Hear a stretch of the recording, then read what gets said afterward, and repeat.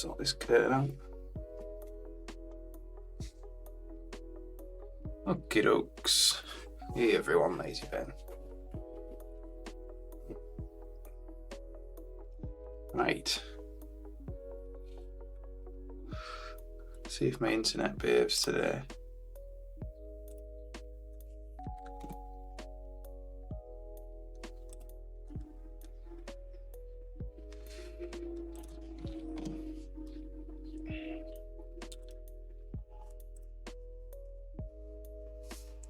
All right, what were we working on? Yeah, I think we were working on fixing a little bug where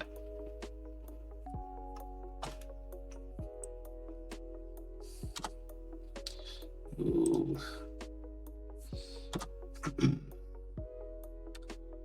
Okay, hang on a sec. Update my computer, and of course it's broke everything.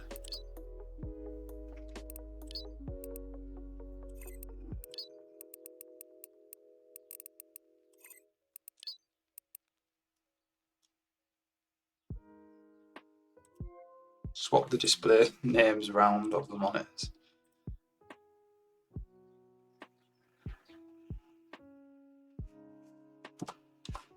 Right.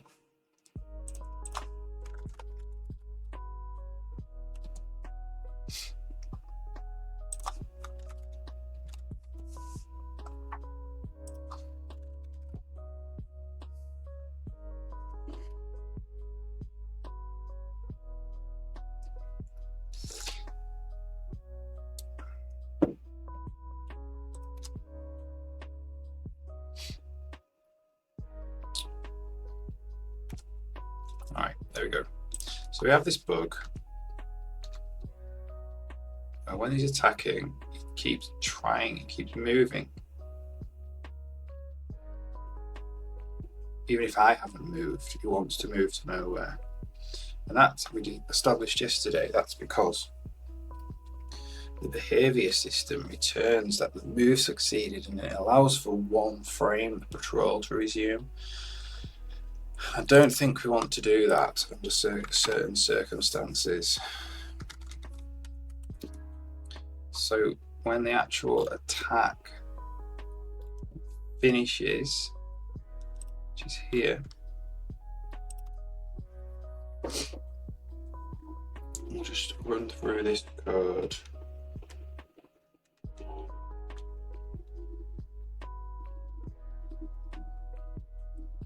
Right, so the attack has finished. So this is just going to return true, I believe, right to the top of the tree. Current node selector. Current node, another selector. Current node root, right. Then it goes right to the top, to the root, and it returns success. Then it calls enable resume conditions. Now there aren't resume conditions. How do we find out what the resume conditions are?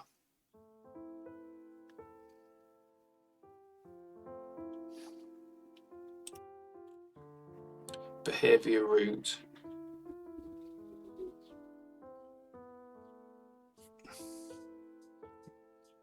So we only want to enable resume conditions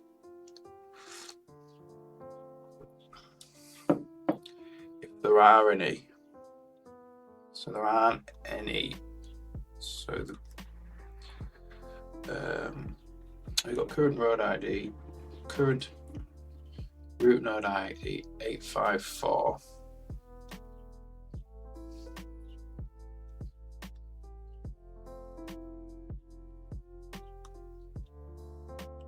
Nodes 854.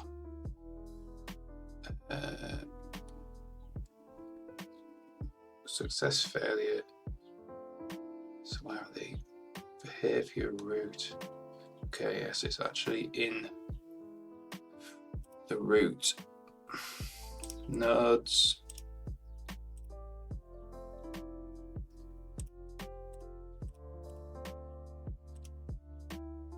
behavior root. Resume conditions is empty. That means we need to immediately set the tree to run again.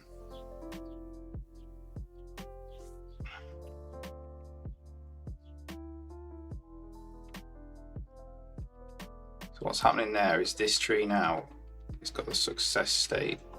So when we come to the MPC patrol for Spidian,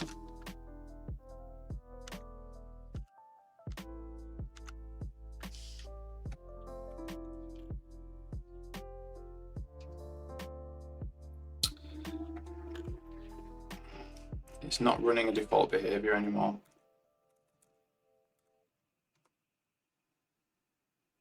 Because the state is success.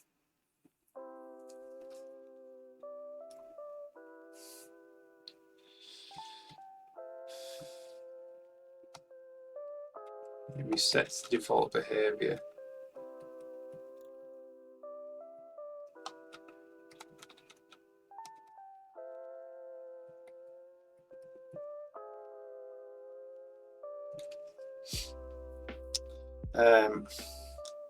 So this is now going to just do the patrol for a frame, which is going to force the move, which is not what we wanted to do. And then on tick entities, it's going to go to the behavior controller. And it's going to try and restart it here.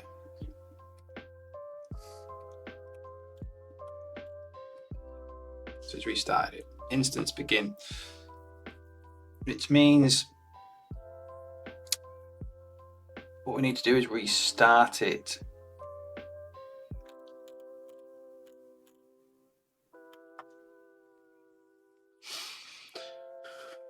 Restart it immediately after we finished it.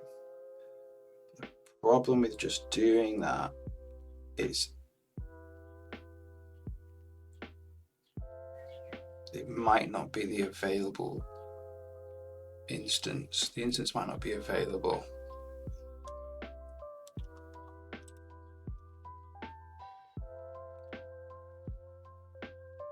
So maybe we have to actually make sure it's the same.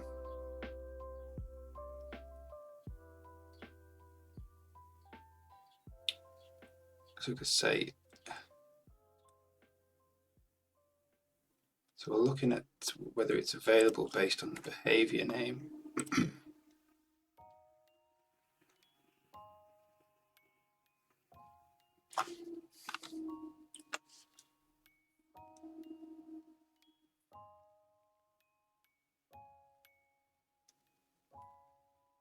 So it's available there. The problem is when it's going to go and check if it's available again, and it might become not available. Might be another one that needs to restart rather than this one. That's my only problem with it. Just immediately restarting it.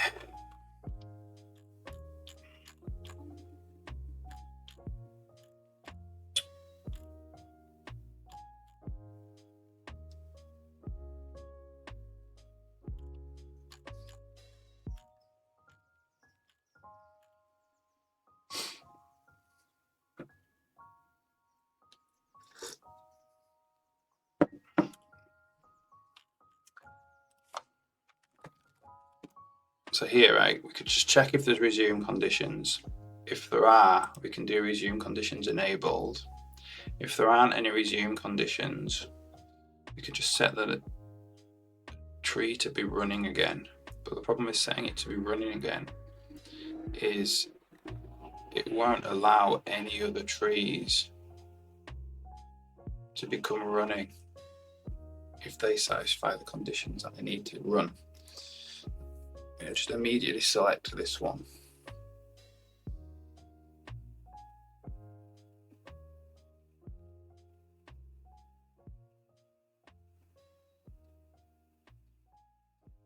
How do we solve this then?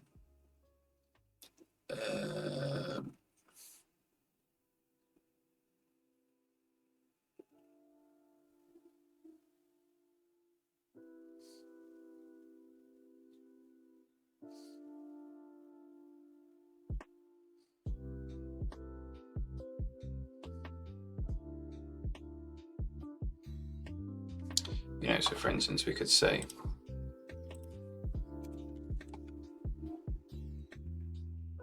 if not failed, resume conditions.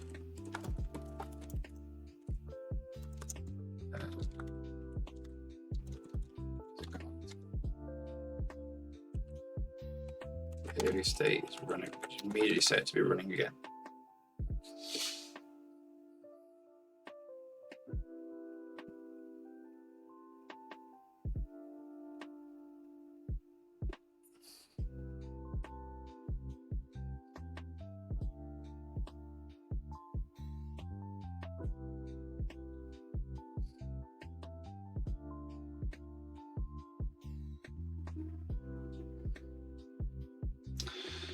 But I really want to do that. So where game brains, where did that, oops, where does this tick happen?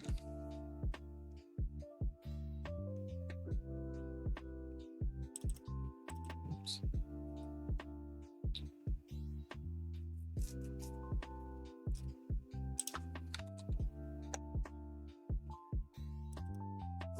Happens there in the game tick.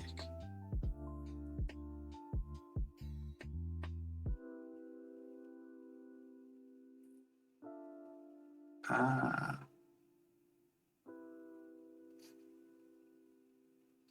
Maybe link it in there.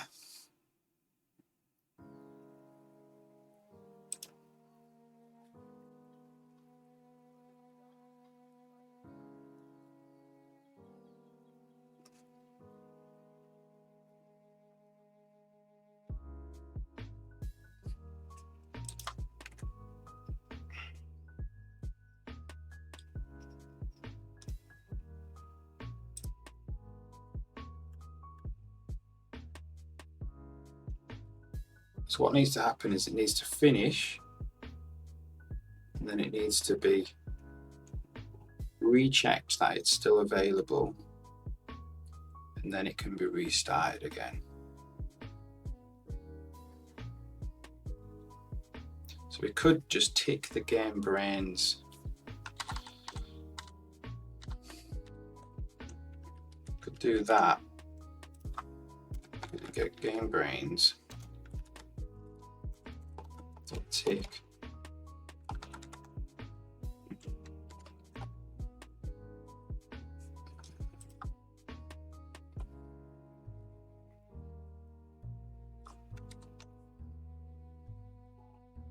And then go if brain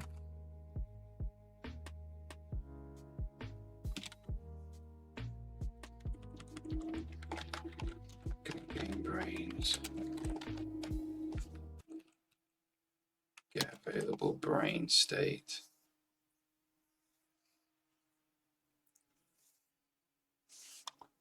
Does this have the behavior name in it?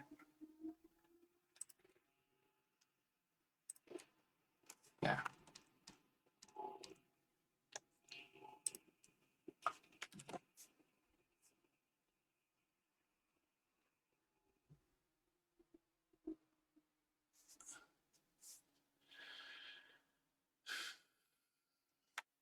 Brain dot behavior name.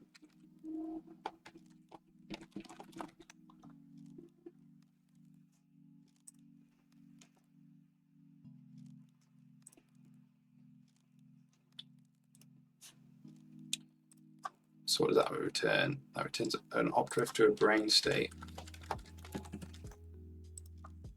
And then brain state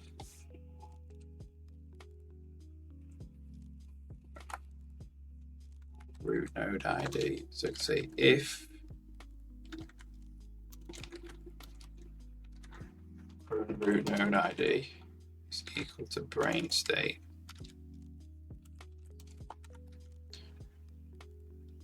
root node ID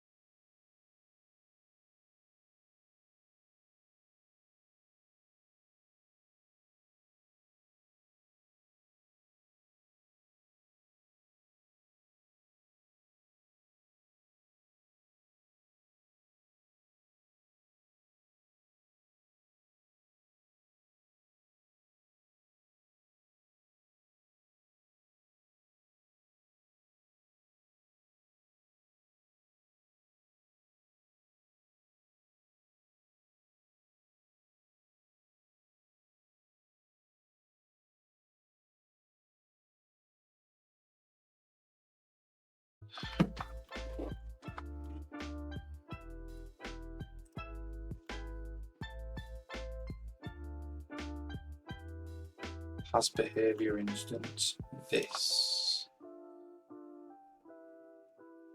Requested behavior. So what is a default one? It's when there's no requested behavior instance. Basically, don't know if you can get whether this instance is the default one.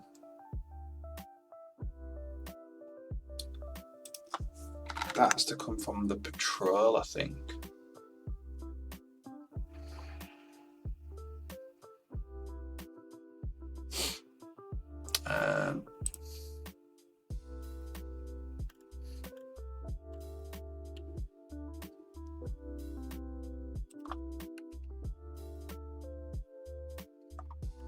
Which is here.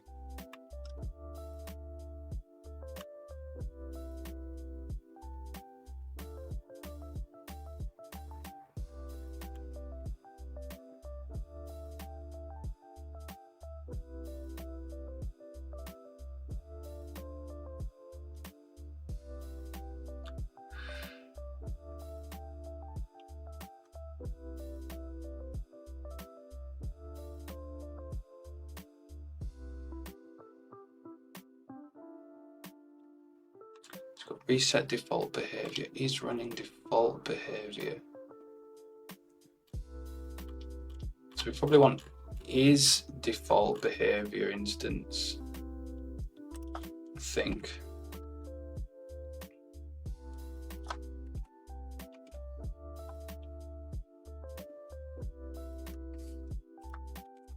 So we want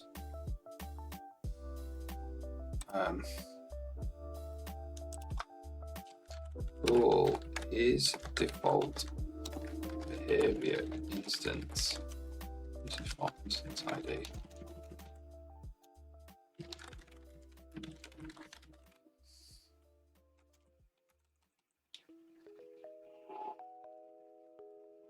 That makes sense, yeah.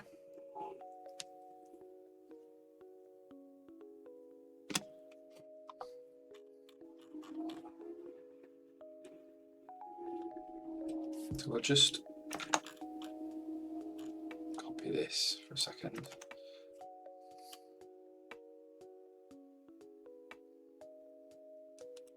So this is the default one is set to the current patrol ID. Return true. So we're going to say get the level, get the patrol, get the available patrol.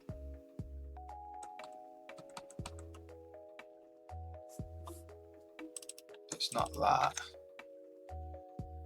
Return instance ID is equal to the patrol ID.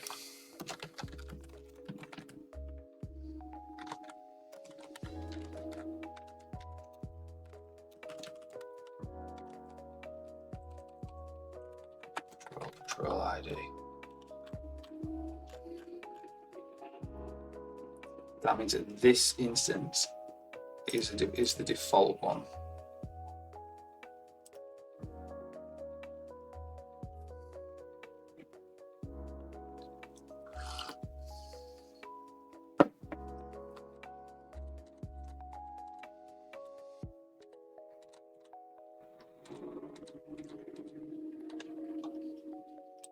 So I can say if behavior controller is default behavior instance ID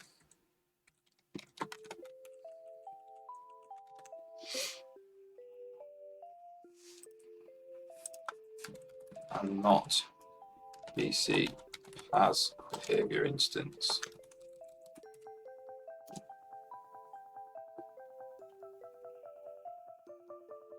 That's a bit kind of confusing. Whoops. That's like a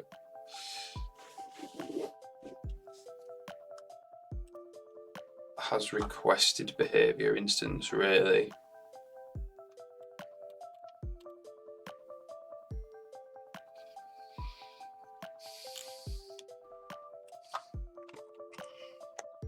Then we need to do instance reset on this instance as well, and then set it to be running. So I'll immediately run it. This behavior instance. Might want to change this name to has requested behavior instance. So if you reset the requested behavior instance. Set requested behavior instance.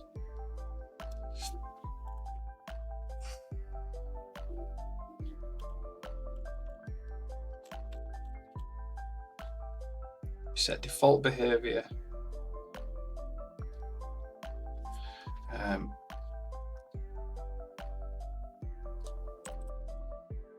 This should probably be reset current behavior.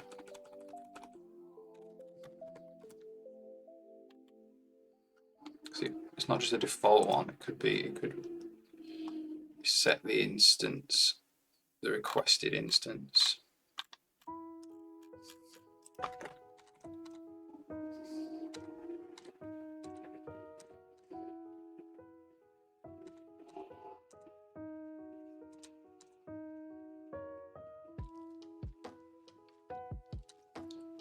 If the tree is running, then we need to stop it and call leave the running action.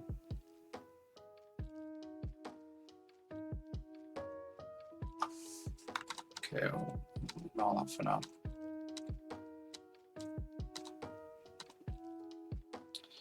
Okay.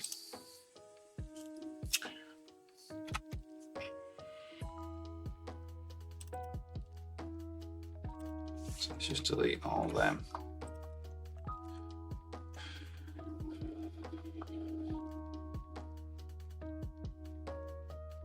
So this needs to happen because we need to check that the brain state is still available before we reset it and start it to be running again. All right, let's try and see if that works.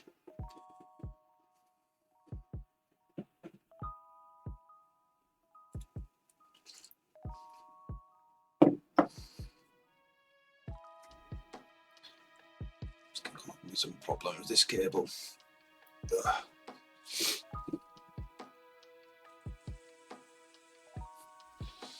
All right, good.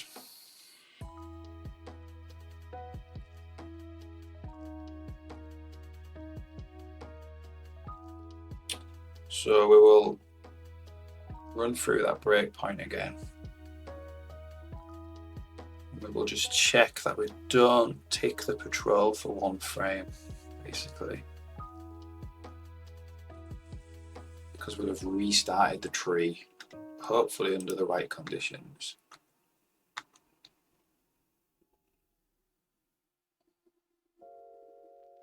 Okay, so return success.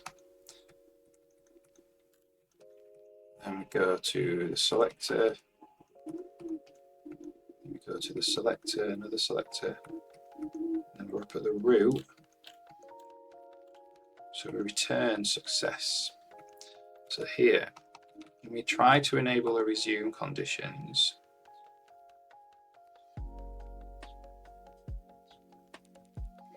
well, we only need to resume it if the behavior state is not running. We've already tested, oops, we've already tested here. Check anyway. So we're going to tick all the brain conditions.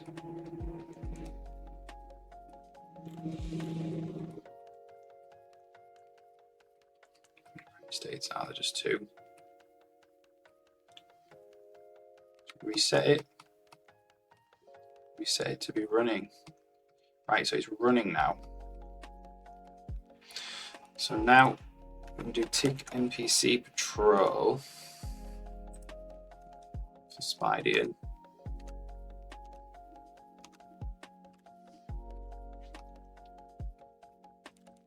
Oh, it is running a default behavior. Okay, so that should have actually.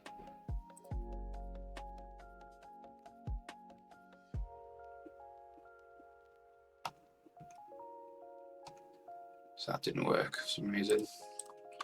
That might be because of this. I'm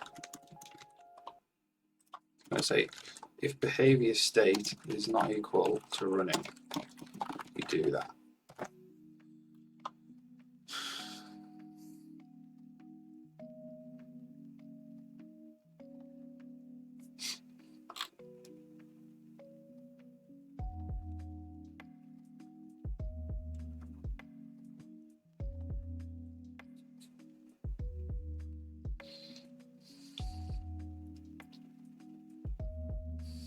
Try that again.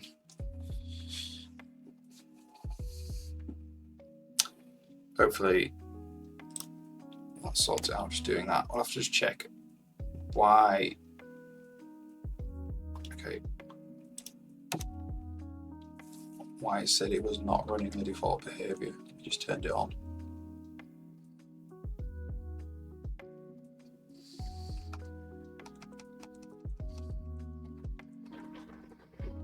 Select root.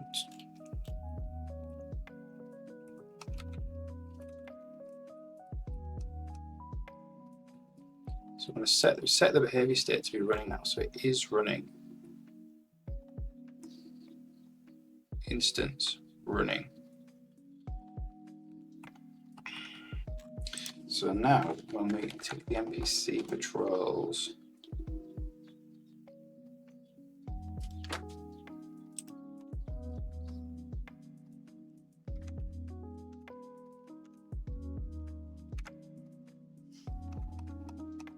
it says it was not running the default behavior. State is now success again.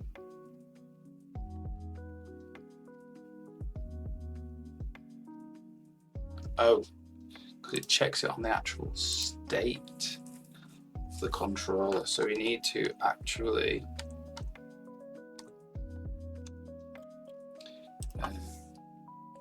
BC set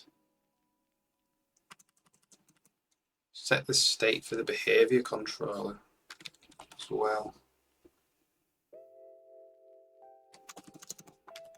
So this needs to actually return the behavior state. And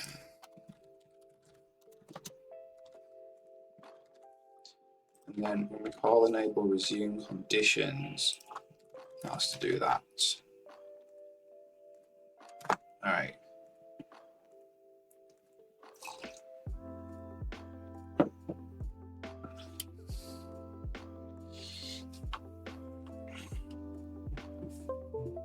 So this kind of needs a new name now, I think. This does more than just enables the resume conditions.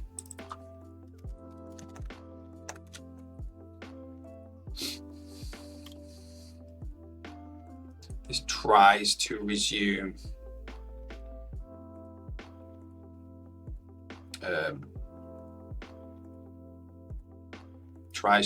the default behavior, really. So what could we call it? Try resume.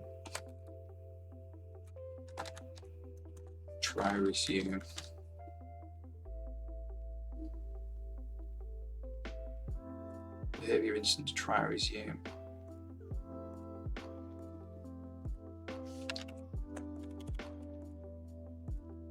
Try run. Try resume running. Something, I don't know.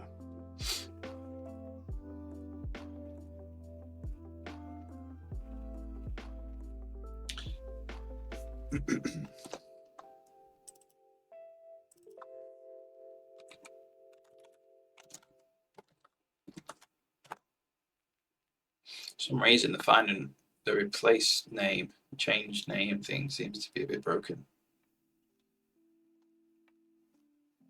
Didn't change the name of instances that call the methods. On instances that call the methods. Anyway, whatever.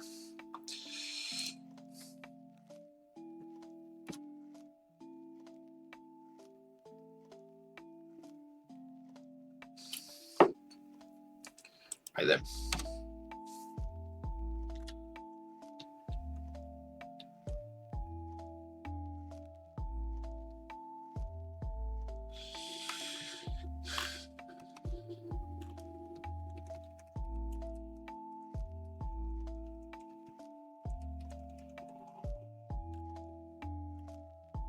So it's not running, so it'll try and resume running.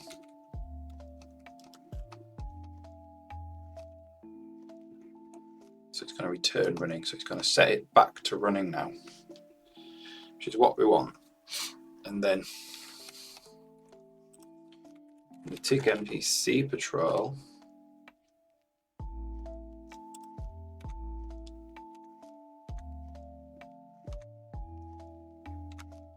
Spideon. Hopefully now it is running the default instance, so it won't do it. So let's just see if that's fixed. The Spideon keep wanting to move.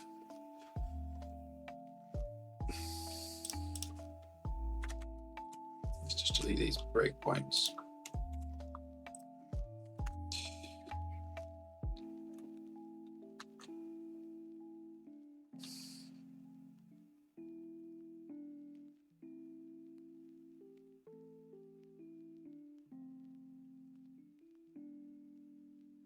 Yeah, it's not moving. That's fixed it. This is flashing. But that is a different thing.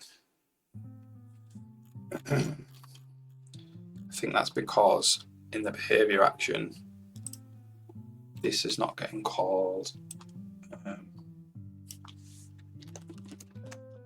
for one frame. So we can just leave that there. I want to see if we are actually doing this now. I want to see if we can take that out and it still works, because this face towards might be actually not temporary now. Let's see.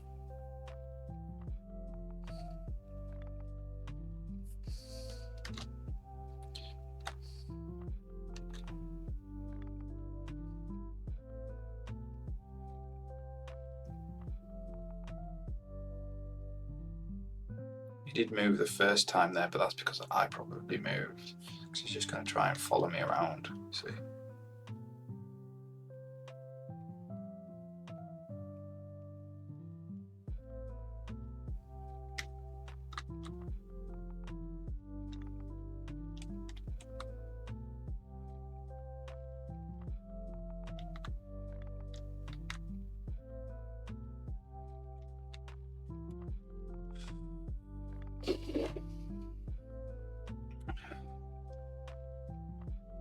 So one of the things about this is he can't move here because he can't fit here, because that's his collision, the green box, and it would be inside this collision.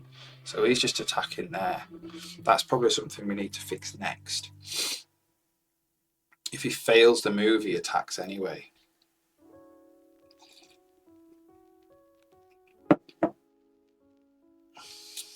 We need to decide what happens if he wants to fail.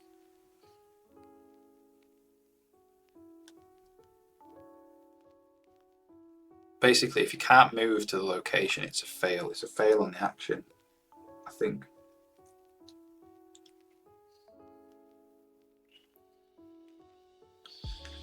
Yeah, but anyway, that is kind of working.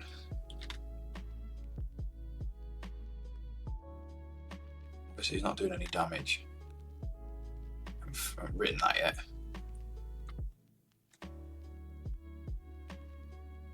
Move close to him. I'll try and get him to attack with the other attack. There is actually 3 attacks. Oh, that's just turned off. So we need less than 4.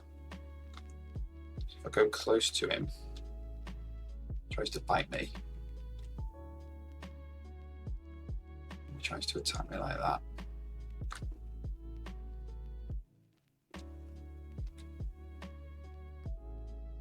He tries to bite me. So he's doing both.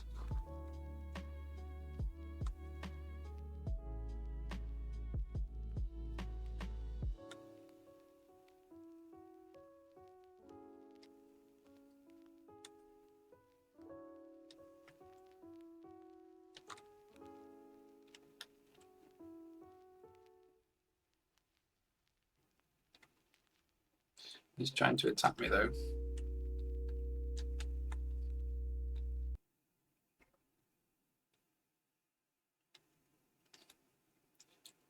So if I move halfway through an attack, he swaps. He always swaps. He only really needs to swap. He can't really swap if he is doing the attacking. He can't swap if he's doing attacking or attacked. Can't swap flip sides because that looks weird.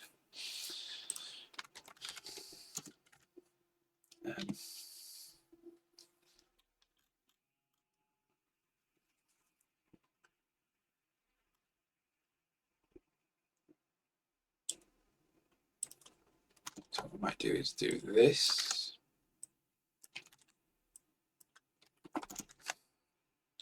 And he only wants to swap if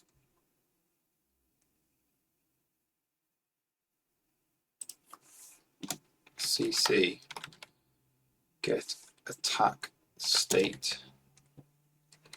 So if CC get attack state is not equal to attacked and CC get combat attack state is not equal to attacking. So if it's not them, we can do the swap.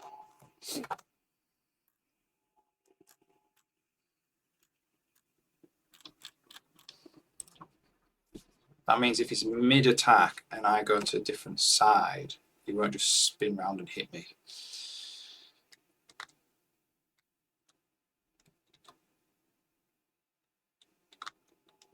So if he's doing that, he doesn't spin round and hit. On the cooldown he does though. That looks a bit weird as well. Whoops.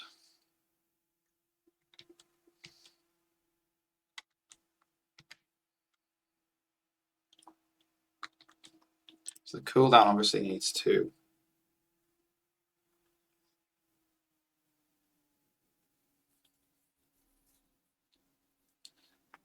Yeah, I mean, then what's happening on the cooldown is it goes straight after the attack.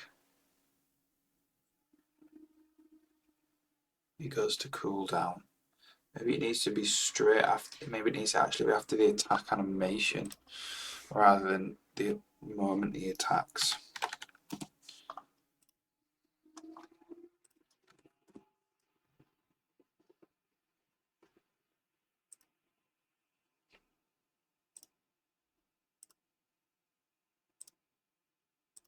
Internet.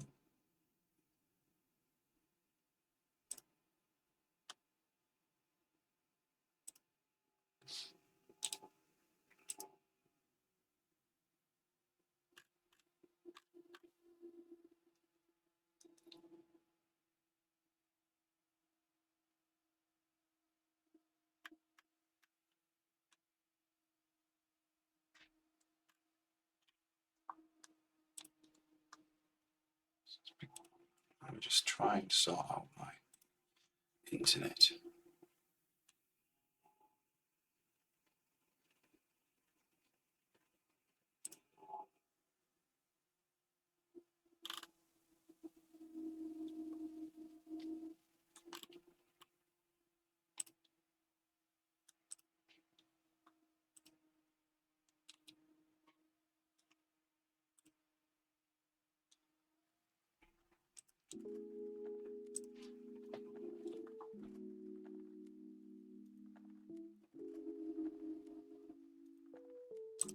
See that?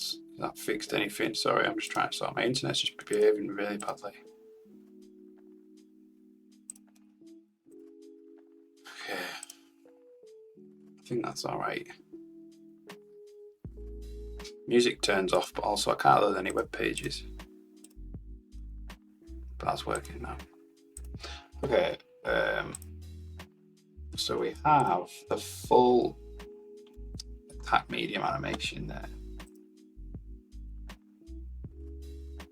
So I think actually it needs to be when we need to set, it needs to go from attacking, it needs to stay unattacked until the animation is finished. I think that's what needs to happen.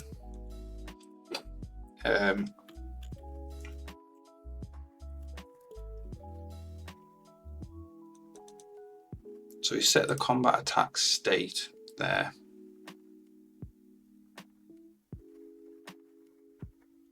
To attacked.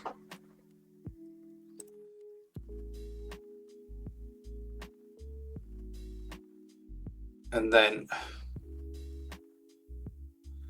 on loop end, we actually need to play the cooldown. I think.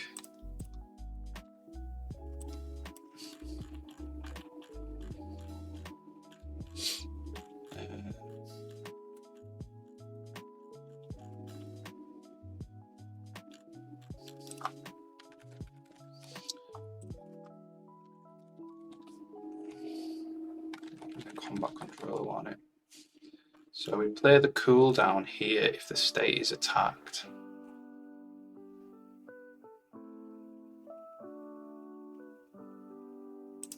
So we need to set the combat state to cooling down.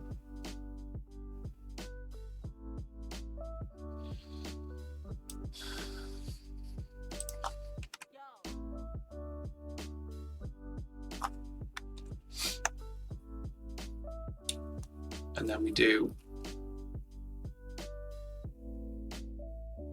a ready state event for finished. So attacked immediately goes to cooling down. I think what we need to do is that needs to be cooling down. If new state is cooling down.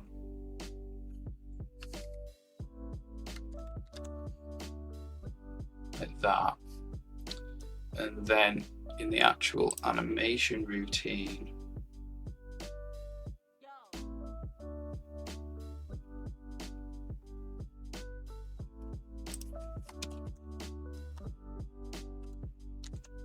we need to do this.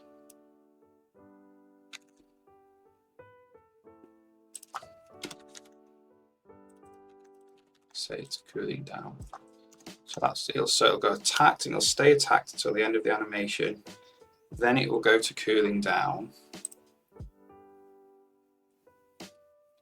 And then in a few seconds after that, it will go to finished. What that means, hopefully, is that he won't flip as he's finishing his attack animation.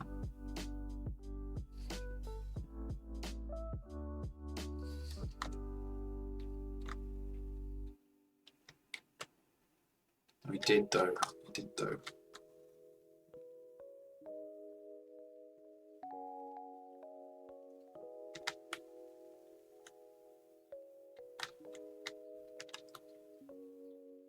It does stay in the attacked until he finishes his animation though.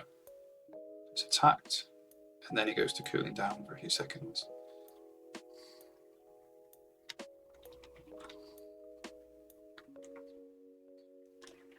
Oh, I know. I think it's probably because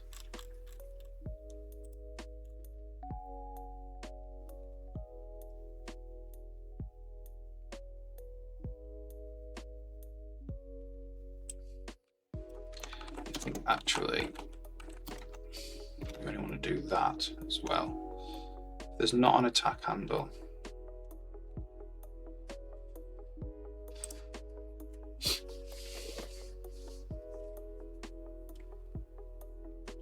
If there's not an attack handle,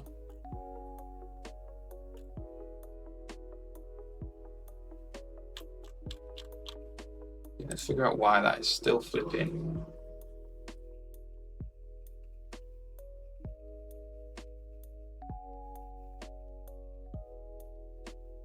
That might stop the actual animation playing, the walk animation playing there when he, whoops, when he moves next to me. That did work.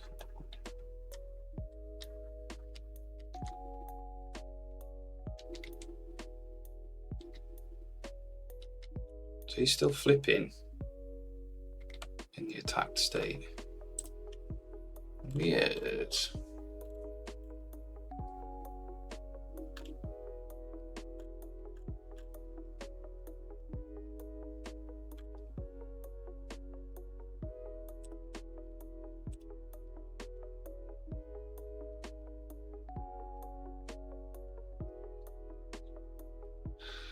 If it's not attacked and it's not attacking, we can do it.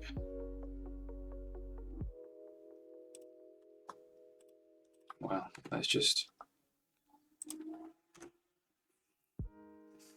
try and just catch it when it's doing it.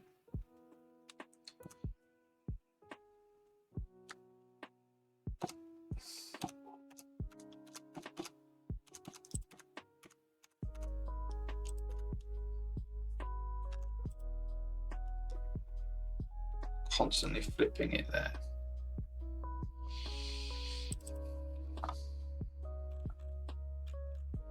So actually we really need to be having a breakpoint there instead. Oh, I keep walking into that door. So set scale -1. Set scale 1. Oh, we've lost him.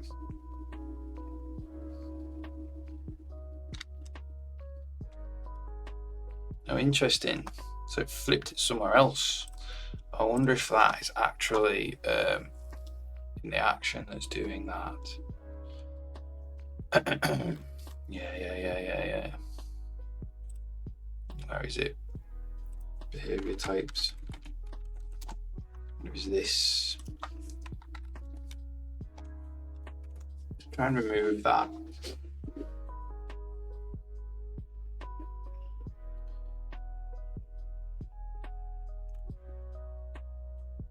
Like, we don't always want to be faced. Like, some attacks might, the attack might want to come from behind or whatever, so we don't want to be doing that anyway. Check it still works. Oops. Alright, so if he attacks, he shouldn't flip until he's finished.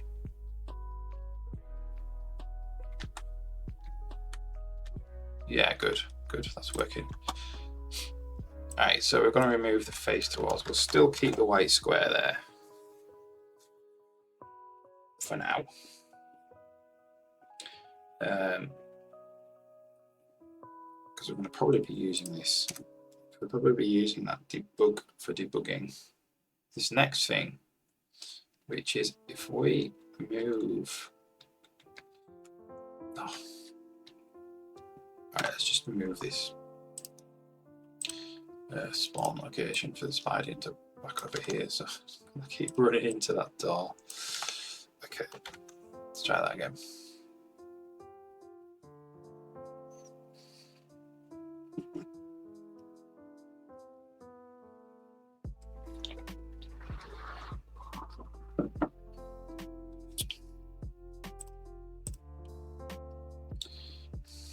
All right.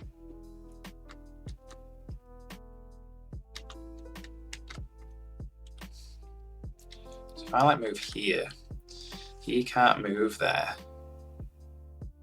So he just attacks there. That's something we don't want.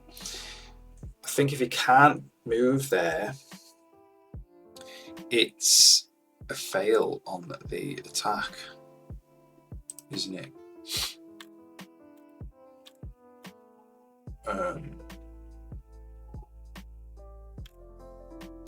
Right then.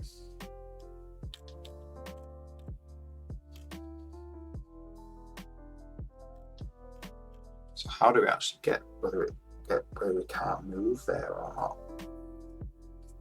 So it has to happen in here.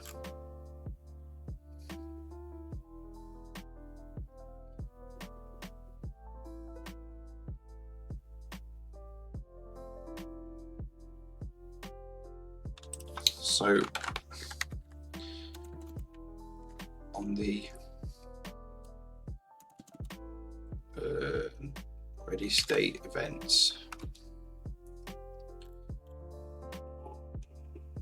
if we're attacking, so this is where it decides where to go.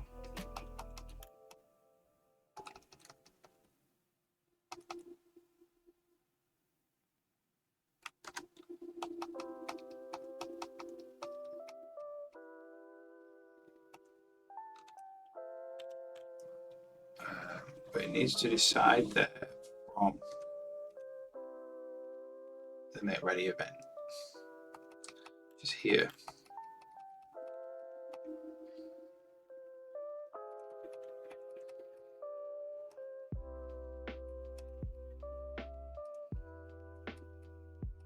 So do a begin, we move to, and we do have a target there.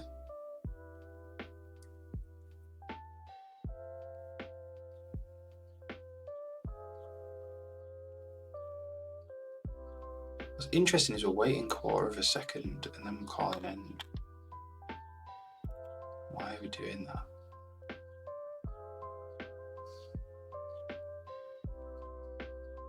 I mean, that's just this. That'll just to do that'll just change the feel of the combat.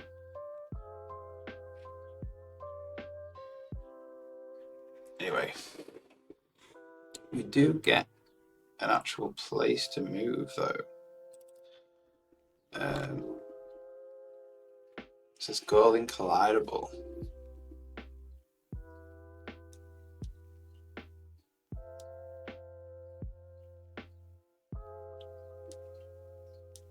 So it detects that we can't move there, but then we say we just pass the position anyway.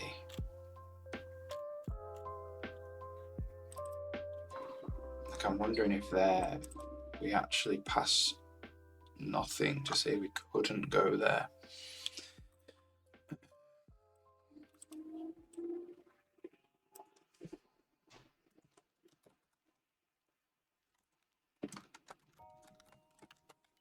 Like that.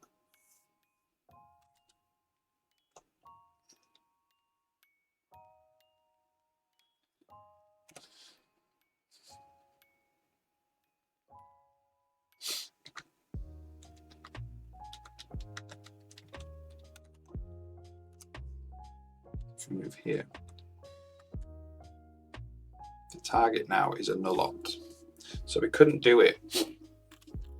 So what that means is we have to cancel the event, which we do. So we cancel the event.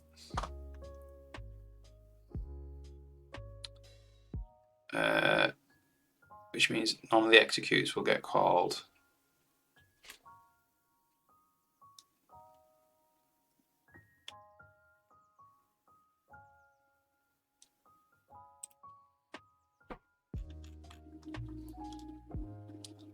Where are we? Behavior types.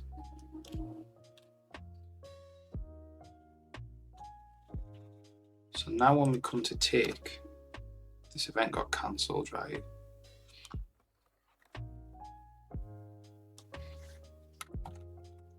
Get the combat controller. Attack state is still warming up.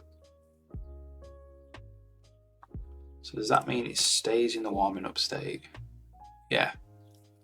Whereas, so we need to intercept that cancel. And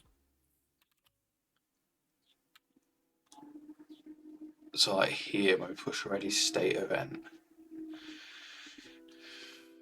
we need to see if it gets cancelled. So it returns a reference to the event.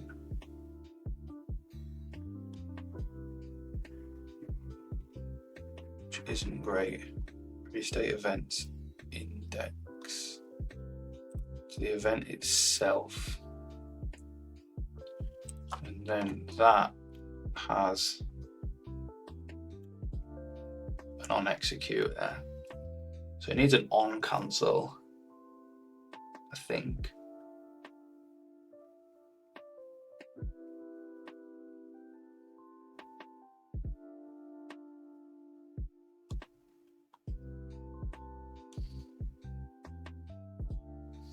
So we can intercept if it gets cancelled. So do we have a make ready cancel event? We do.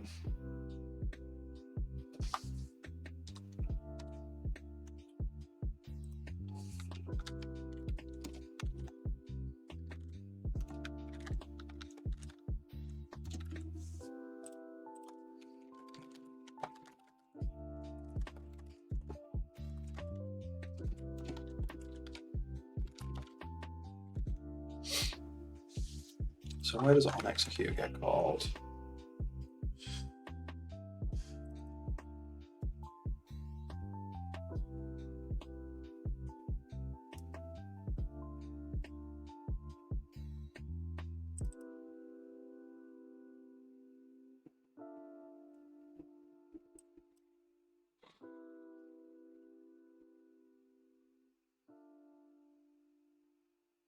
Apparently nowhere.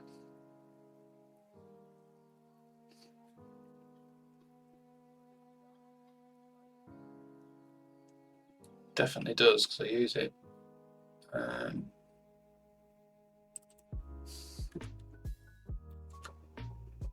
We have the ad. Where do we have where we actually call it? It's probably in game events.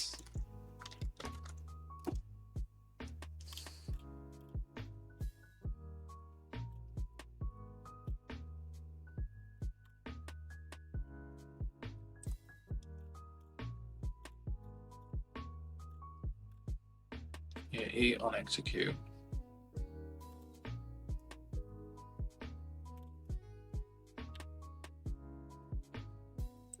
So here we need to do E.on cancel.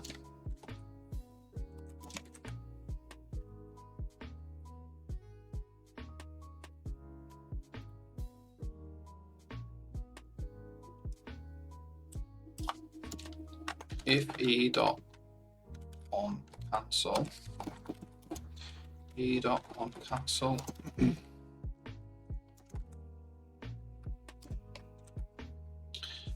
G event make ready cancel.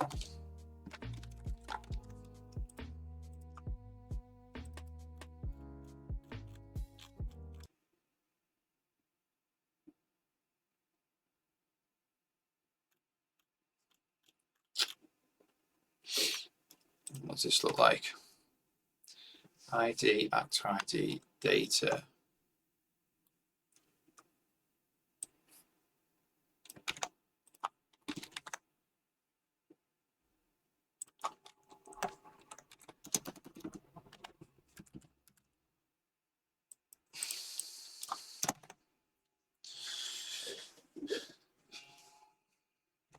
Check that builds.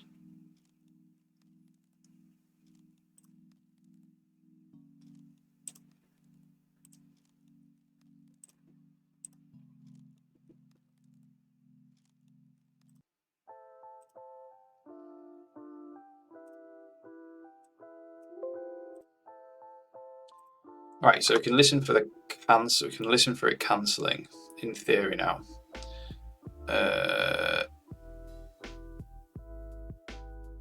So behavior types again.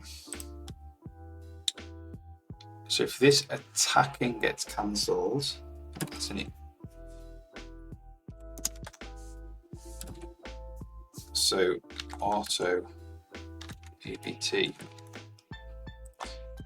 If so we do EBT if auto EBT EBT on cancel add.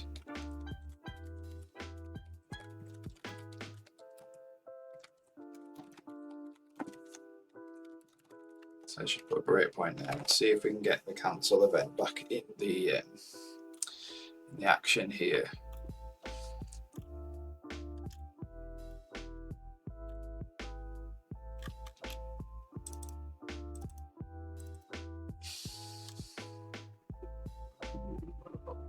Oops, I wanted.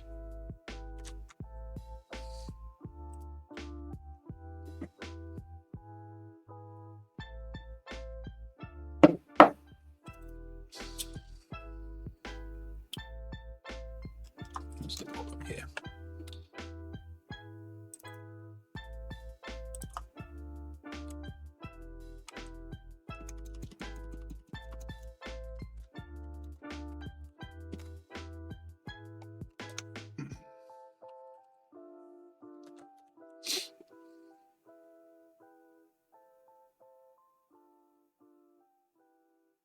Okay.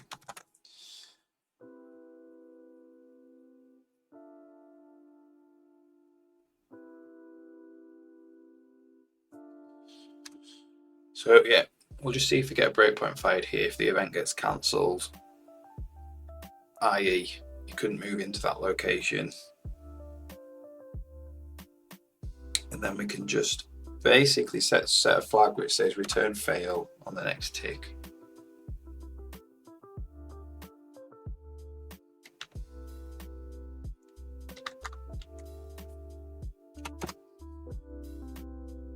So now if you move here, there we go. So it got cancelled. So the combat state change from to the new combat state attacking got cancelled, which means now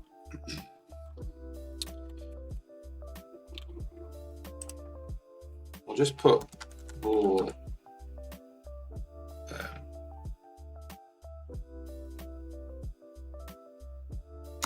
what we're going to do here, we'll blue e-behavior state, current state,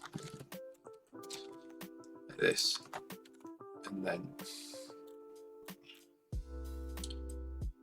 we'll just return fail this.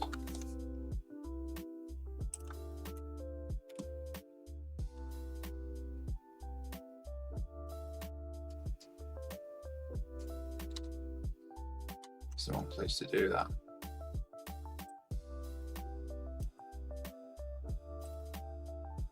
We just do fail behavior state.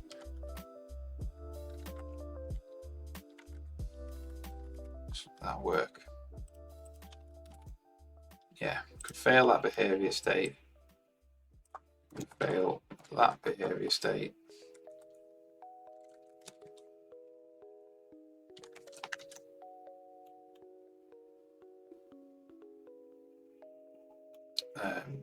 We can say behavior state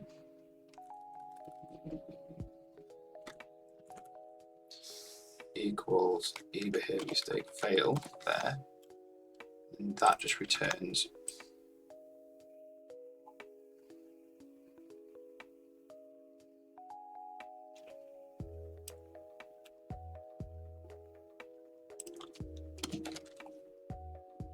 if behavior state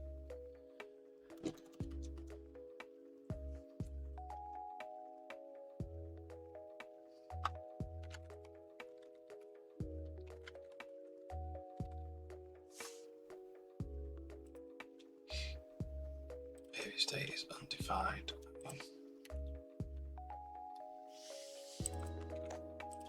Call this behavior state.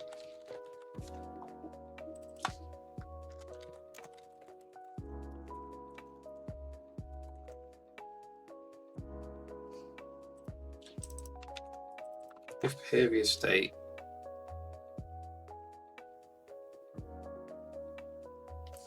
so we've set it to fail there.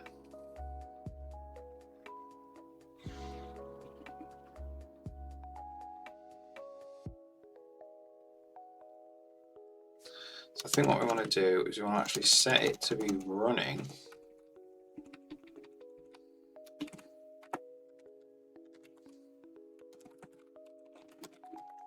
And then we just going to return it there.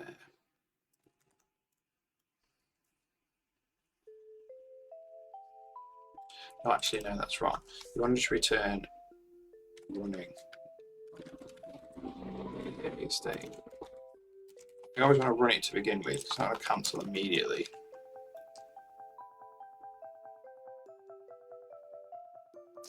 Will it though? It might cancel immediately. I mean, we can't rule it out. So we'll just do that. And then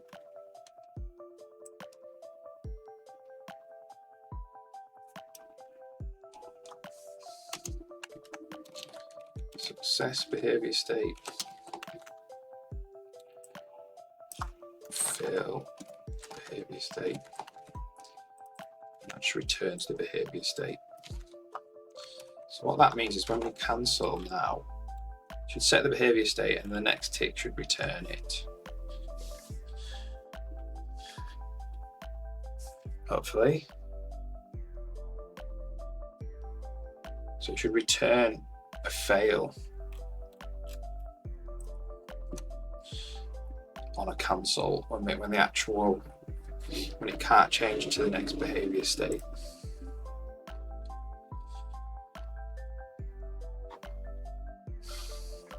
Right, well, problem there. Should rebuild that.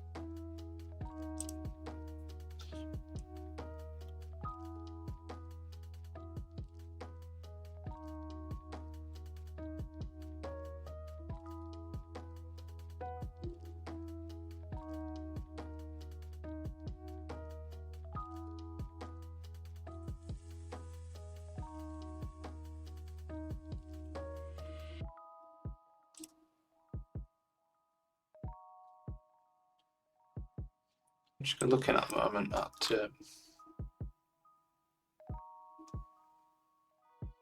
getting more music on the stream. 30% car log access. How big is the car log?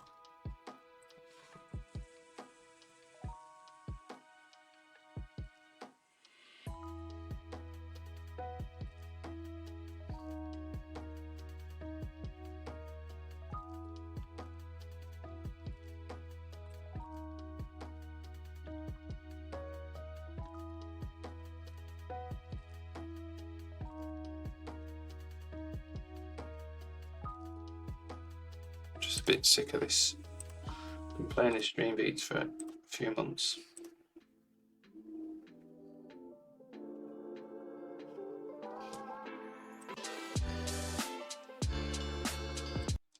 It's not bad. So it says 3 free downloads, 30% car log access.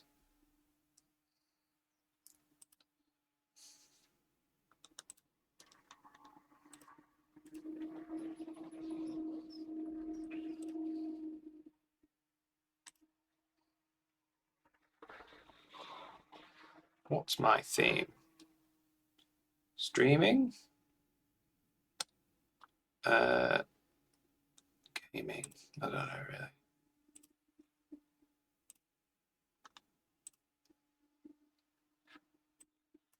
See if we can listen to music.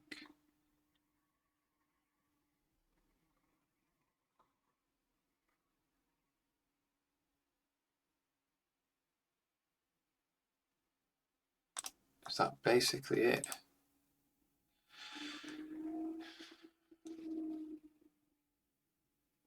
Lo-fi.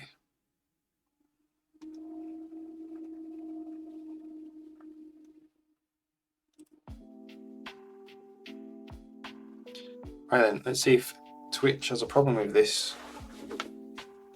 to the stream.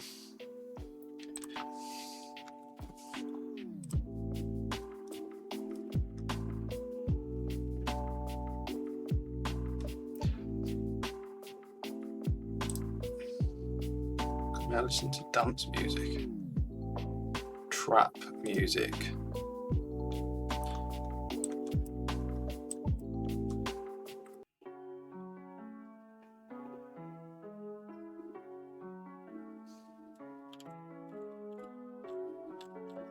See what happens. Okay.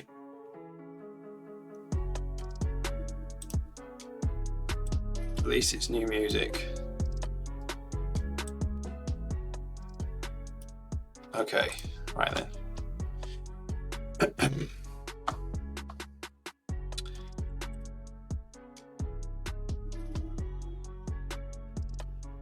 Okay, so this is a proper problem. The brain group. Did we change? Oh yeah, we need to probably rebuild the brains. We changed the action layout. All right, good. So I'm hoping now, if we go down here, after it's cooled down, it will fail.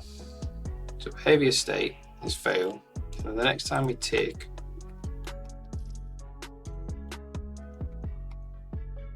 we return fail, which is what we want. And let's just check. That thing we wrote earlier. I think I wrote earlier about restarting the tree. Works.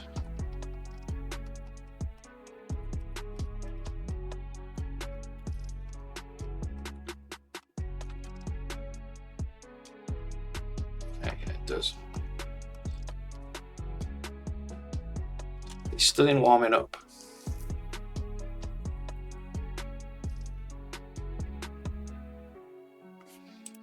So what exactly happens when we fail?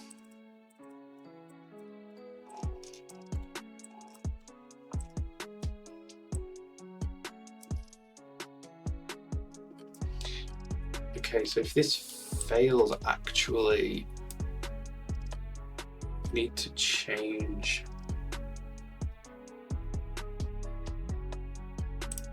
Do you need to change his actual state, combat state?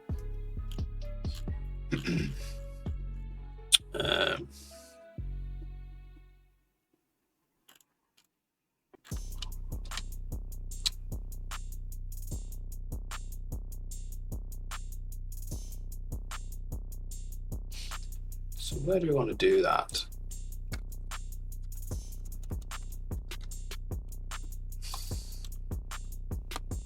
This music might be a little bit too.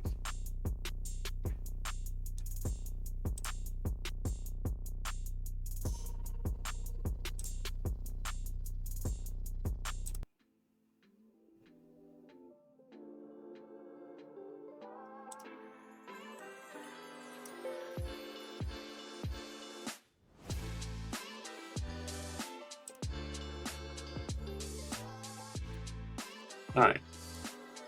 So if we fail, if we fail it here, we actually need to clear.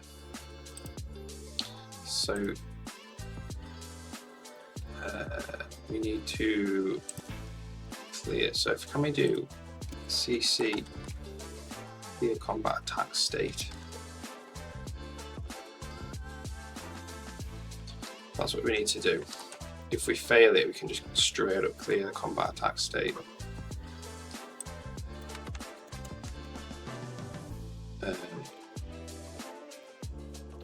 Could do that here.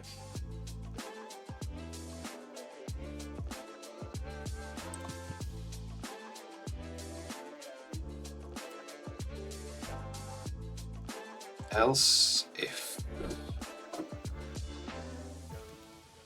fail, CC clear combat attack state. Do that there. Else, if not has combat attack state, fail it.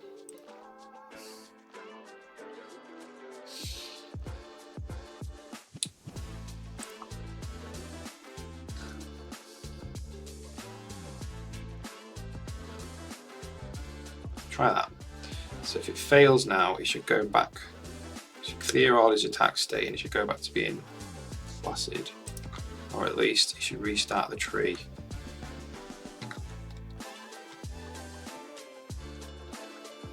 Through his cooldown.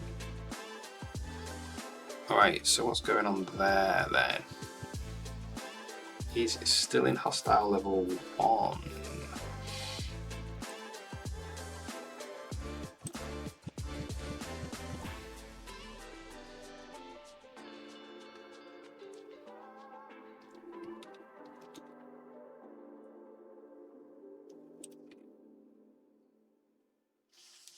Combat state.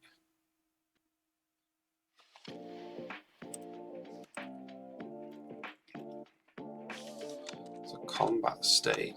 So I actually need to clear combat state actually.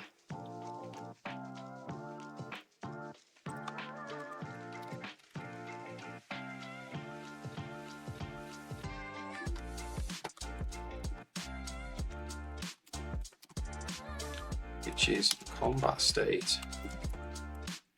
No. Clear combat attack state.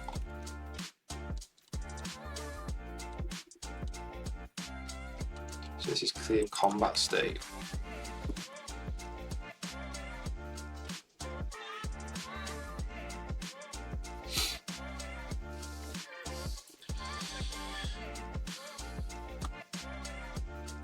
No.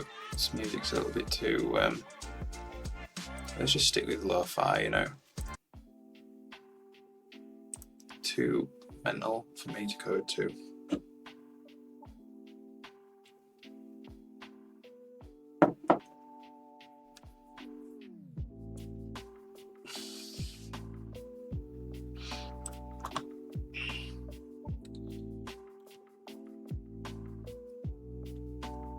Yeah, so if it fails now, it'll clear the whole combat state. And it'll just basically start again.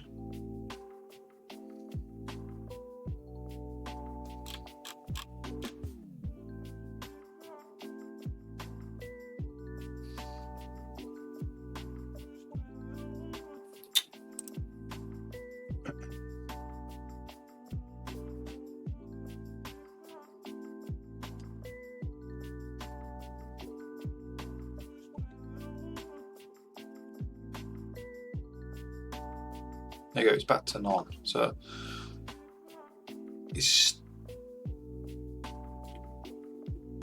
if he's basically stopped animating there.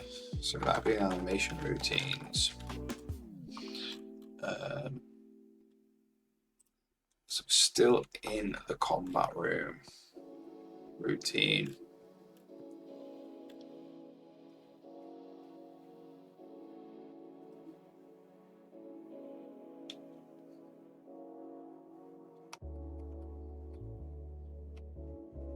Okay, so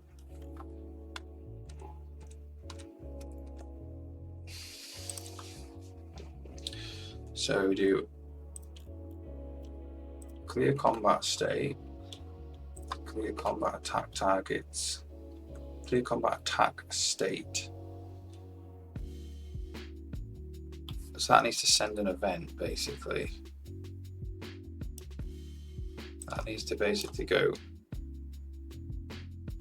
set combat attack state none. That'll be combat attack state level changed. What we need to do is set combat state.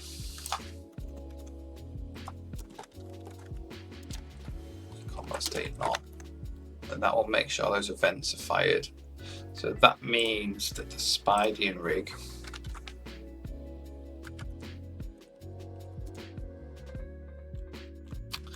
now, here's combat attack state changed. Where does it set it up to be?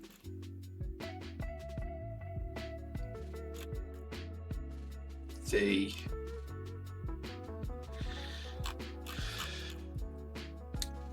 Spidean combat routine. Where does it set that?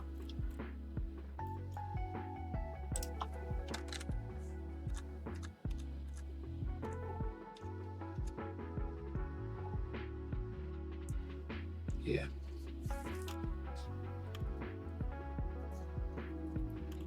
Okay. So we basically want to go get game events, listen, view event, combat state changed.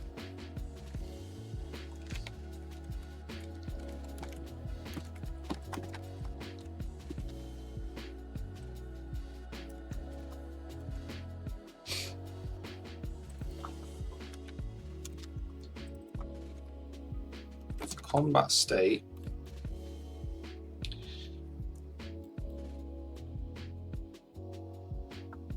was execute combat state changed.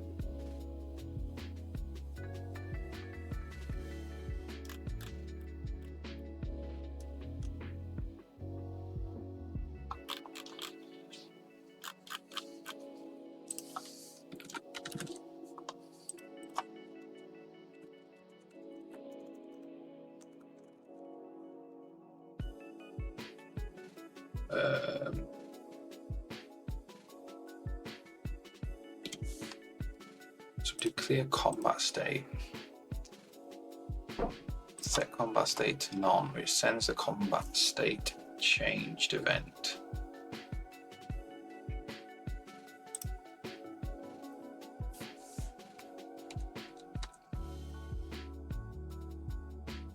So I wonder really in the actual behavior types here, rather than clear the combat state, we need to do a ready state event.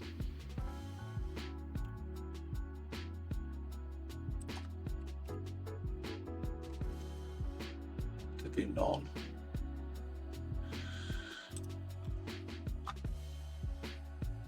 Execute combat state change.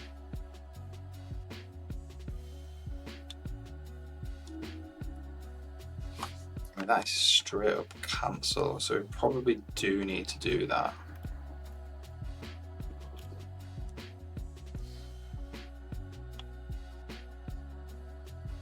Rather than clear it.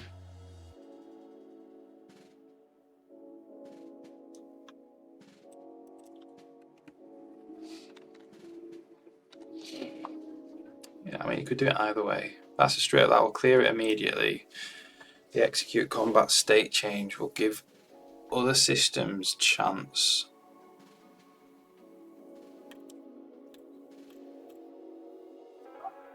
to deal with if it's cleared before it actually clears it.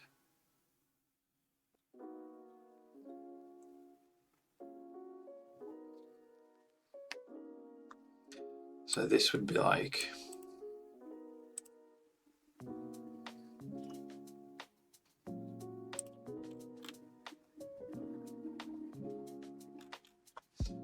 execute combat state change.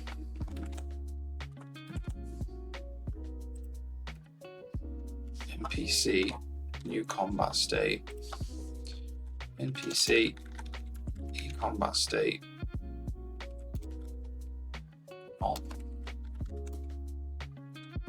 game events. ready state event standard to underlying PC standard move EX.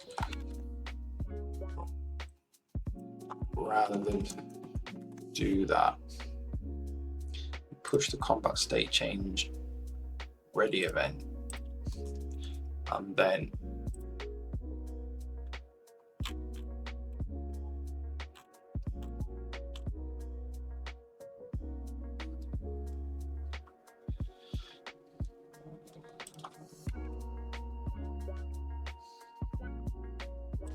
so we're going to go if state equals on the combat attack state.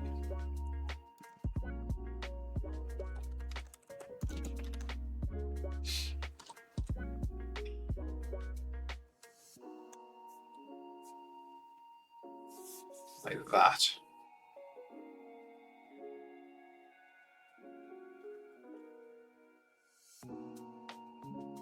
And that means the rig type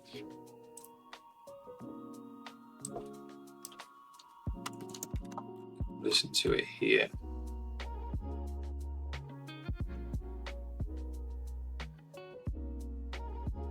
It will cancel the animation override routine.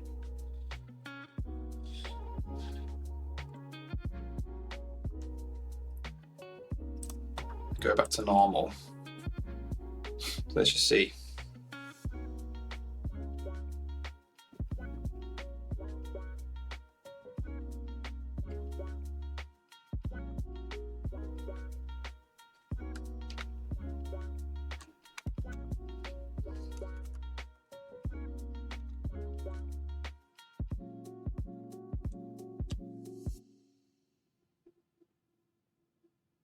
There we go. Cancel the animation override routine.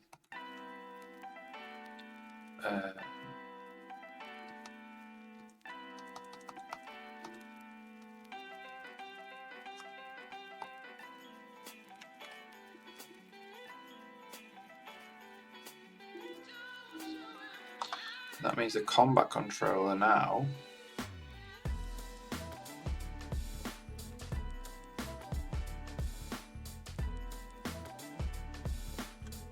will eventually clear it. So it cancels the animation override routine, and then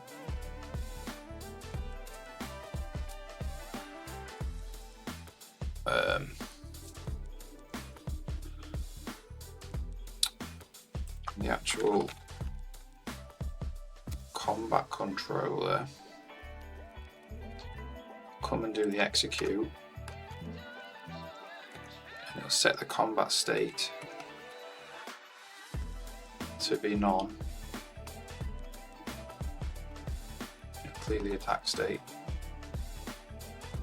And that should be it. That should be Spidey reset.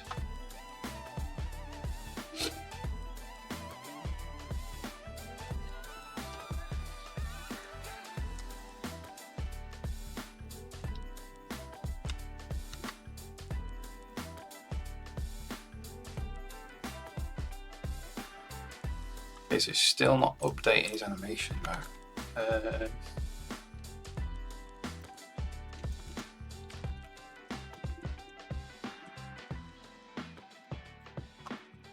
Routine. So what routine are we executing? I'm executing that one. Should be the roaming routine now. So velocity is 0.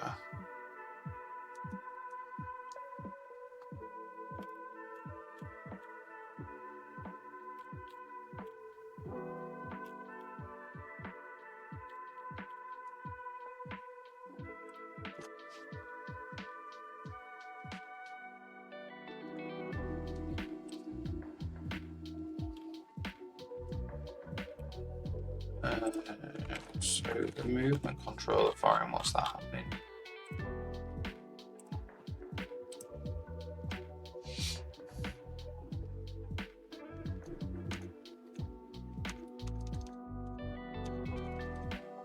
It's basically not even ticking.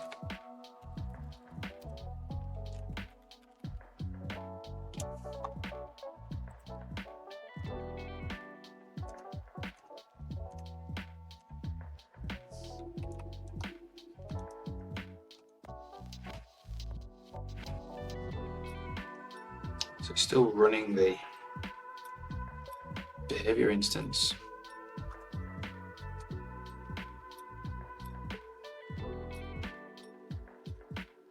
Which is right, it's still running the behavior instance.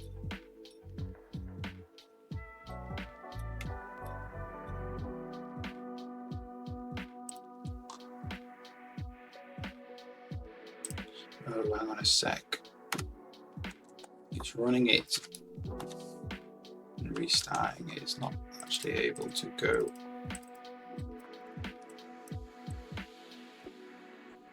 It's running it to nothing all the time.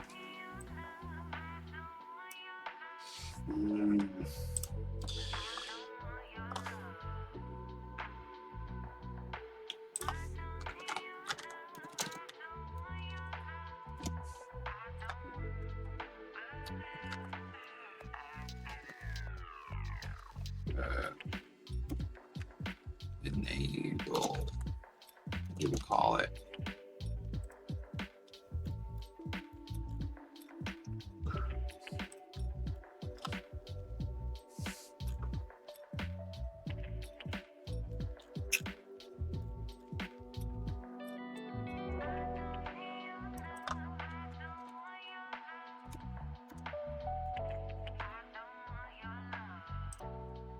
So it's running it to failure all the time and immediately setting it to running. So that was how we handled the other one, but it's broken the default behavior now.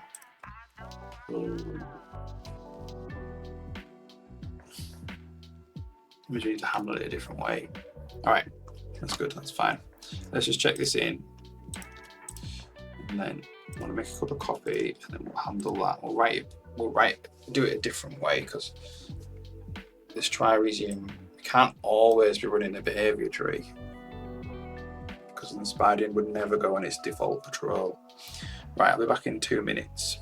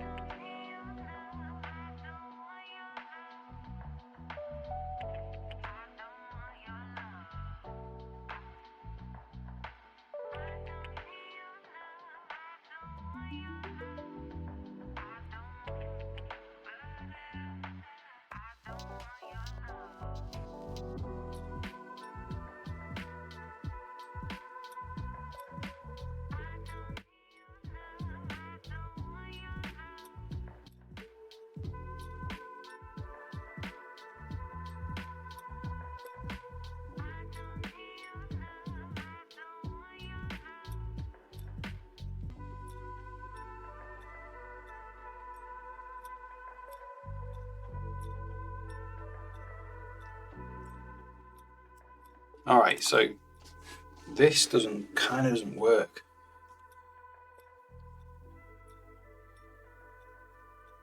So let's just if zero this out a second.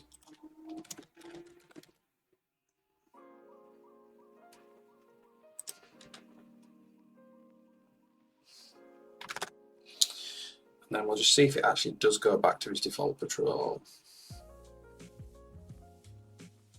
If you get in a position where he can't attack us.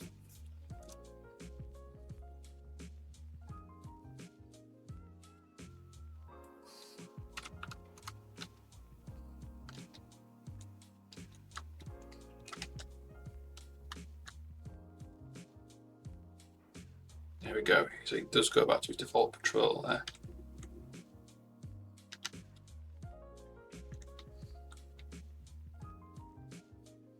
Cooling down 3 seconds. It's a bit long. Alright, so that does work there. We just need to handle this case now where he tries to move.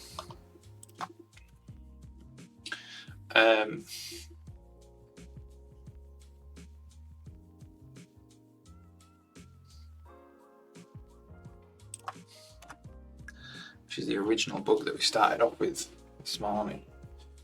Did fix it, but it didn't fix it properly. So that means basically if I stay there, he keeps, after each attack, he keeps trying to move. He's like flickering, which is him trying to move.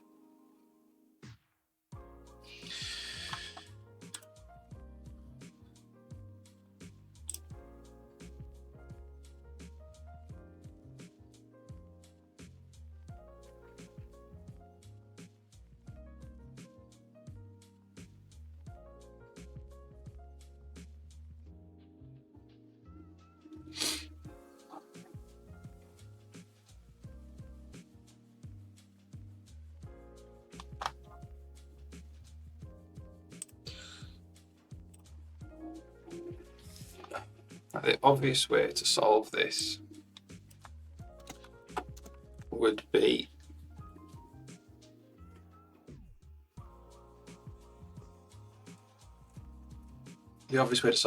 to just be like, you failed this frame. If you failed this frame or last frame, don't do the patrol. Other than that, you can start doing the patrol.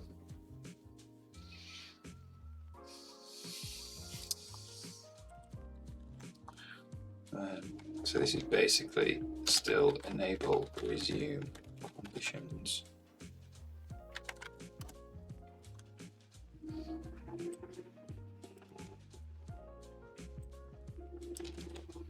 And it's just void now.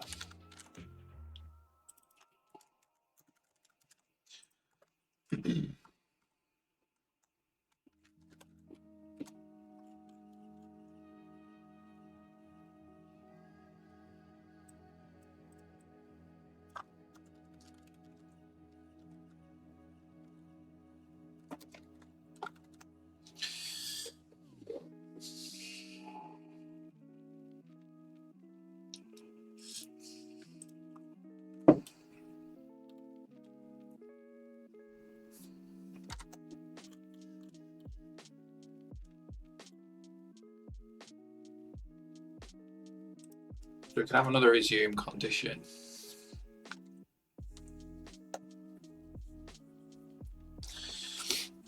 We could do that. We could have another resume condition which says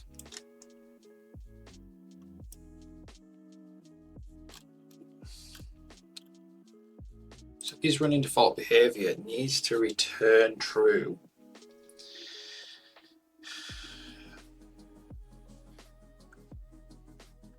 if it was failed this frame or last frame, or it's not failed.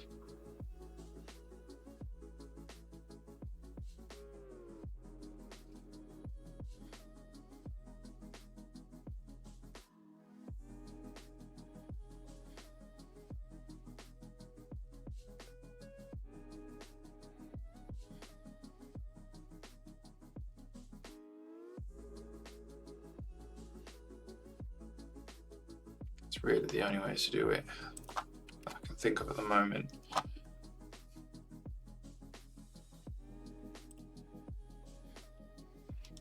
So if you do something like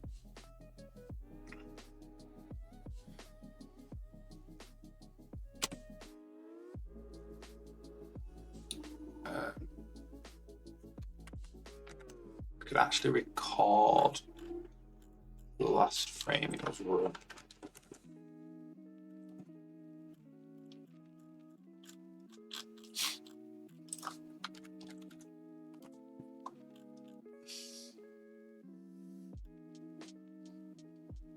Couldn't we?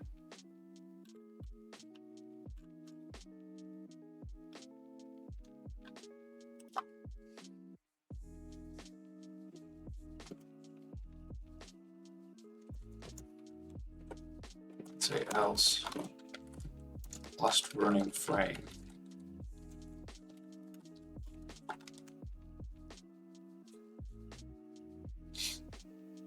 And then is running default behavior. State is running.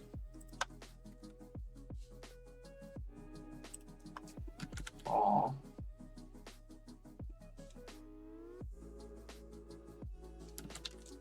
last running frame.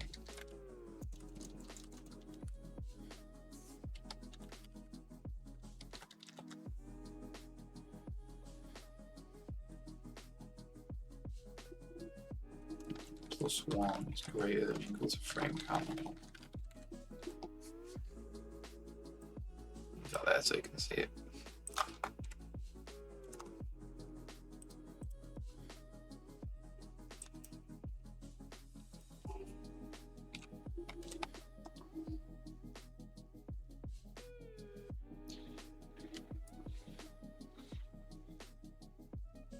So it's the state is running, or the last running frame plus 1 is greater than or equal to the frame count. I think that might do it.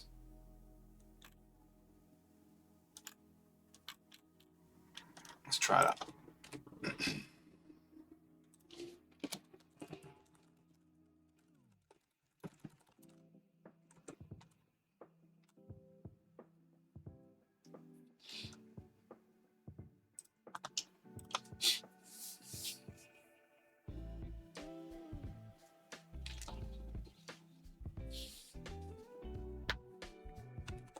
We'll do the compiler as first.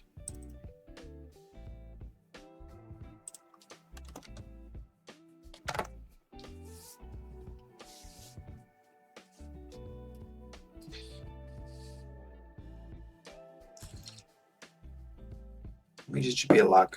Even if we fail it, it will still be running the default behavior for 1 frame. It's a bit of a hack.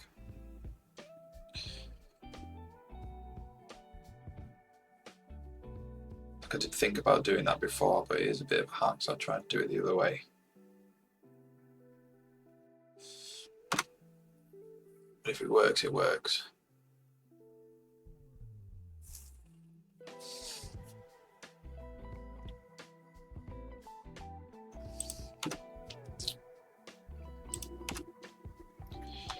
Okay, we have a problem there.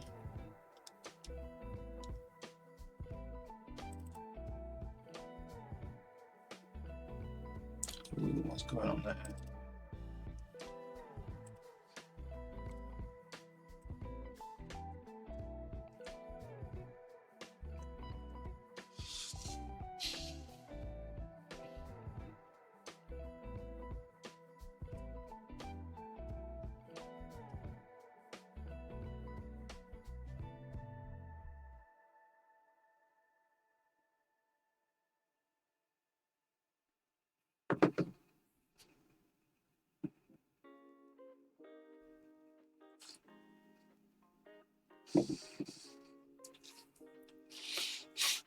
It just means it has time for the behavior tree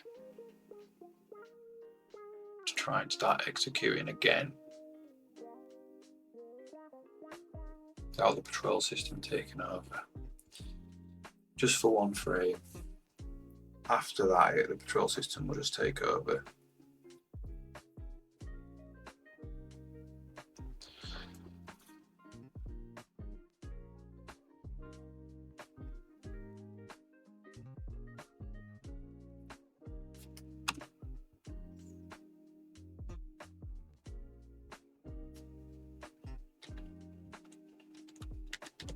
So let's wait a minute to see if this works. It won't flicker or anything.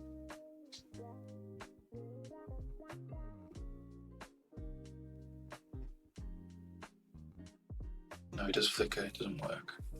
It is trying to move.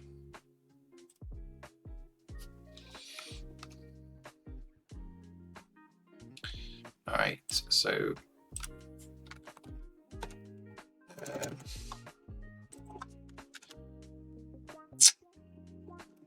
LPC patrol.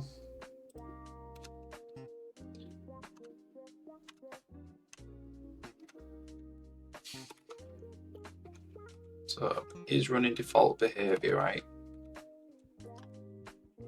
So it's behavior success. The last running frame was 1086. So it has, the frame count has to be greater than or equal to 1087. 1487.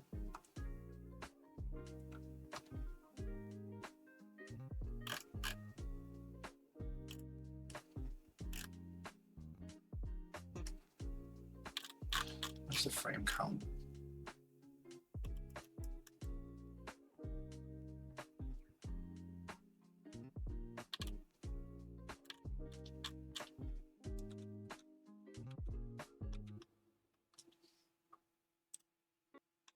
$1,488.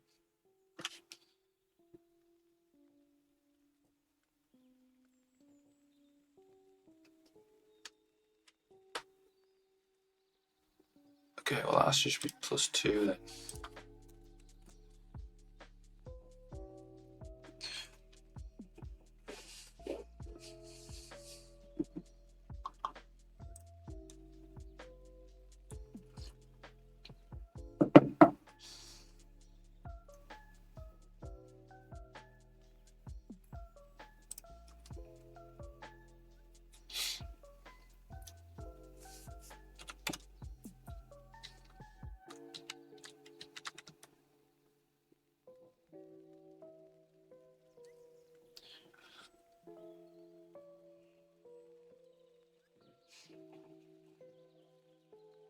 There you go, it didn't flicker. Attacking me over and over again. I'll go close to him now. He'll bite me.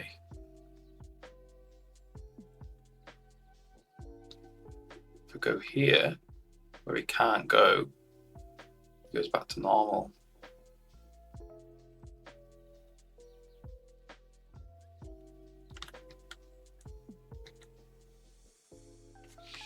All right, cool.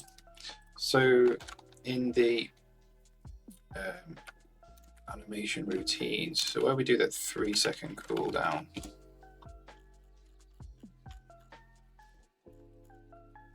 where is that?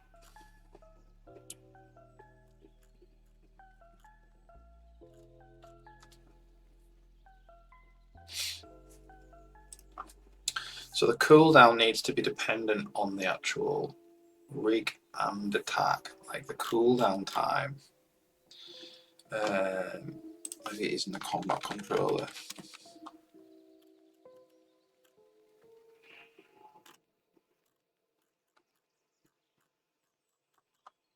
Maybe it's in the animated rig. Animated animation controller. Where would it be?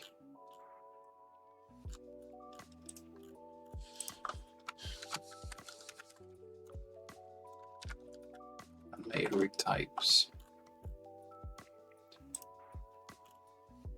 There it is. So this is in the Spydian rig. So it is already per rig.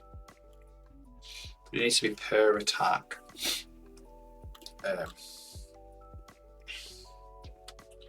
So So float cooldown 0. I'm just going to say there's 0 to start with.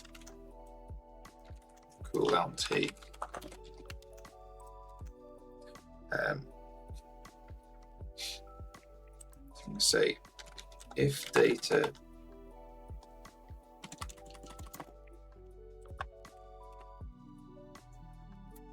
next combat attack level, just the current combat attack level I think we want.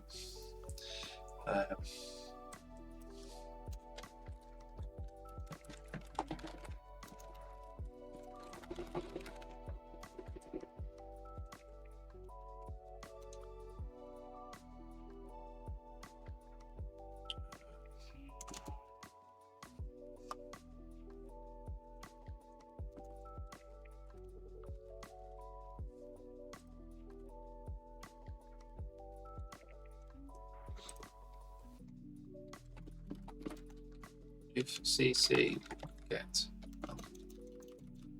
auto attack level, CC get combat attack level.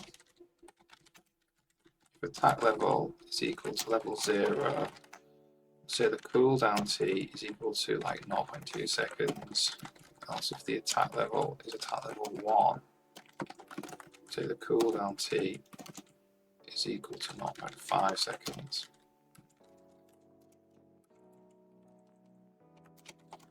Say the cooldown T is equal to 1 second. If cooldown T, do that.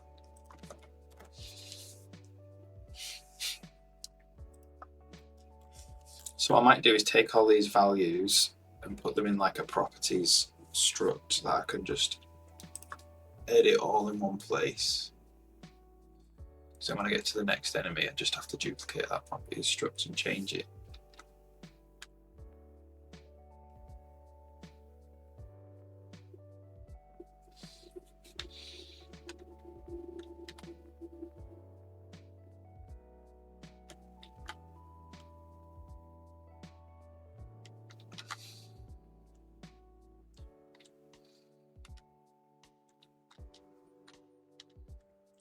So another thing here is we can't aggravate him to anger there. If we just chase him, he just tries to run away all the time. He needs to become hostile at least. Well, let's just turn the entire brain on. Just try it out.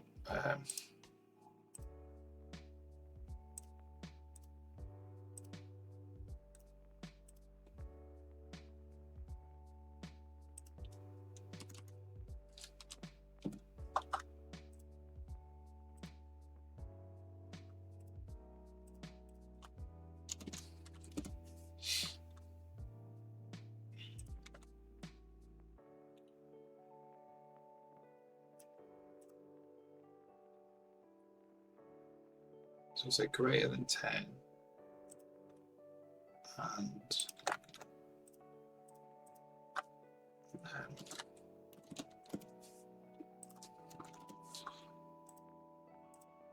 less than 20.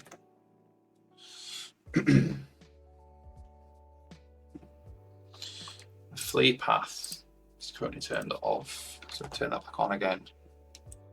Hostile 0 path is on. So we need the failure condition there. The actual time is greater than 3 seconds and the distance is less than 5. So if you try and chase him for more than 5 seconds, then your distance to him is less than 5. So I think that probably needs to be 10. He will fail this and he'll go down and he'll become hostile. So let's try that.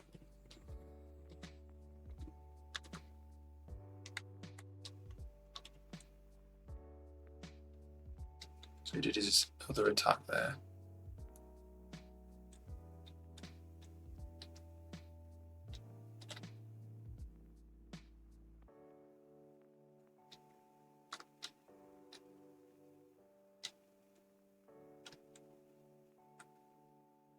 So that's him returning to his normal routine. He's still got combat state, so that's obviously a bug.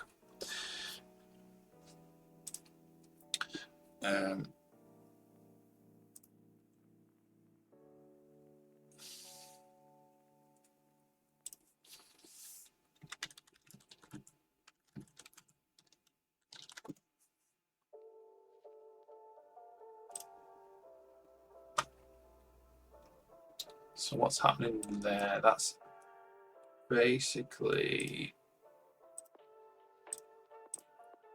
it must be the whole tree failing. If the whole tree fails,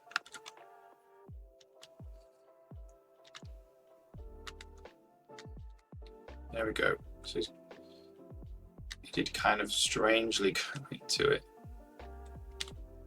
So he hounded him. Hounding him.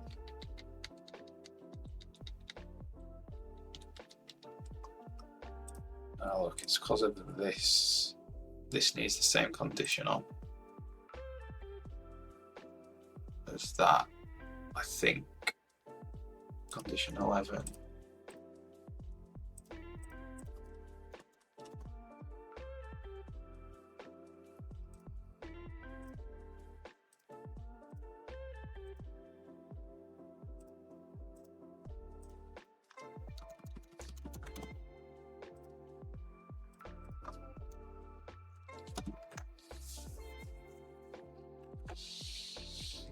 It's kind of coming together though.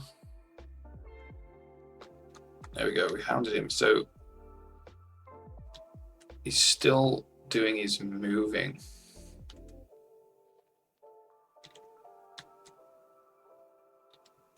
Moving away now.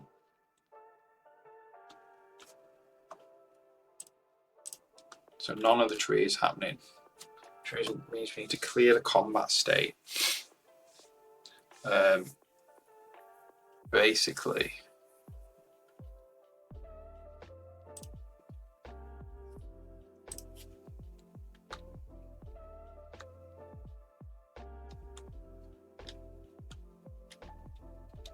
So that's him just on his routine, but he's angry. He shouldn't be angry.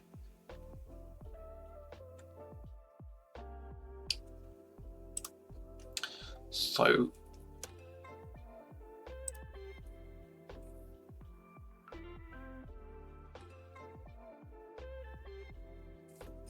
what does that mean? What's happened there? So if both of these fail,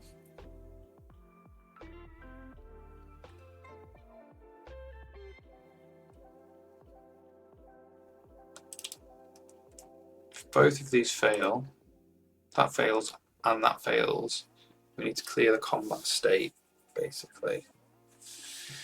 But should that be given? Should that be actually a node to do that?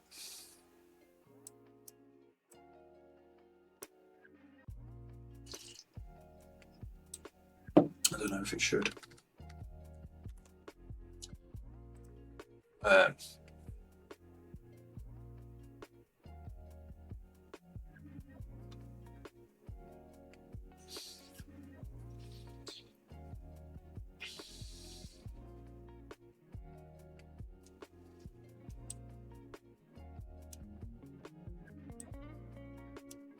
So maybe we put in another action node.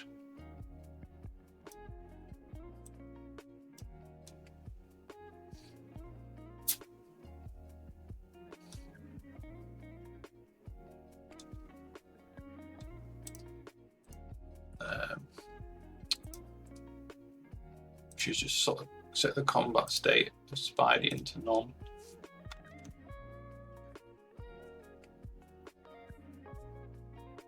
So if that fails, it gets set to none.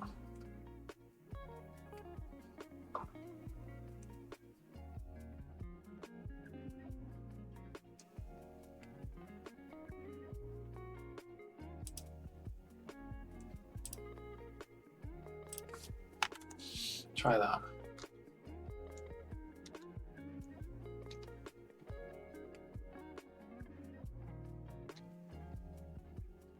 There you go. Got set to none because we ran away from him. So the hounding actually needs to, so it's the 2 idle alert. So the behavior types there, it's their combat state.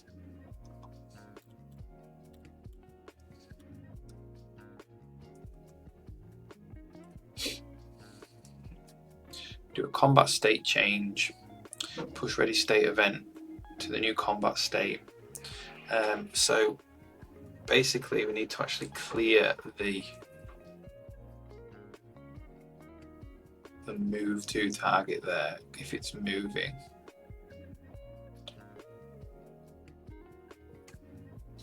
So we'll do that there. We'll do that in the movement controller.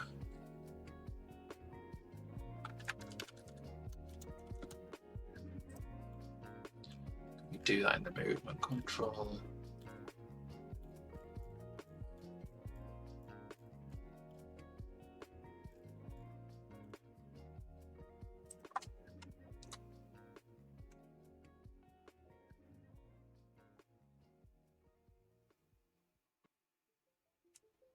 Do it here. If MC equals game state, get movement controller, NPC, MC clear, what's it? Reset move target. Just stop him. Whenever we try to set the combat state, you should just stop the guy right there.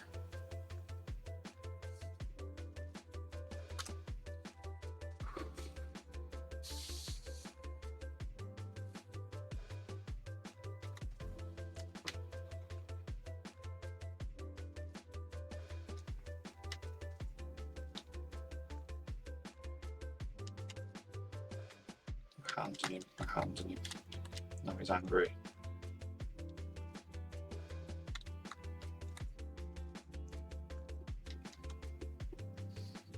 Being me, and he's striking me. Yeah, just strike me over and over again there.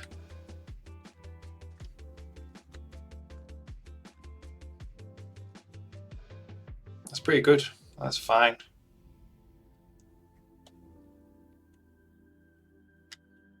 If I keep moving,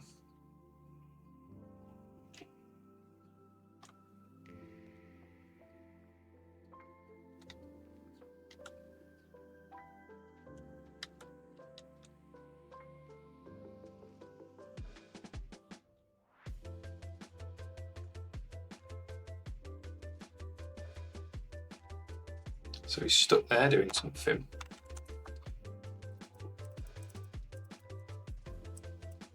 He's stuck attacking long.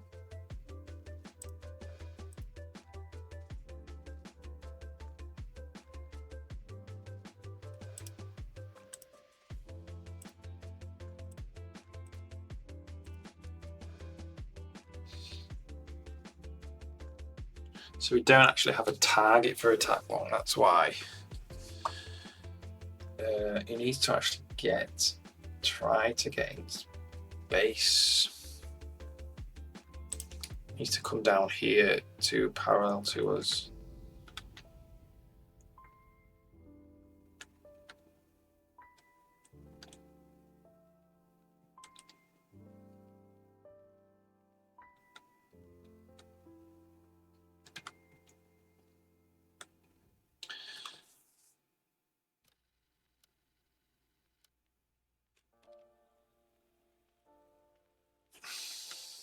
Far enough away from him. Just go back to normal.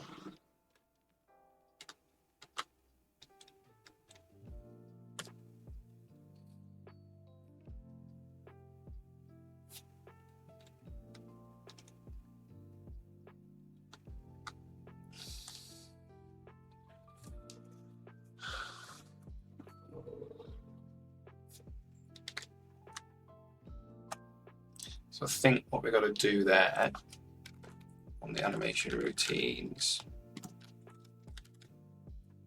Is it a routine? It's actually a ready state.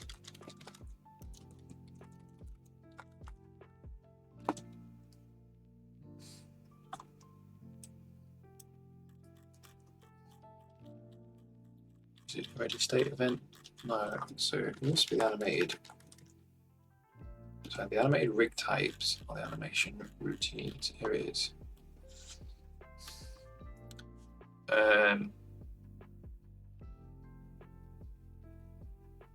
So we just have to return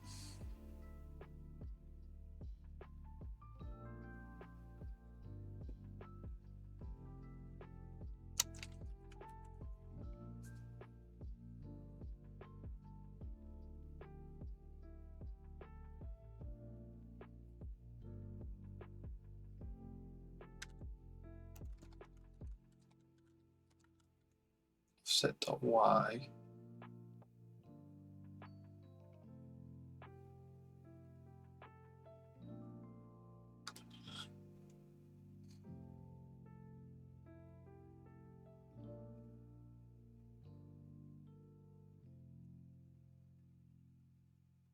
So the attack target.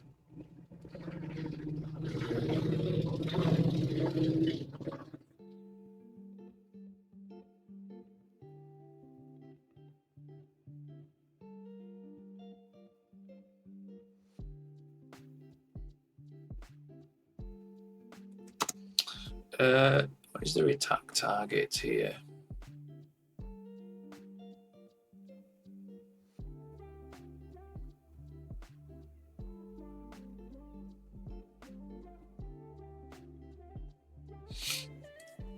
Maybe we do actually make one.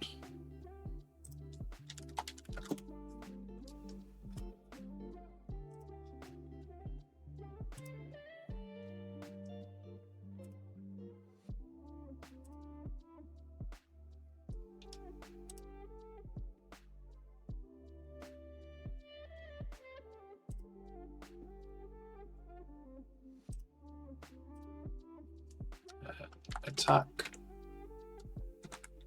on target.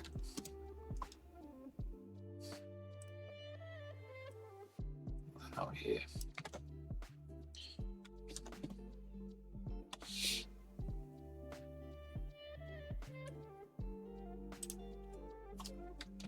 And that's just basically that. Let's attack long target.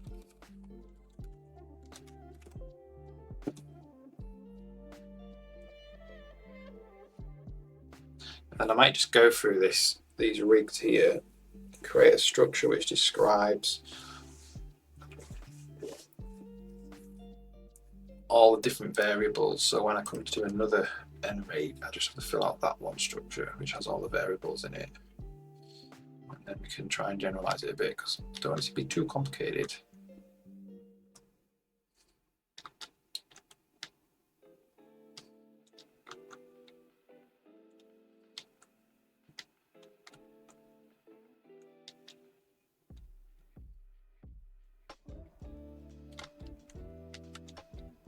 Try and get him to attack with a long attack.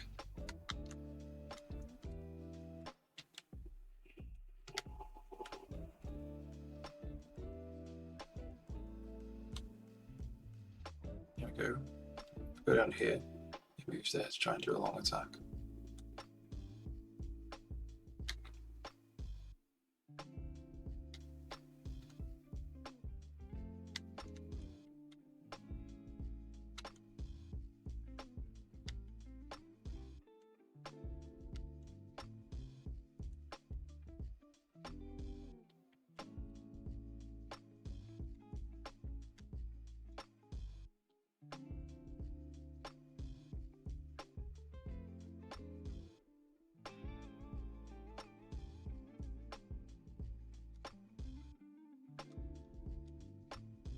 So I think also it can't change when he's going into it can't flip sides if he's playing the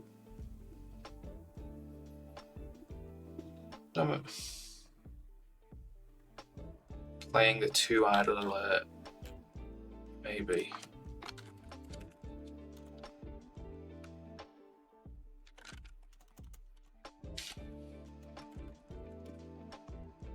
So wherever he does the 2 idle alert,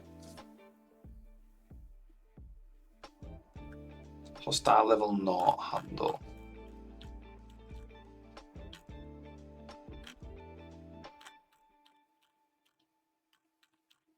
Does that ever get actually set to 0?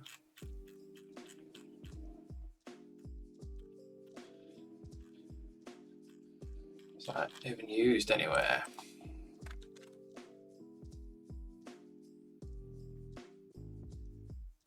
Okay, so this is the this is actually the 2 idle handle, right?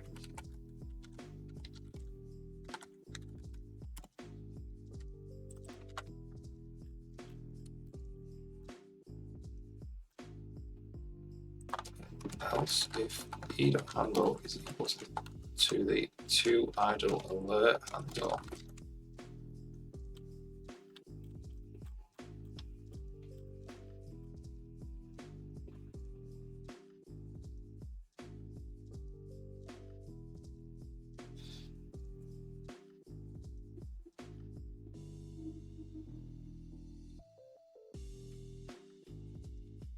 I don't think we even need to do actually that.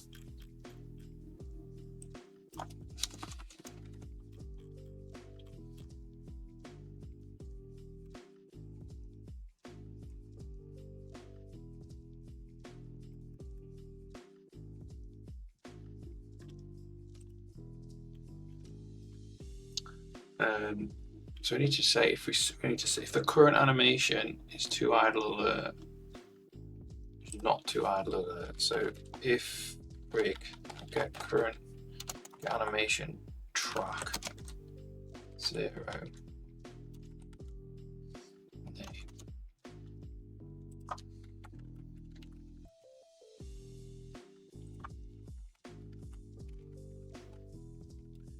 If there's a track 0,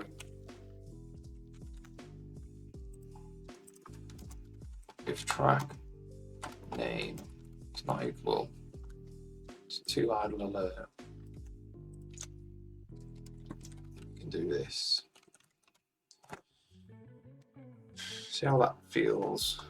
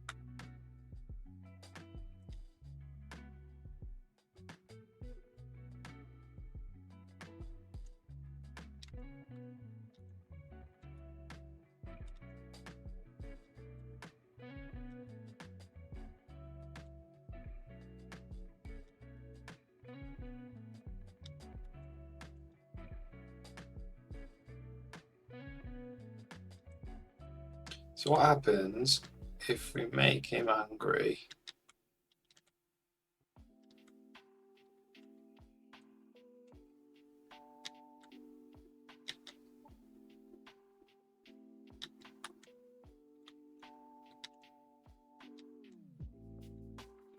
interesting there, he's not becoming angry. He's going back to none.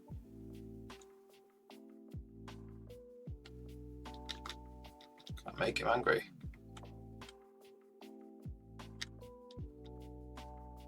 Oh, it's because the attack. You can't attack near there, that's why.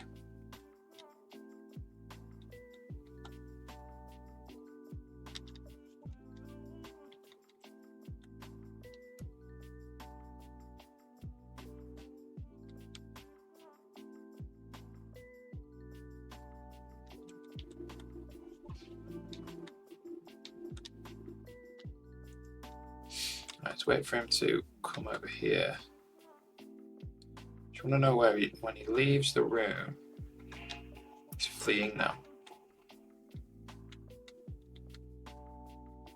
When I leave the room, I'm going to do some stuff. I come back. He's still angry with me. What if I just go a long way away?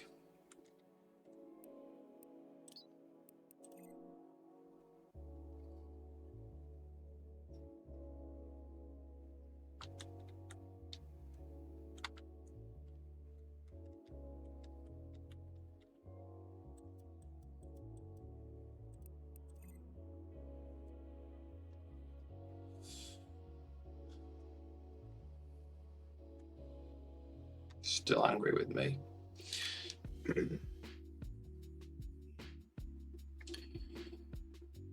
So what I need him to do is I need him to kind of, like, if I'm out of the room, he needs to cool down.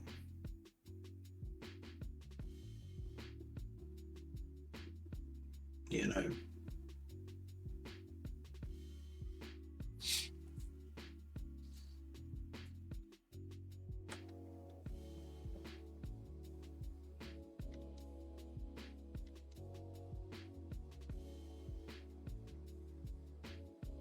So that non there, we backed him into a corner. So the non's no good. If it fails,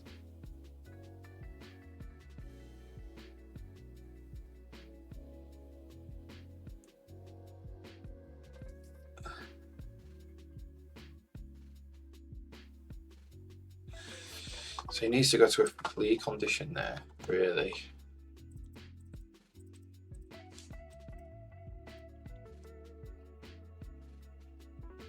Sets combat state.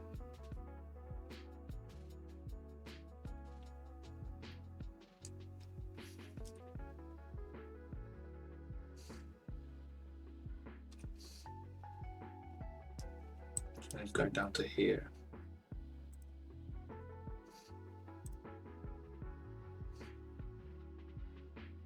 Fine cover is failing, interestingly.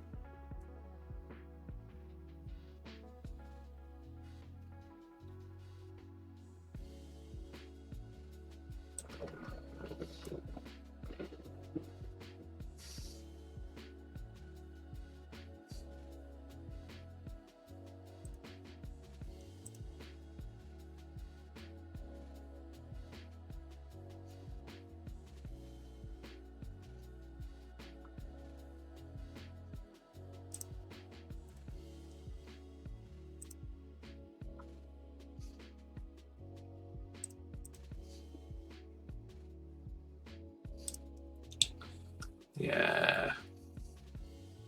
Might be worth having a copy and paste of these nodes as well now.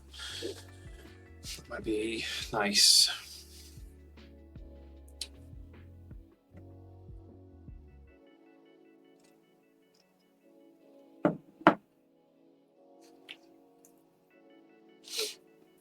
So he's going. You can see that fine cover is failing. So I'm too close. Failure condition is greater than 3 for more than 3 seconds, but less than 10 meters away, which is true.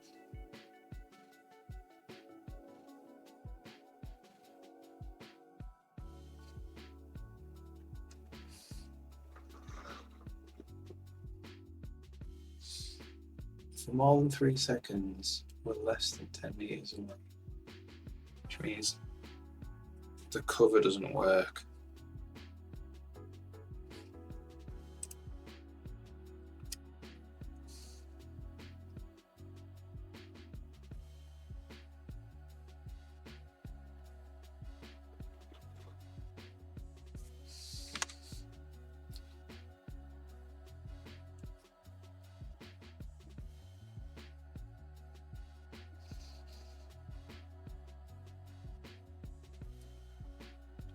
So NPC find cover.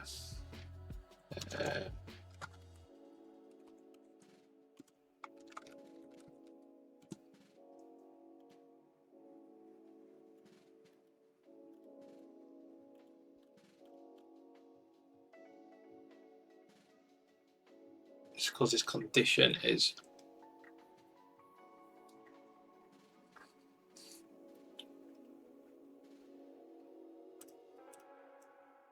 so that timer. When does that timer start? When do these timers start?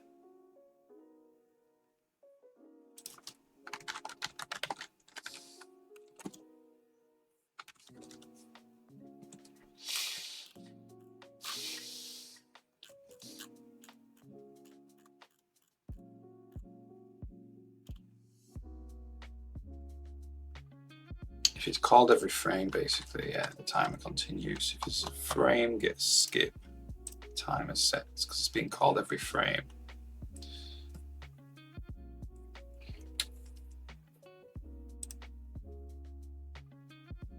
Set the combat state to none. I'll return true. Now come down here. This will fail, so you can't find cover. So it's basically setting the combat state there to hostile level 0 because we're close to it. What you need to do is run away.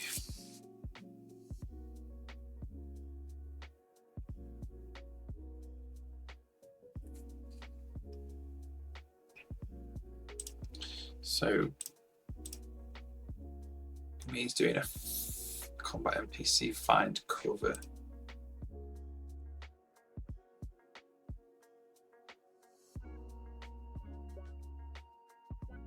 There, I think.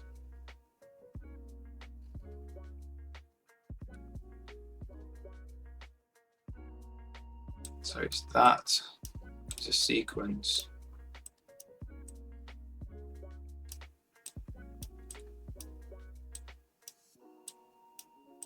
Set the combat state. And then action. Find cover.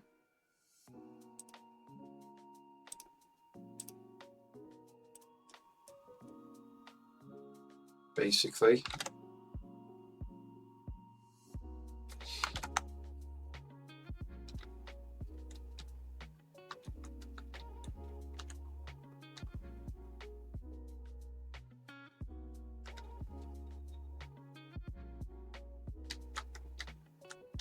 So now he's finding cover forever.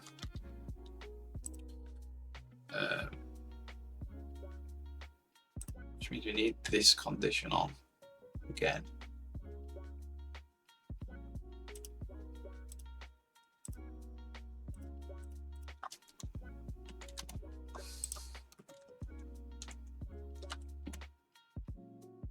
What's its condition? Condition 11.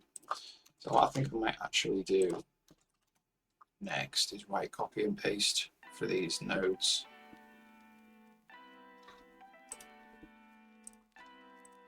Hero, Spider.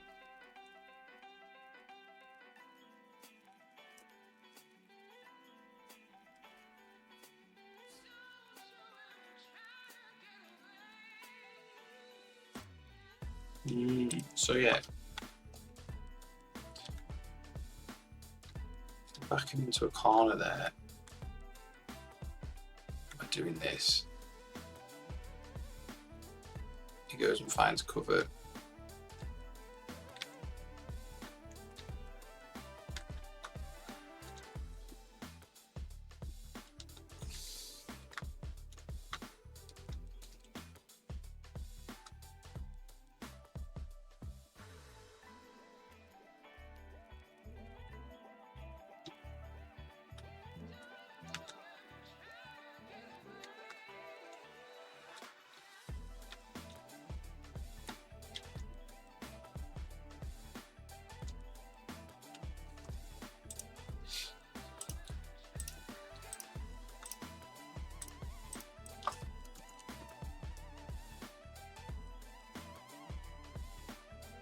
So what kind of condition actually is it?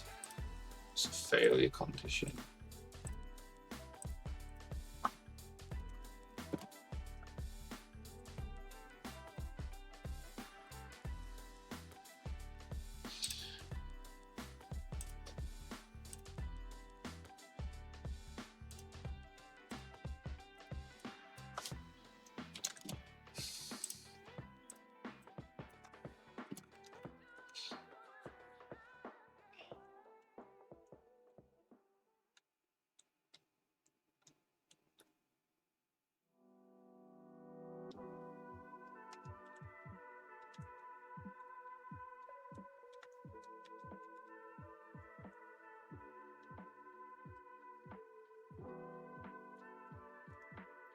Now it's stuck somewhere in this conditional wait.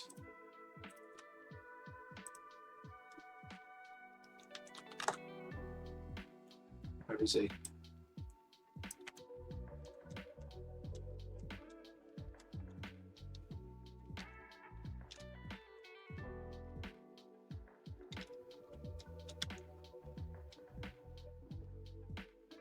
It doesn't look like we can catch him in there. Problem is, it's very hard there.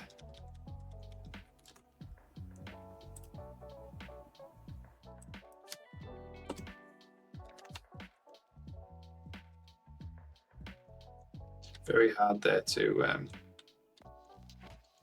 interrupt him running for cover.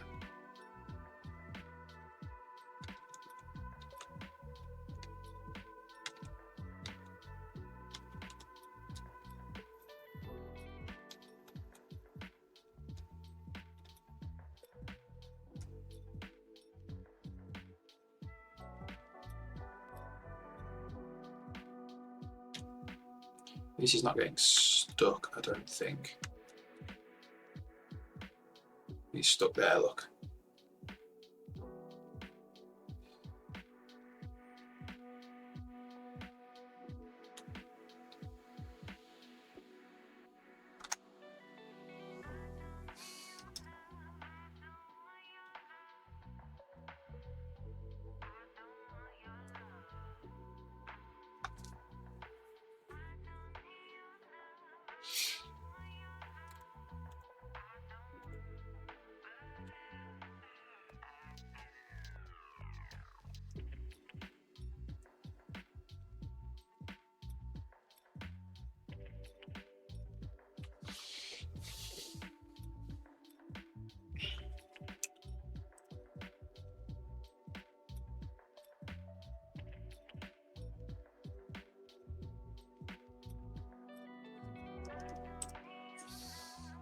So it's this condition here. In order for him to come unstuck, we gotta go closer to him, I think. Further away from him.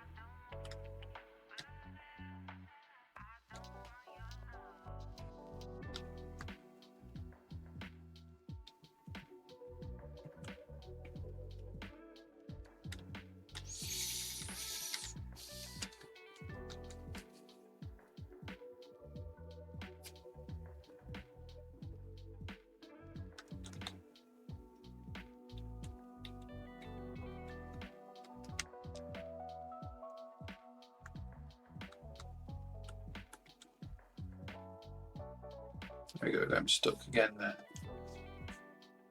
Only for a few frames though.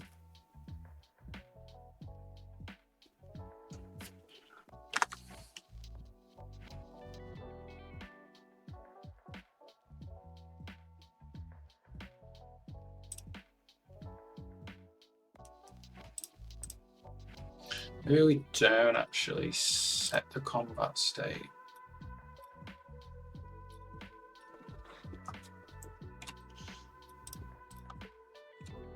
Let's just try that. Fail, we just try and find cover.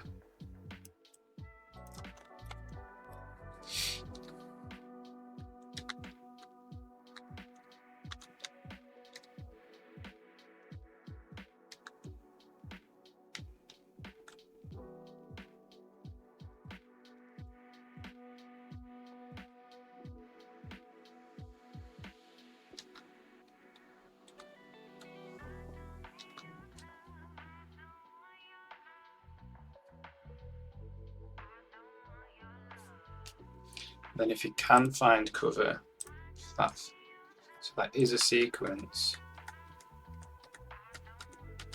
So it's the other way around, that's what it is.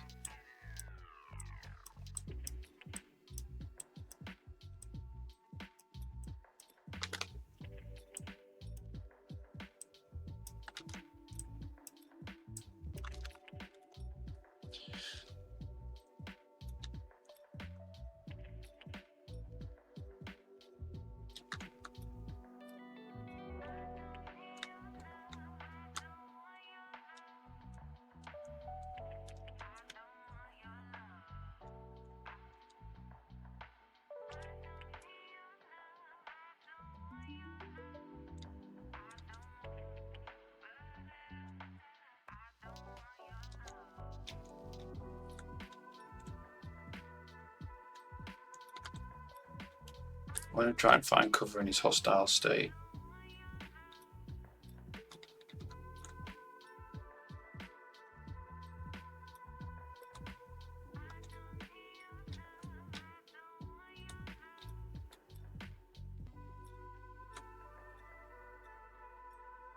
There we go.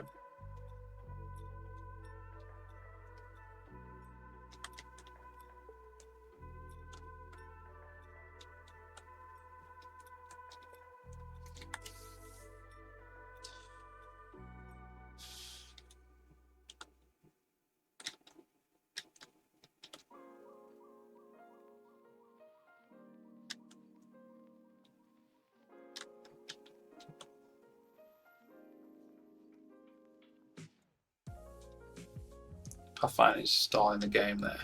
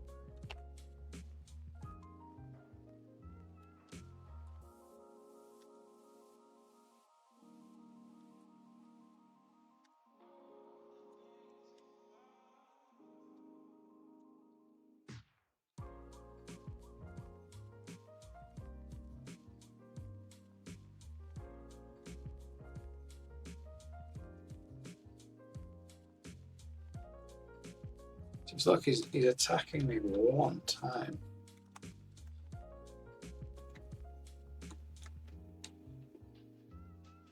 Then he goes back to not attacking me. Which is fine for a passive enemy, I suppose.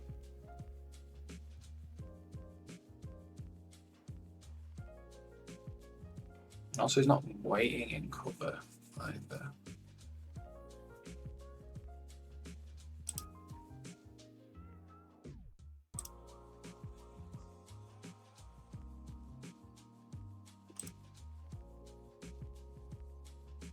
He's waiting in cover there apparently.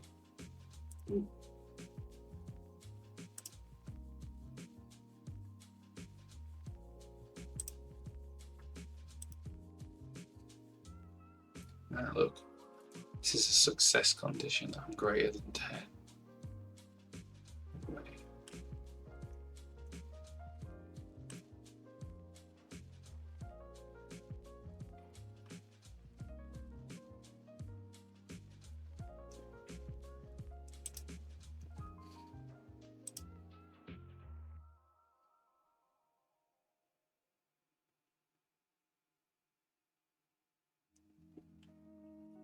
So we're going to do between 5 and 10 for that.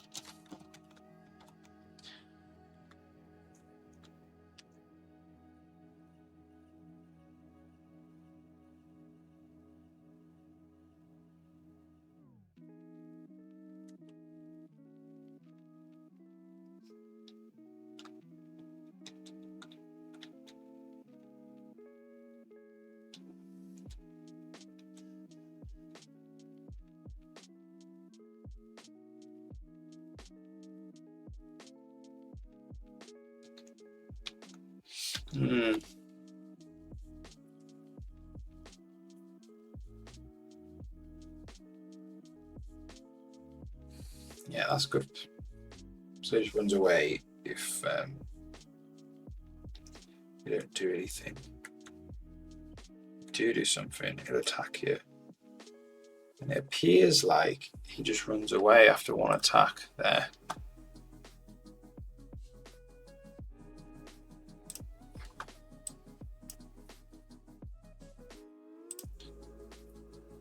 So he'll attack. True, true. He'll come down again.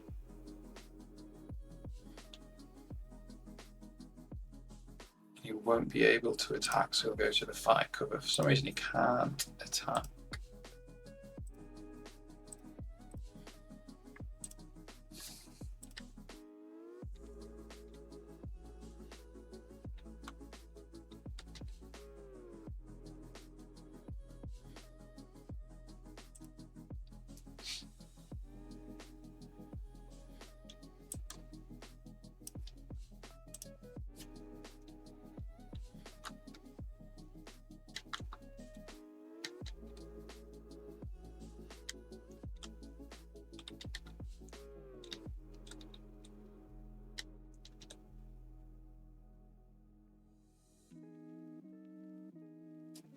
So he failed, basically.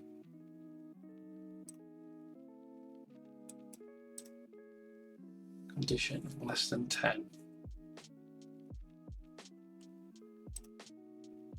He should have succeeded. He should be able to attack, then attack, then attack.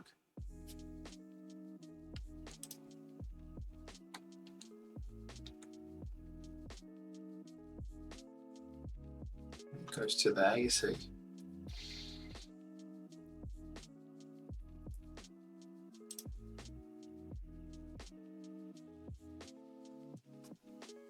He must be failing because he can't move. Maybe.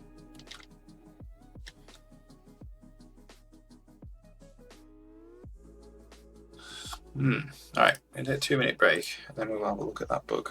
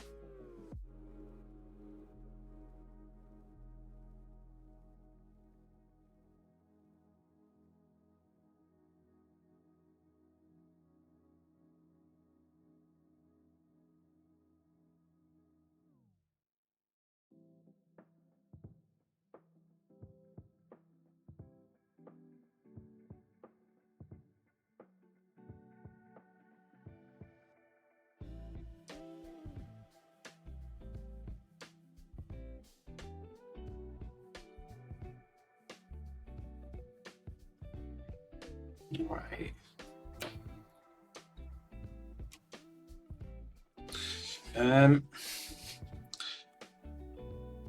So if I go to the behavior types again, and then where we do this, we'll detect this fail here. Let's just see if we get hit there for some reason.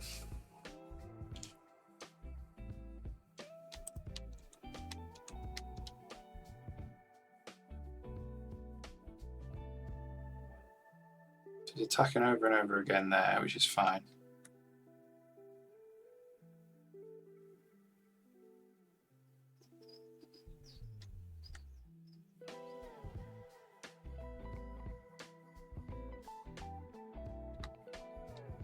So when we get up by collidable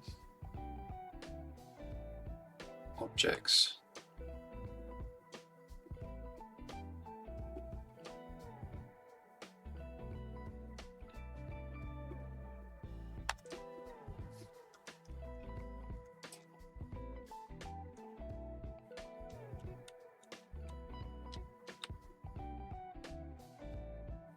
seems to be working now.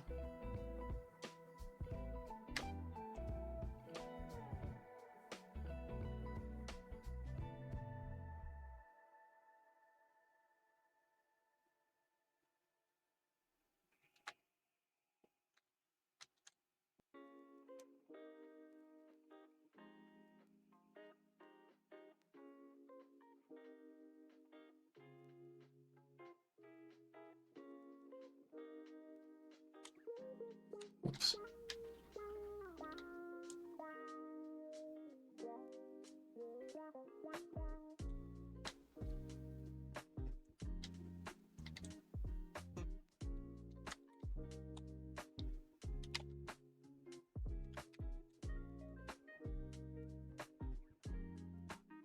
Alright, I don't think we need that green square, that white square anymore.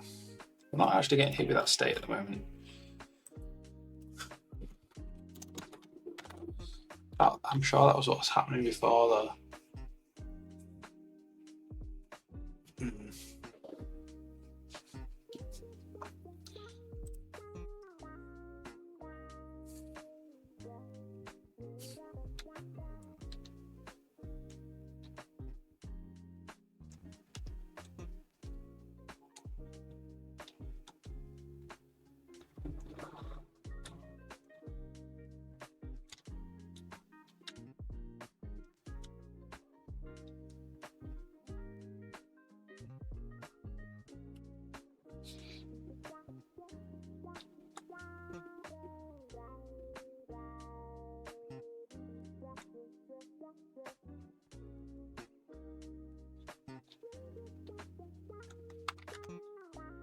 So we got hit with a fail there,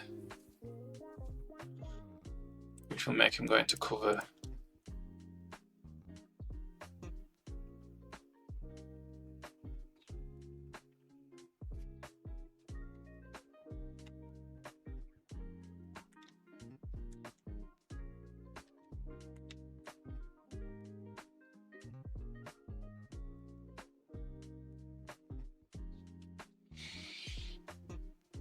I think that's okay.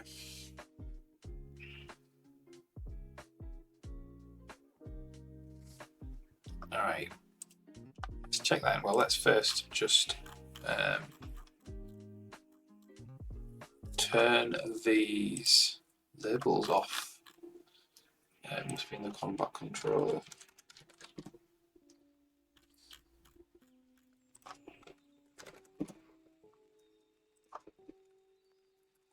Leave them there. Just turn them off. I'll put them back on in a minute. Never know.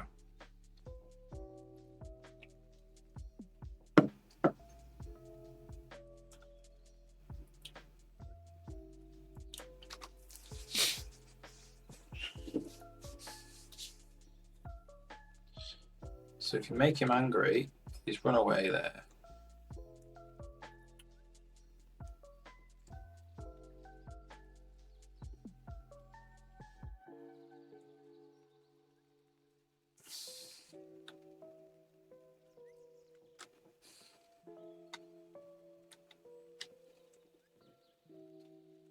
Don't do anything. Eventually, look, yeah.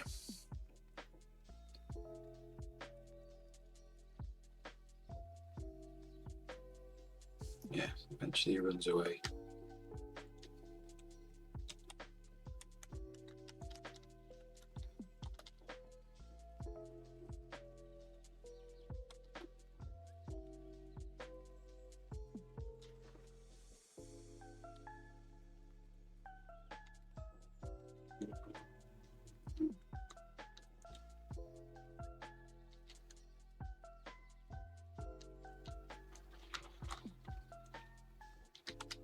All right. So when he gets, when he gets up here, when he actually does the flee there,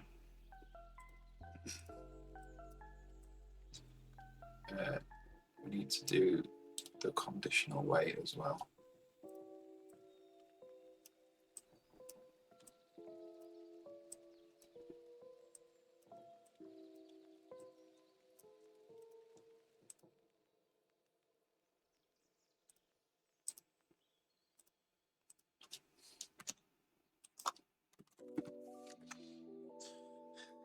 Now this conditional weight does need failure condition on it. Less than 5.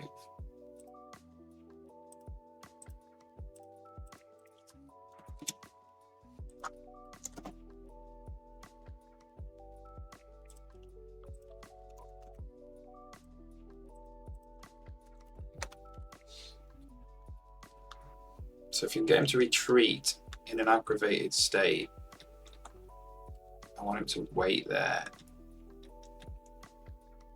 There we go. Oh, nice attacking weight.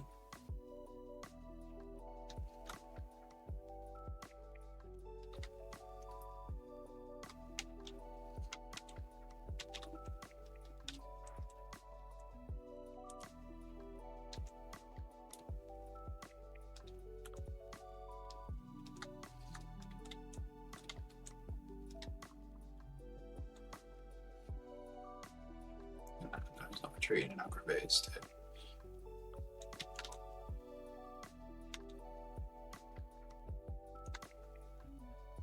There we go. Now he's retreating in an aggravated state. I just want to wait for a bit. There we go. And then he will just go back to normal. And if I want to interrupt his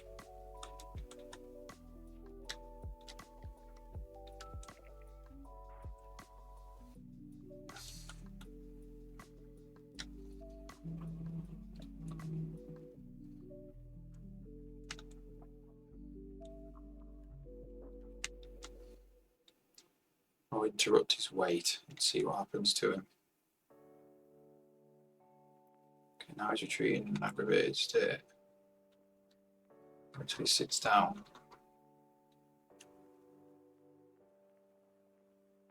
And he's going to interrupt him. There he goes, gets angry again. But he does run away.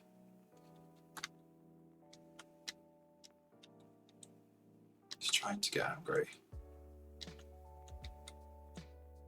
He won't attack me though.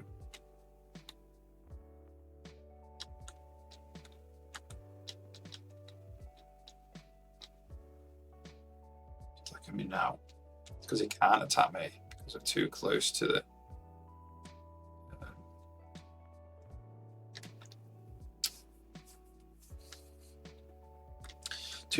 the collision. Bear that in mind, really. Do you know what we're going to do when we can't do the collision?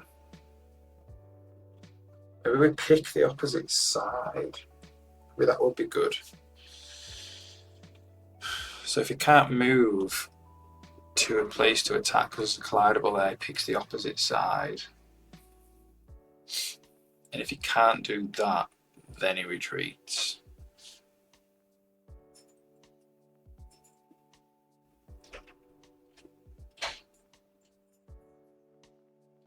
Yeah.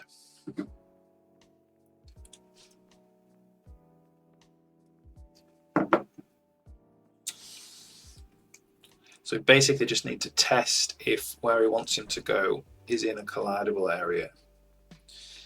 And if he's not, you pick the other one.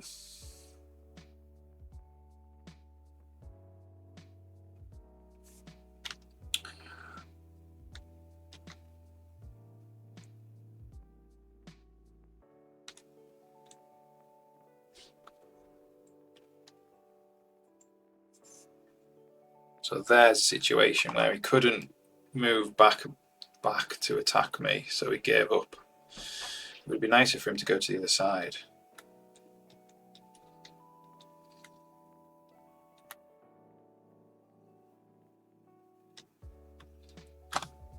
do that.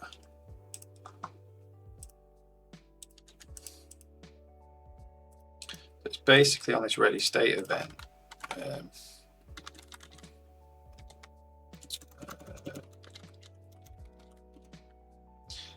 Gets the target for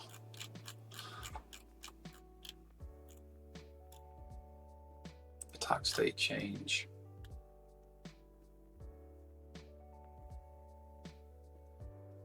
This is D we need to flip.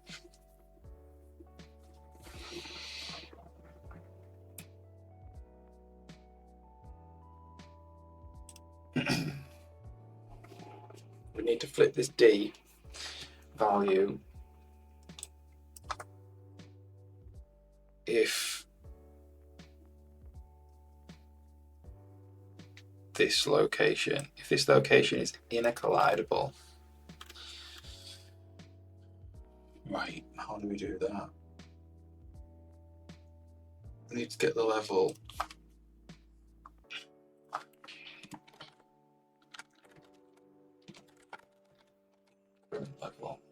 Current level. Collide cells, get collision hashes for the room and the entity ID. Entity collision size type. So it'd be the room, the entity ID, animated rig. Ooh, we don't know if it's an animated rig or not though. Probably is.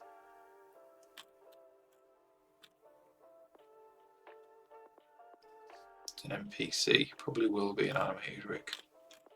Why does it need to know if it's an animated rig? So it's the room, the entity, and the type. Why do we need to know the type?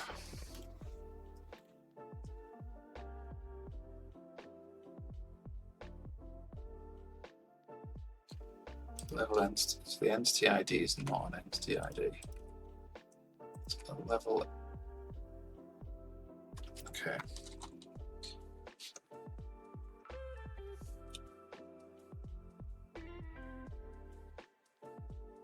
So let's do this properly then. So we're going to go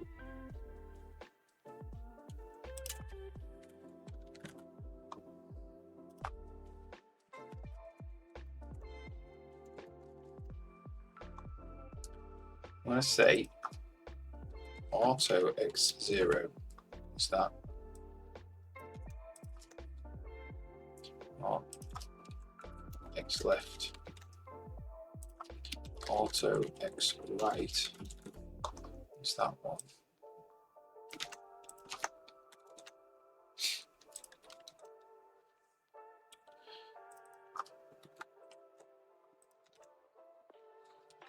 Y is just whatever Y is. So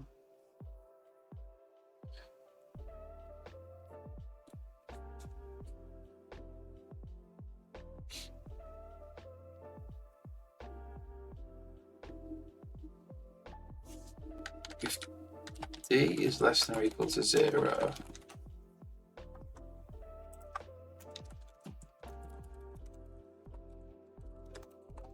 I'll just say for now x equals x left, else x equals x right. What we want to do is we want to say vec2 p x left y, and we want to test if p is in collidable. So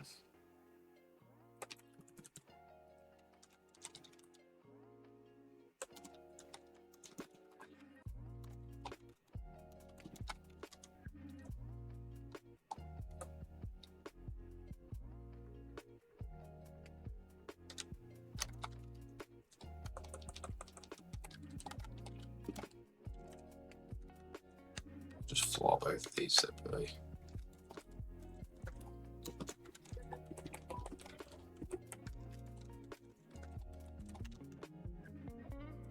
Right, and we want to go, we'll do it here. We'll say if auto level equals game state, current level,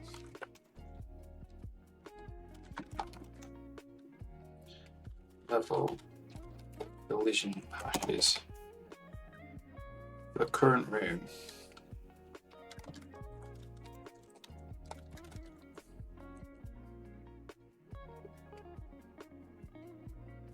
It's actually the room that it's NPC lock room. Entity ID.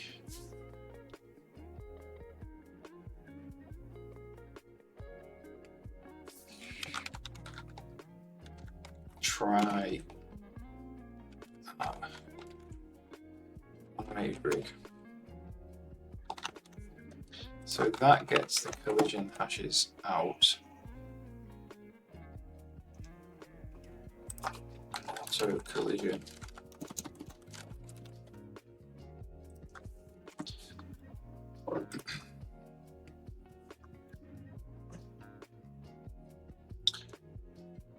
Standard span VM index type. So it's a standard span U32. So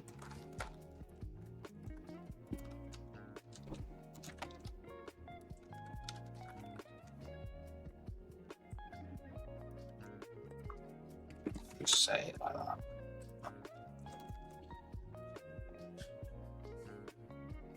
I'm going to say if collision.size,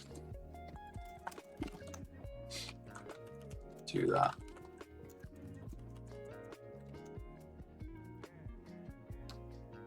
Say x equals x left. If collision.size, test it, and then we'll say if standard ranges binary search collision P. That means it's a collision, right? We just need to do x equals x right like that.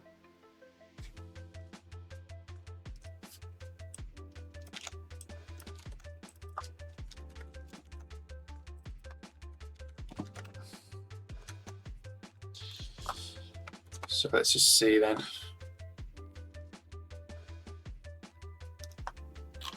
Let's get rid of these compilers and then we'll see. VM cast vec, what's the problem?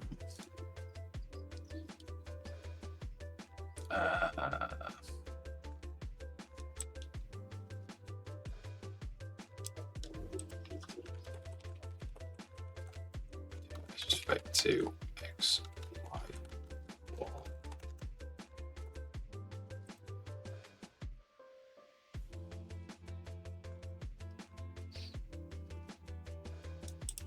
Oh, that's hash 32 of P actually as well.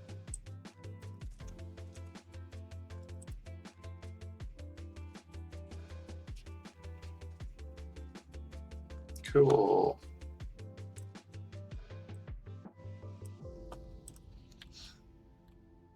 So in theory then, if we're colliding on the left, we flip to doing the right. And if we're colliding on the right, we flip to doing the left.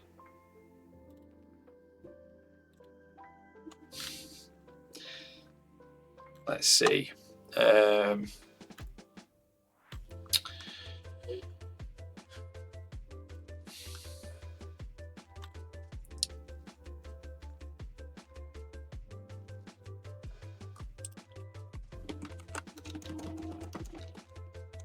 Probably will actually turn on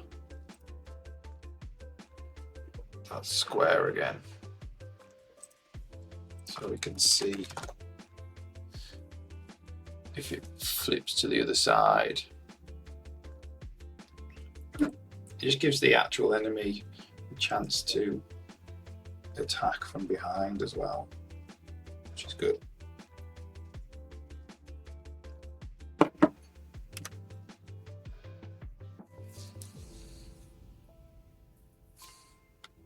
Let's get him in a position where he does this first.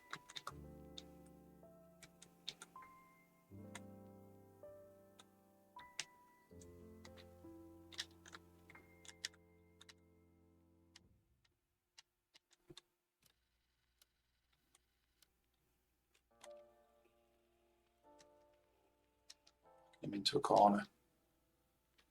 No, you just quit there. I'm not actually showing this square either.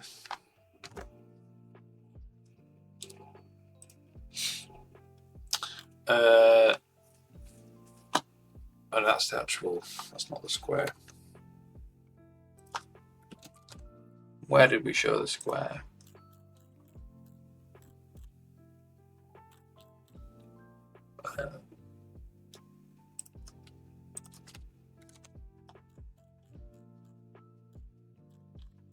Definitely think it was in the behavior types. We actually did just delete that.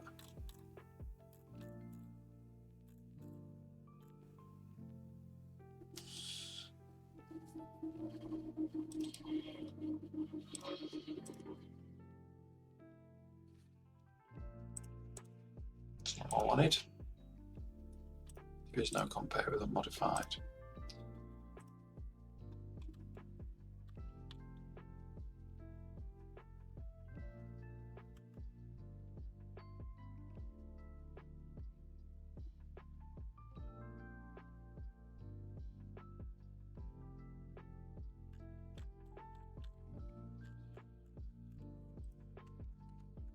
There it is. It's just in, lucky it's in the undo there.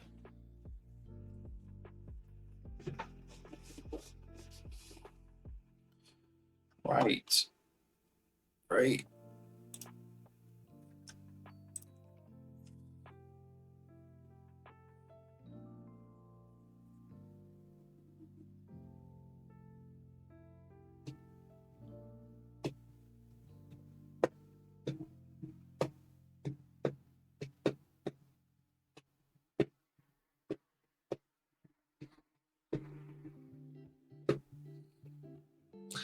Actually, no, that should be okay.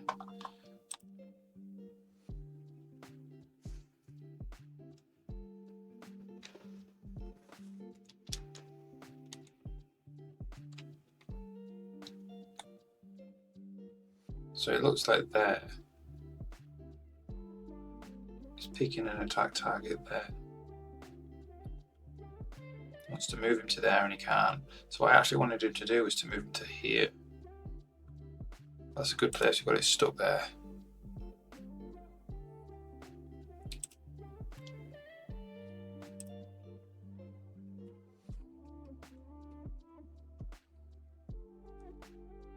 We don't have any collision. That's why.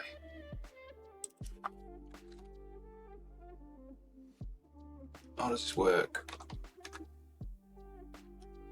Oh, it's for the type.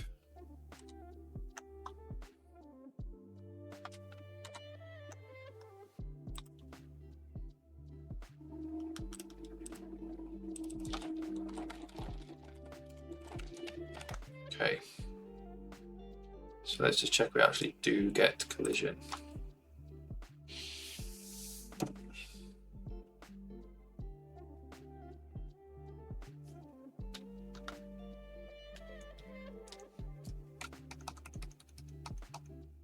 We do.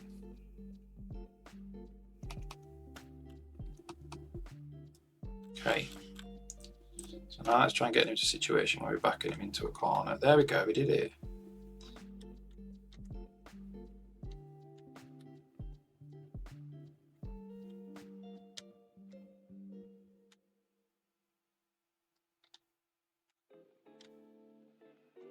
Oh no, it's always going behind.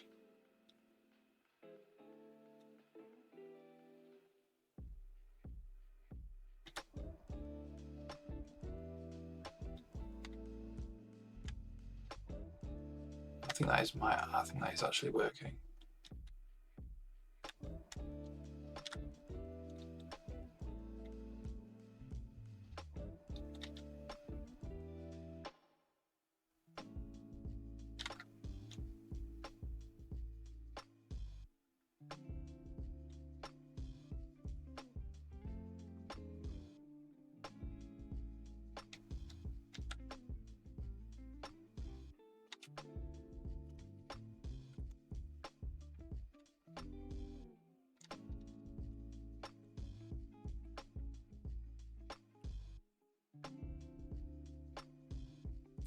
That has improved it a lot, actually.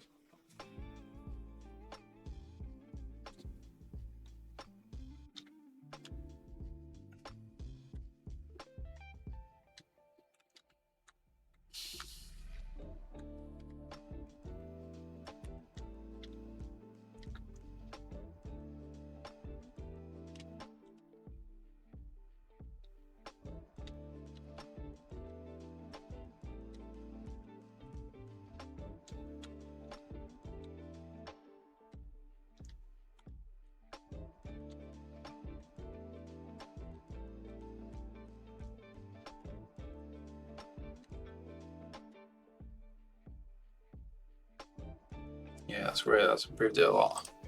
Good. I'm going to take this away now.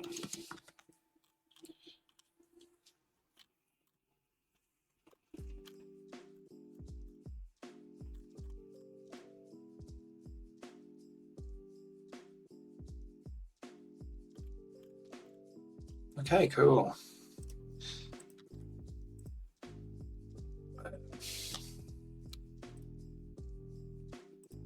Let's take away this. So what I'm going to do here is if 0 is, I'm not going to delete it. So we might need it again.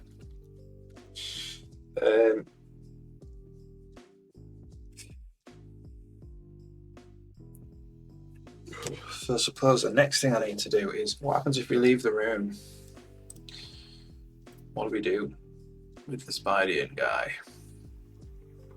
if he's in an aggravated state?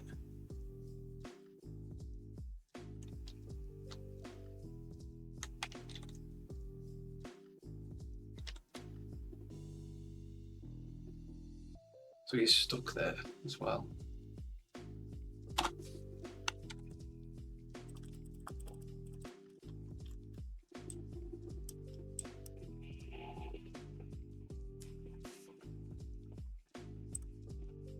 Star level 0 to star level 1, and then back to star level 0.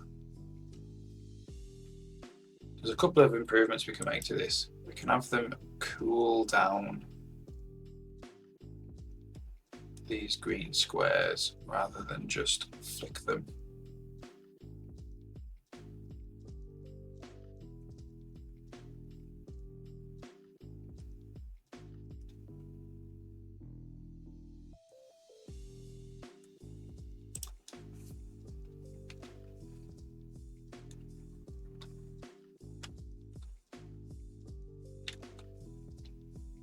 It's a bit glitchy in it.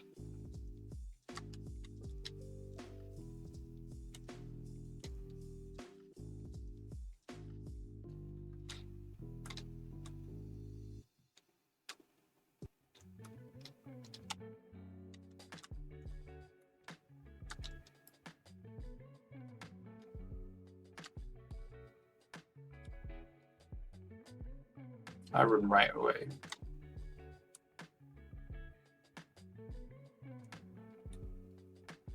See what's that all about there? It's playing there.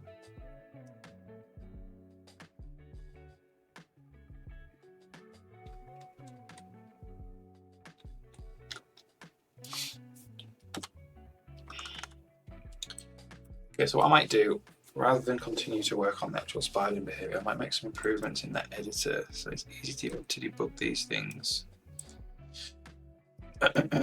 So one of the things I want to do is a cool down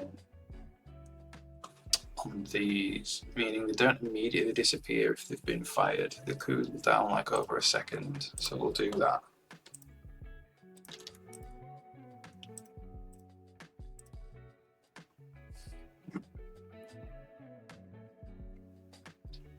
first, I'll get coffee. I'll be back in 2 minutes.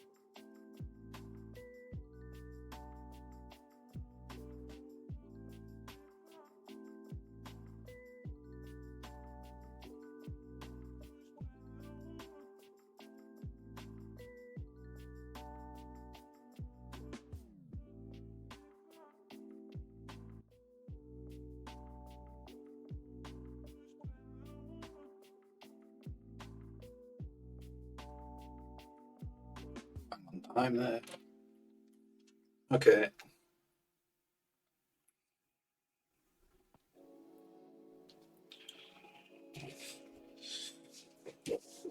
So what I want to do is, if we open up the brain,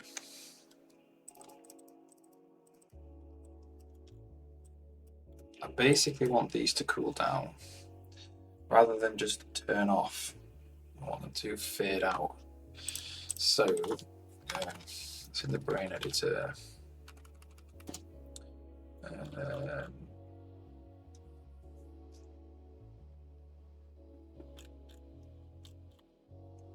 So in the action node, I think it's only on the action nodes. Tick node panel collapsed.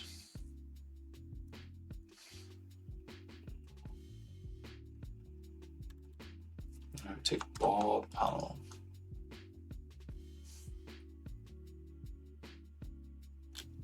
Maybe it's on all of the nodes that we do it.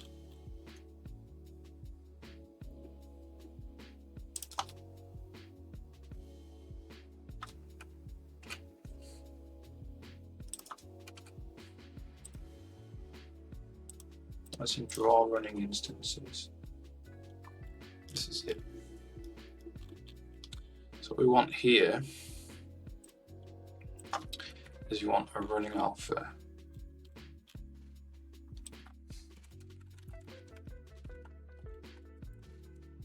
Set to 0.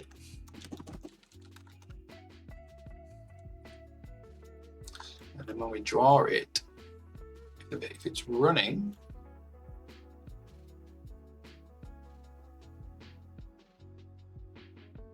we do running alpha is 1. And then we say if running alpha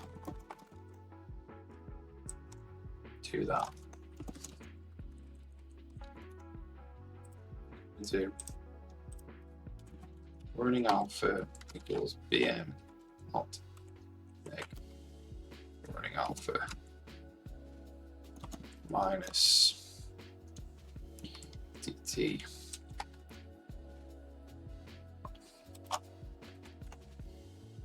Like that. And then these all have to be dot scale alpha with alpha running alpha basically.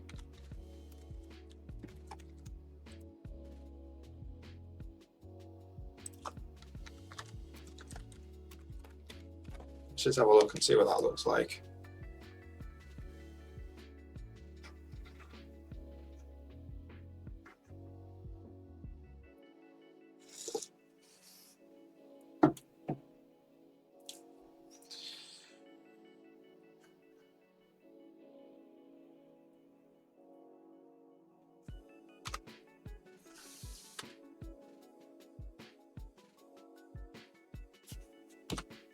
So it should take a second to fade out now. That's the actual plan. There it is.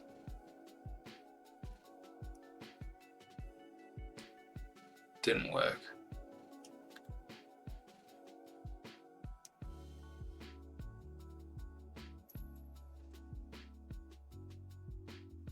It does work.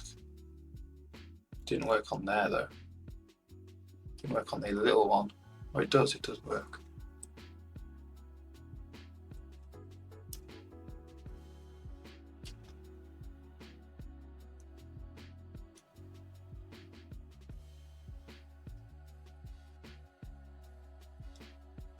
Okay, let's try and get him in a state then.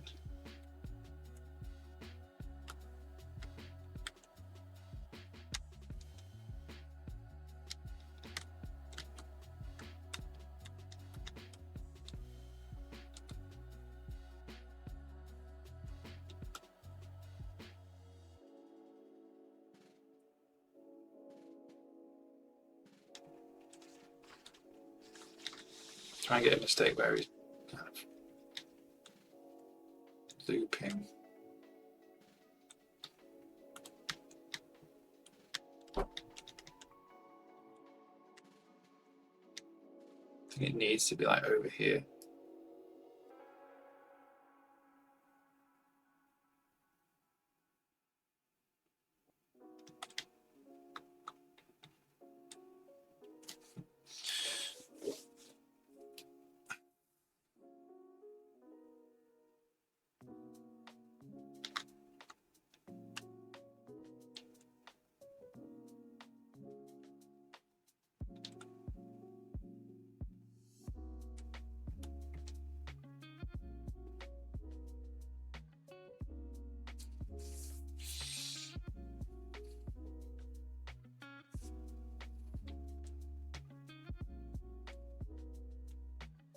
It's good that it's quite hard to get him into a state where he's looping like that.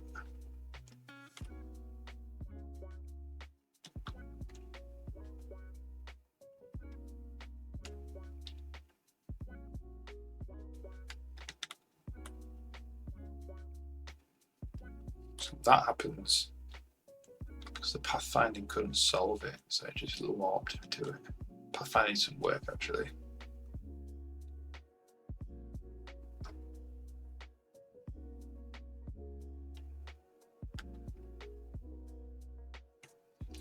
What I might do is this. We'll probably do proper green loop.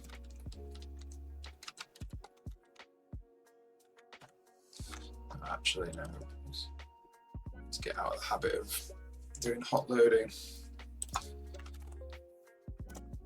because it doesn't work half the time, or more than half the time.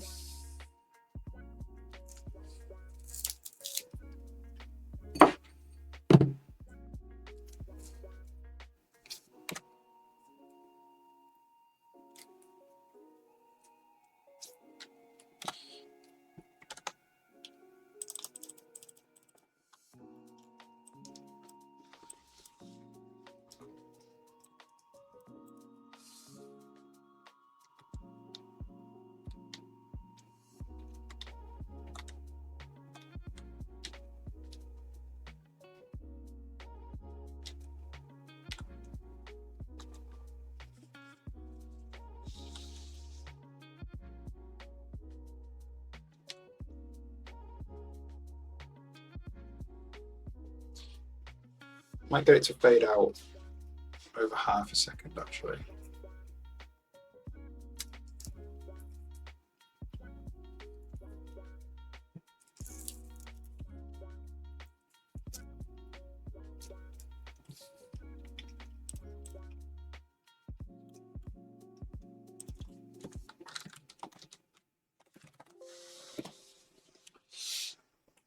should do it.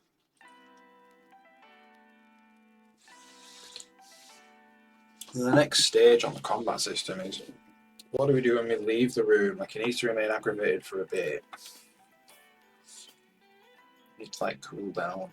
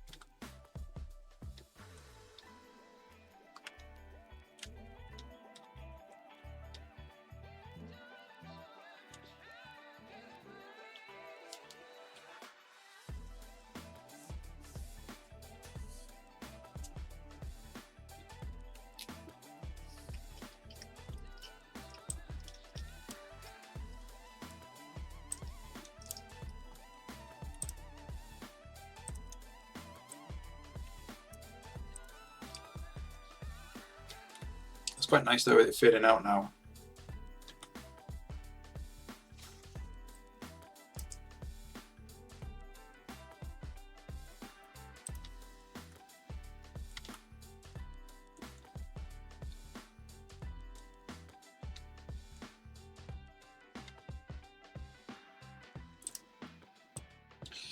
It would be nice to actually see all of the nodes get hit.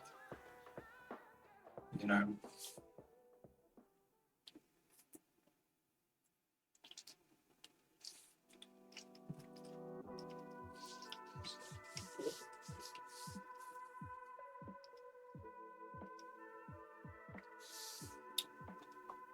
Rather than just the actions.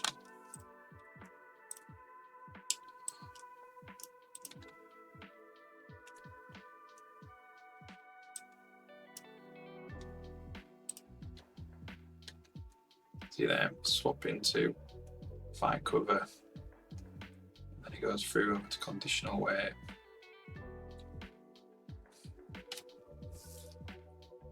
Wait there for a bit.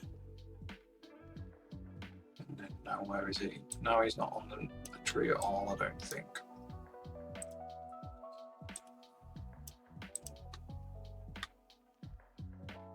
Now he's on fine cover.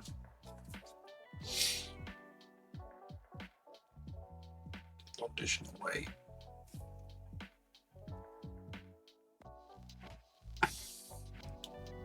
How would we get all of the nodes to highlight?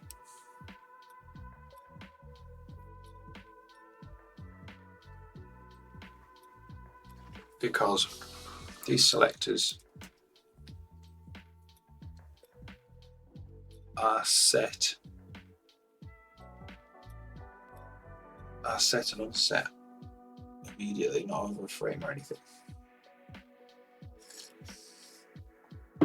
These actions run over multiple frames. I think. Let's have a quick look at how this works. Get the running behavior instances. Current node ID of behavior instance.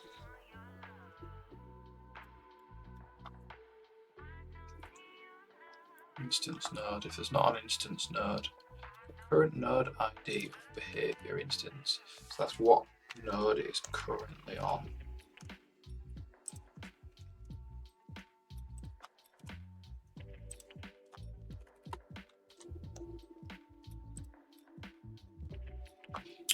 So look.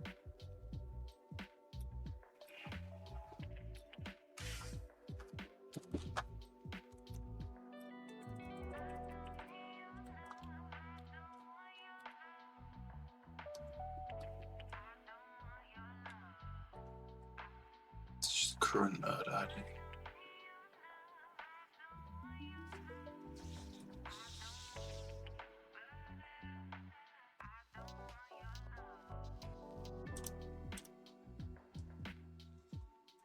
Train nodes, 24 nodes.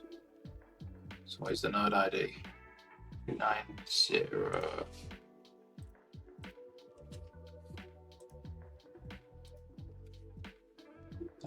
It's on the option.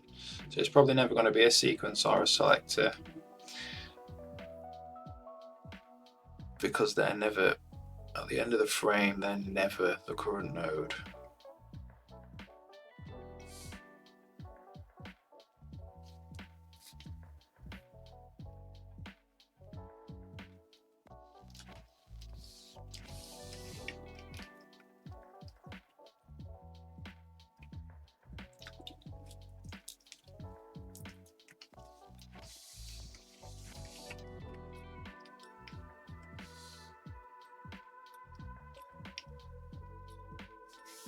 I think it's fine now. I don't think we need to bother.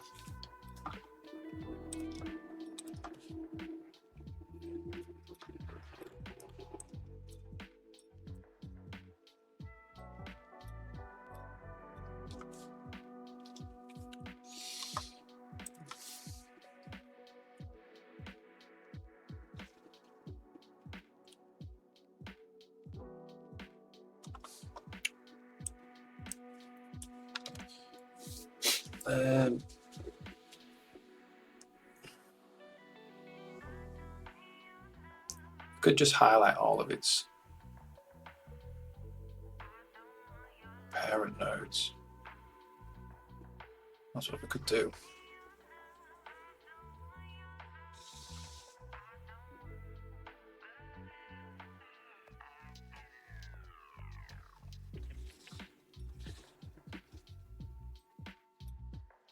Yeah, we'll try doing that. We'll just try highlighting all of its parent nodes.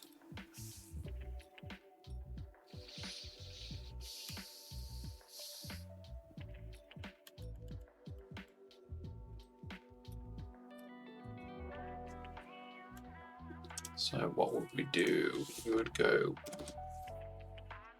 to get parents. Parent that's Windows.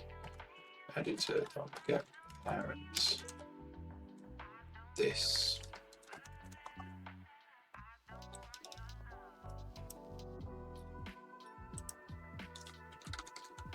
Why?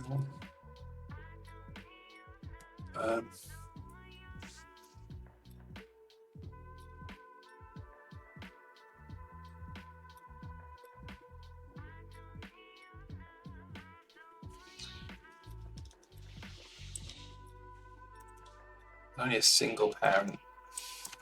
In this case,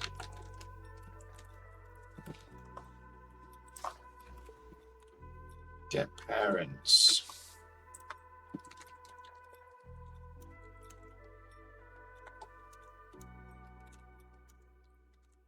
Do wow parents. Well, so we'll go auto current equals this. While current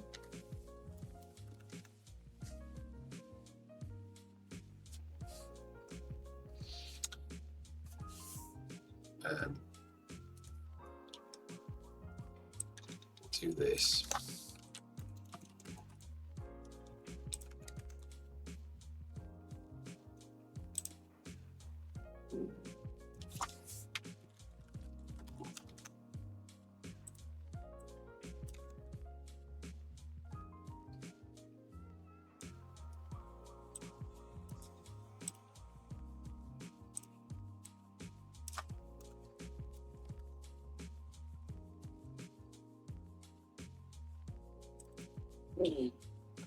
This is editor get Z editor.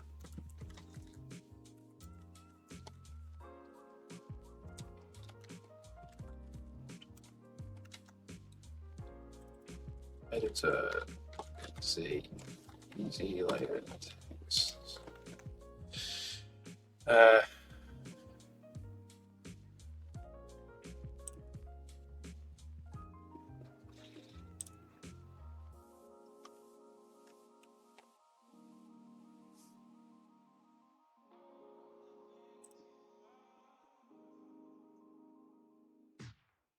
Is that it, basically?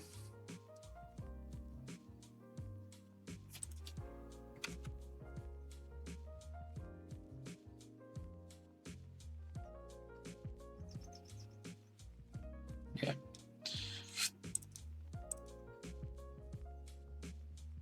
So now we just want to set the new current.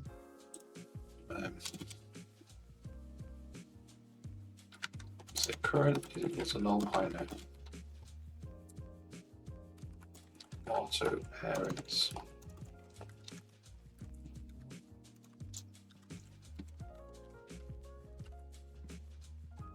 Current equal null pointer. If parents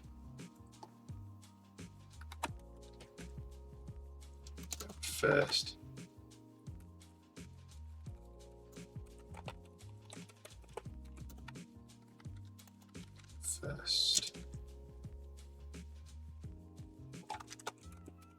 What'll that do?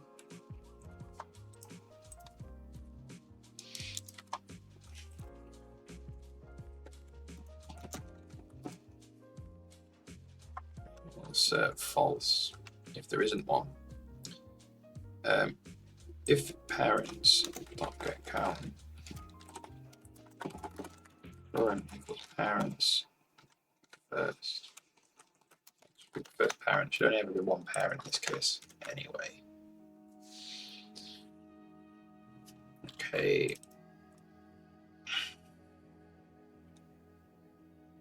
Can I convert from LM to iBrain node? This is my node.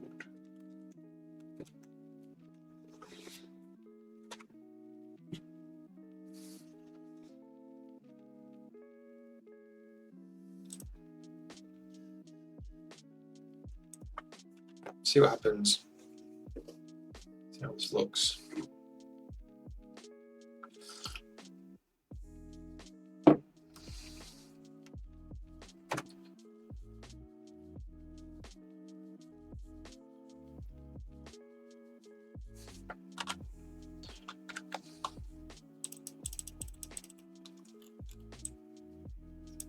You can see there. There.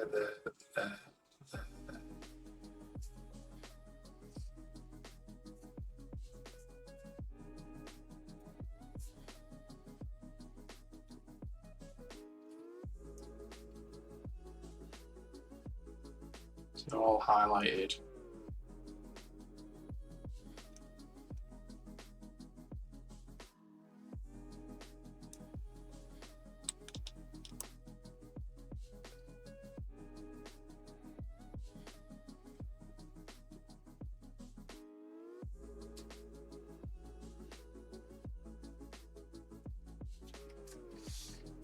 So it'd be good to actually draw lines as well, wouldn't it? The lines super white.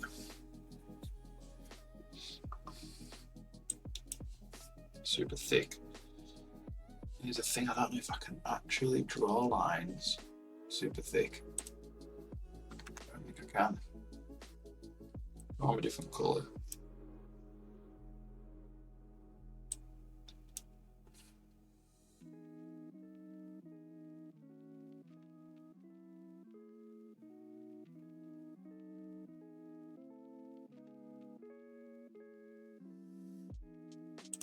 So I could just draw it pure white.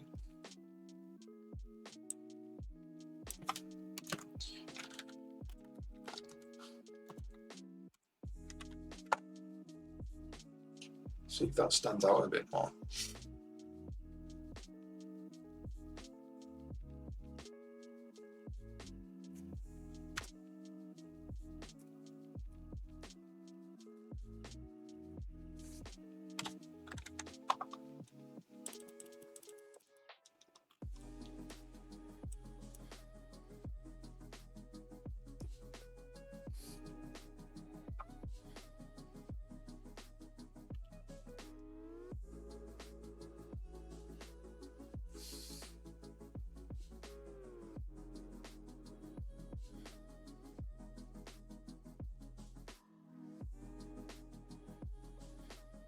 At least you can see his path.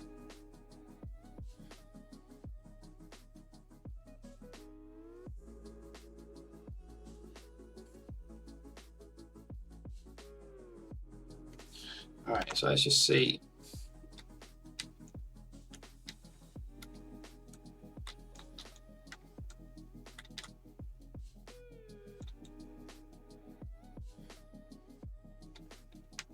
He does like, he is pretty angry.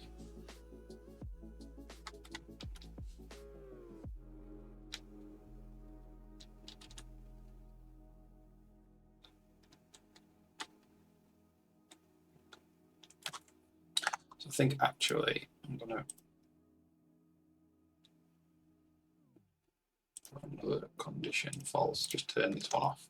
So I actually want to look at the conditions, and if they're false, they should maybe be red. Yeah, that might be good to do.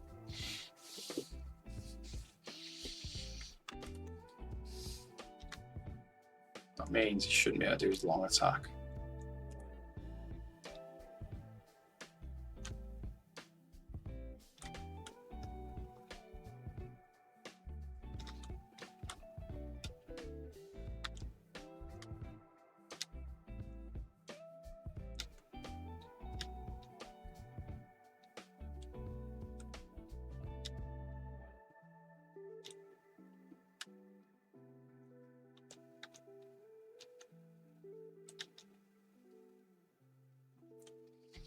It's quite nice. I like it.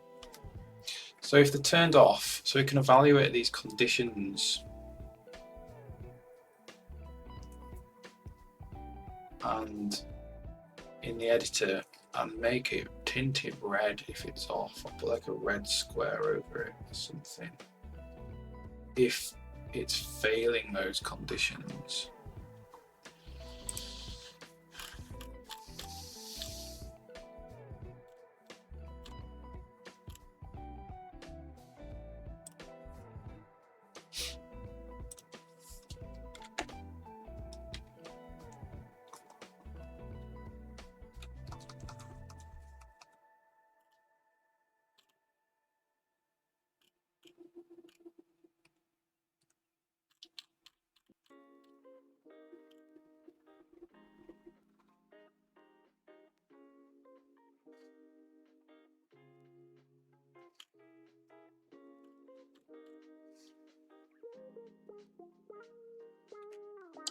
What does that mean? That means, so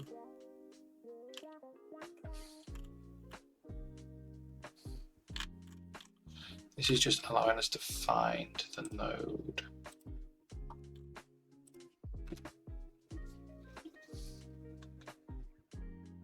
So this is the instance.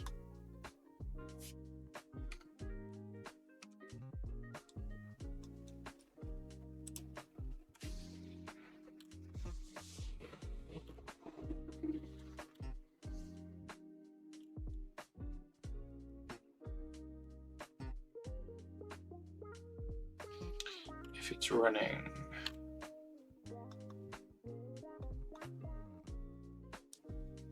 current node ID of behavior instance.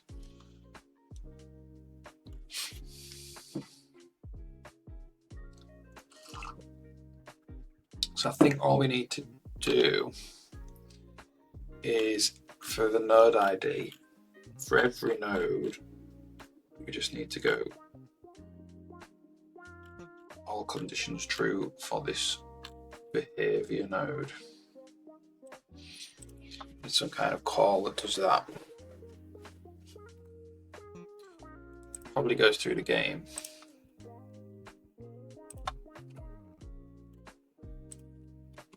So all conditions true for all behavior node conditions true. This is for node ID.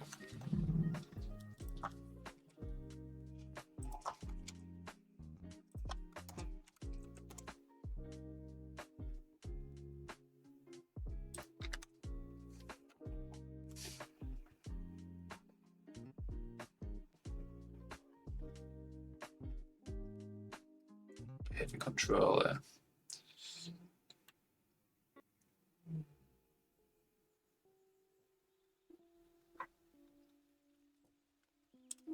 So for auto brain, get game brains.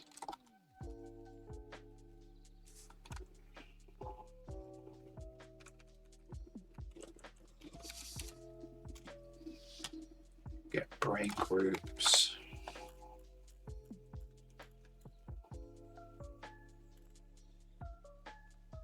So maybe we need to actually go through all the instances.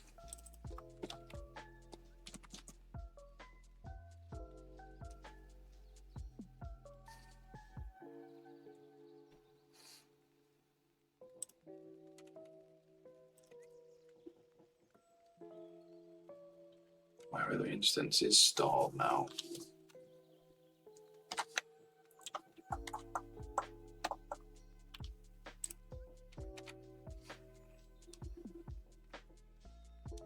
Probably in the behavior controller instances.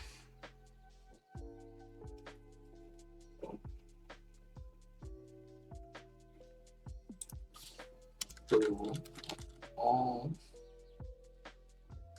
behavior node conditions true. Node ID.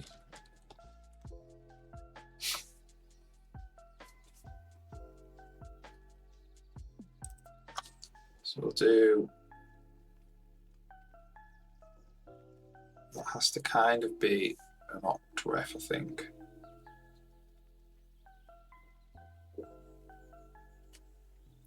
Well, we could do contains behavior node.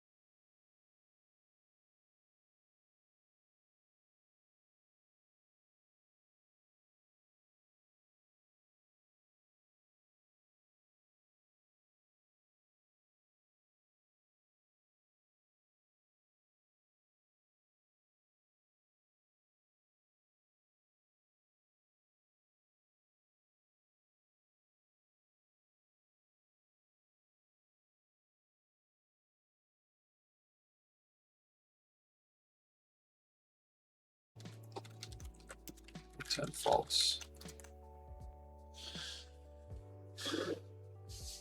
I think that's it.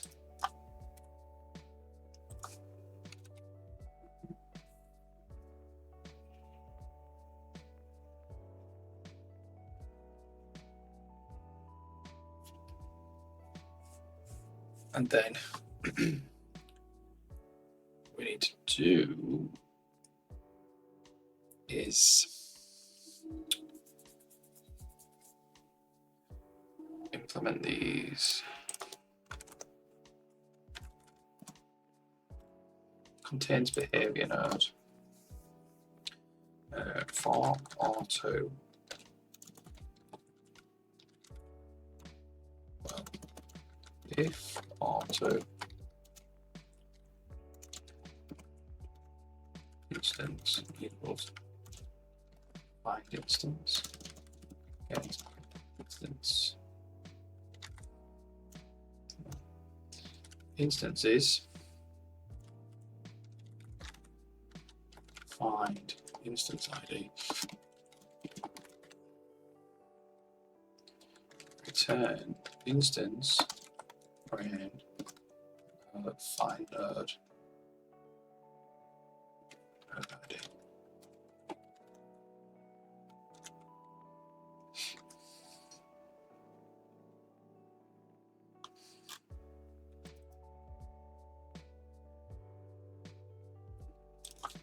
Dot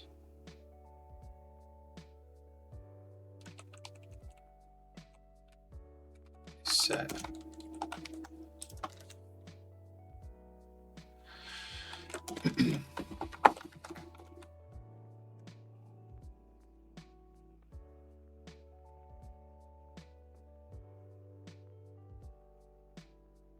right then.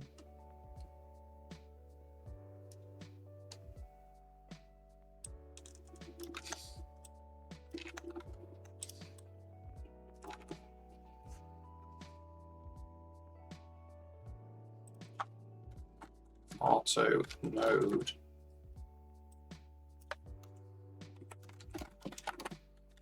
return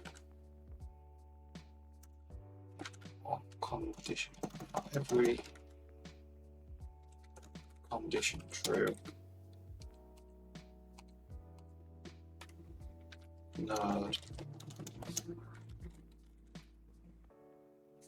Well, we just return actually node conditions evaluated.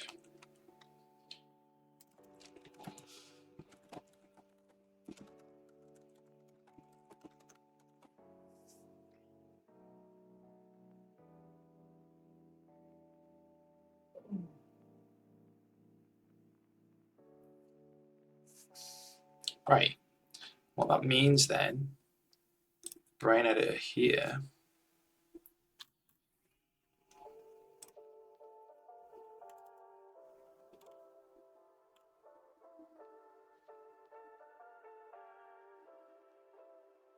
so that's a U64, so we want standard, optional, U64, well, whatever, just make it UX264, instance, current instance, running instance,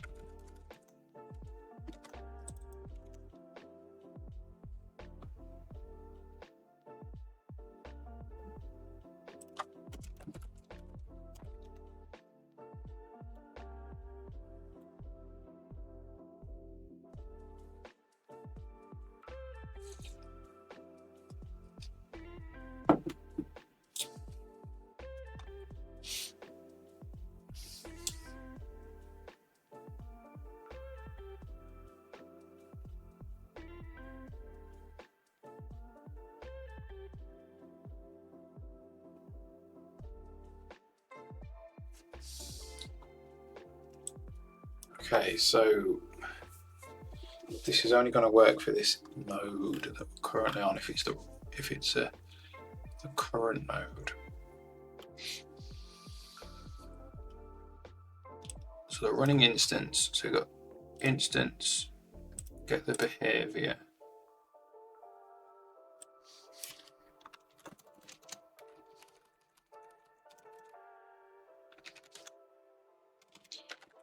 if behavior is not equal to behavior state running, continue.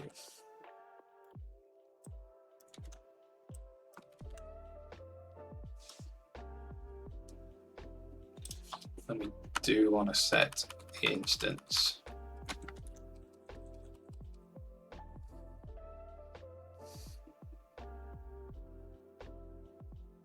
The running instance.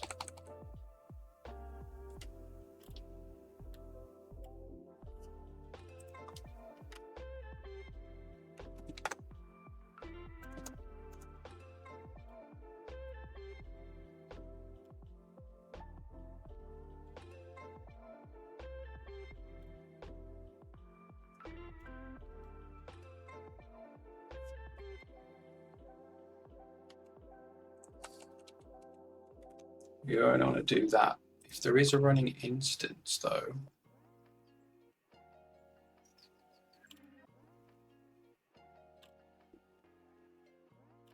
If the running instance, we have the running instance.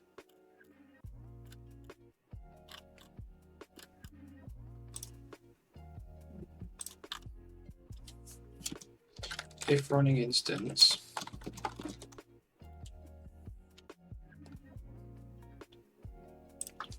and game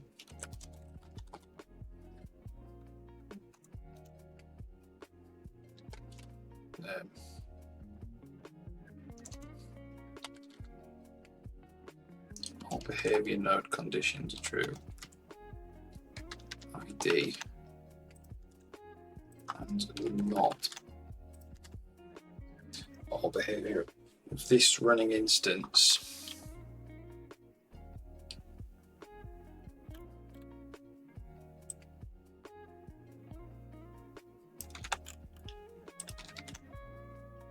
draw it red.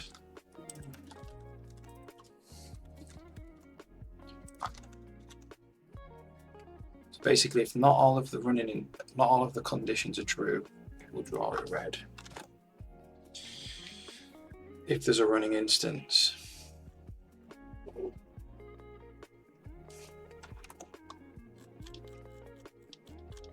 it's quite confusing.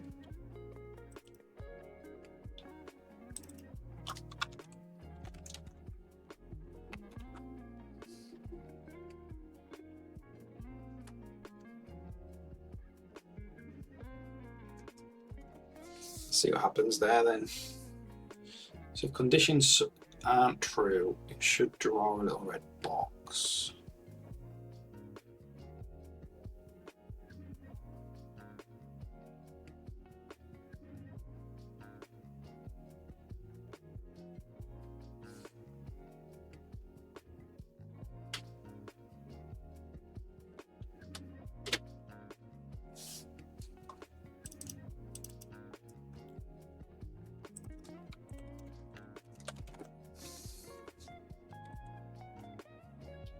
Now we do want to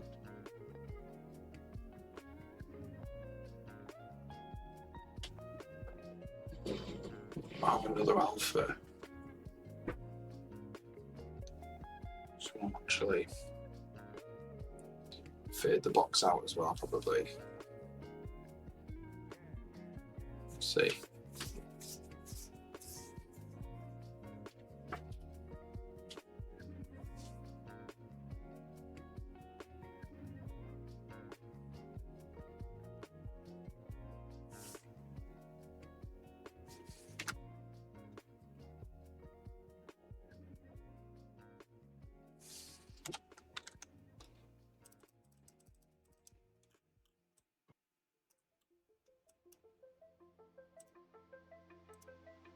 So it's a false condition there. It's not showing red.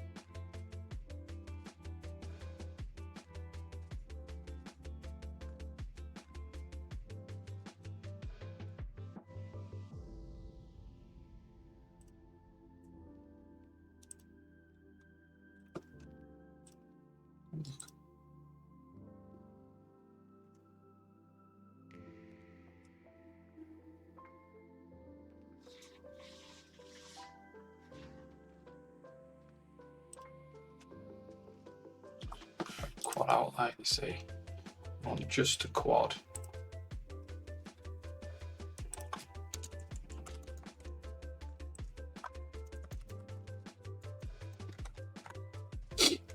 Like that.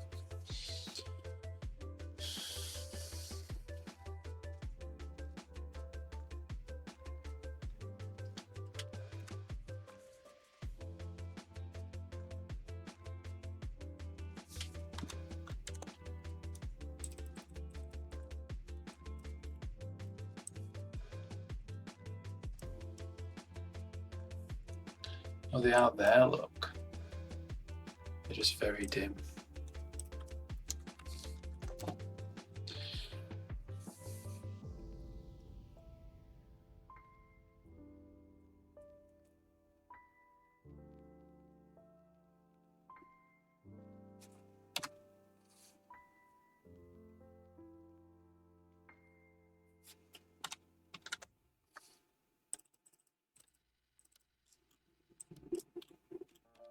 There we go, we can see the ones where the conditions fail now because they've got red bits on them.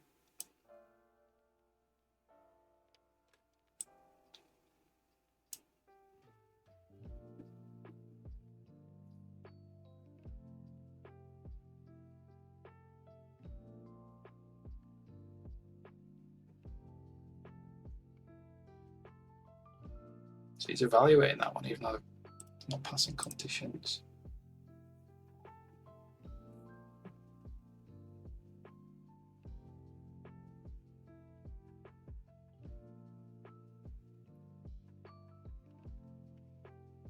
Condition, they're less than 10 meters away.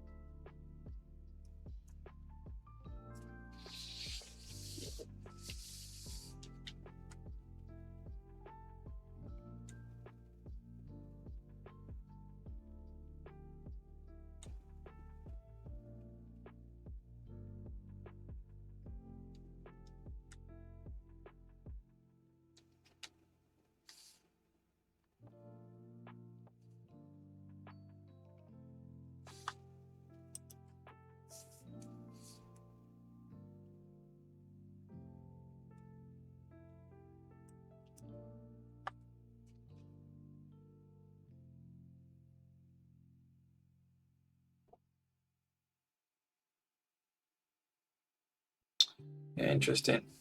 So sometimes it's because the conditions are evaluated every frame. Like there, we're going there even though the condition was not met. We're not less than 10 meters, we're more than 10 meters away.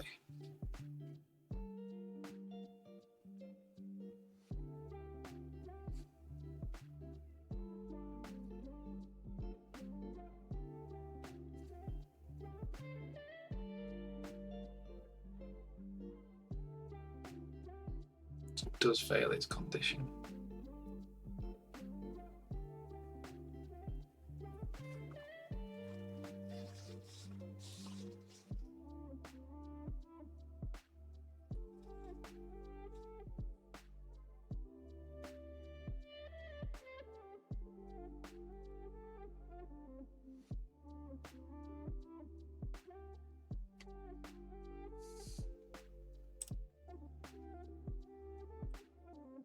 What do we need? What is this then?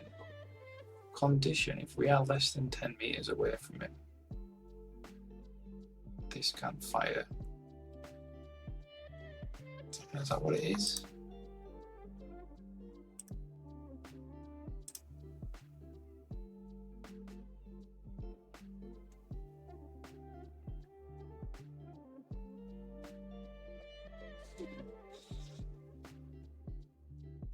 Distance to playable character less than 10 meters. Let's take that away.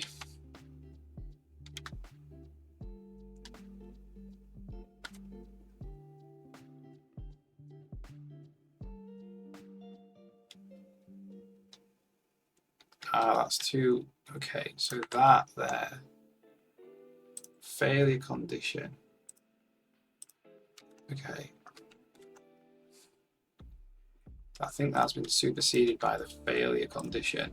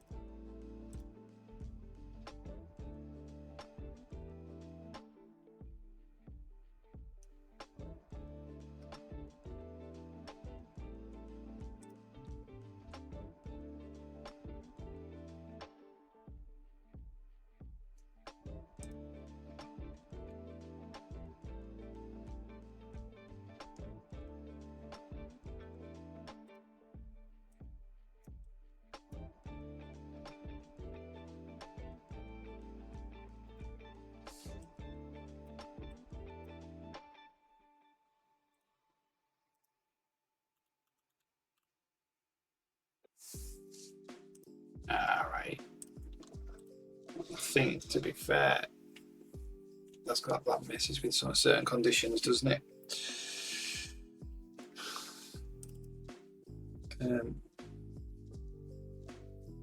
Conditions enable, I think we need to do.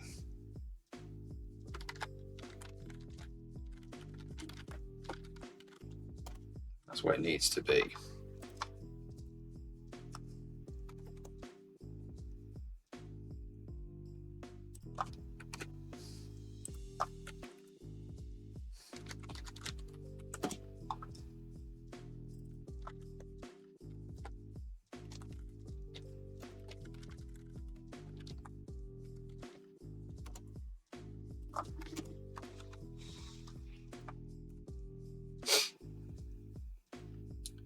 So we've got a condition set. We need to see, we need to go for auto condition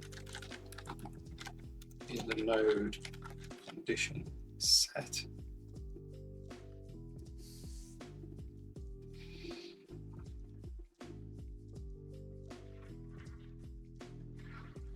Yeah, in the node conditions dot groups. It's for each group actually.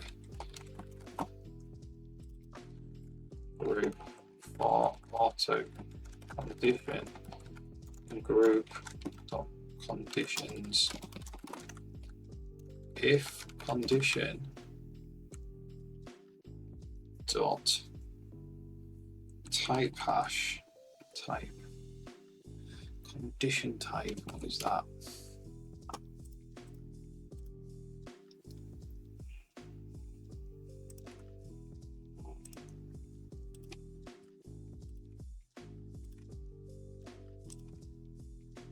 Not that. It's a type hash.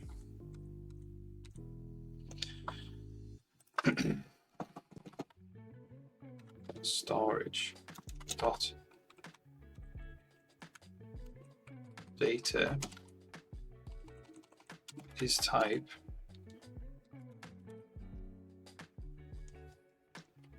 condition false.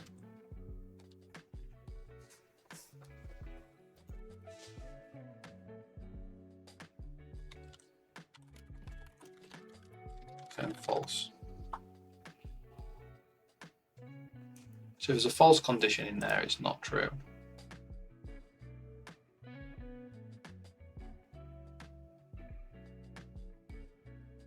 Behavior conditions enabled.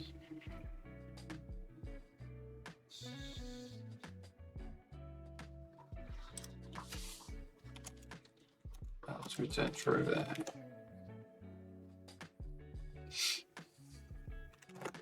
Let's try that.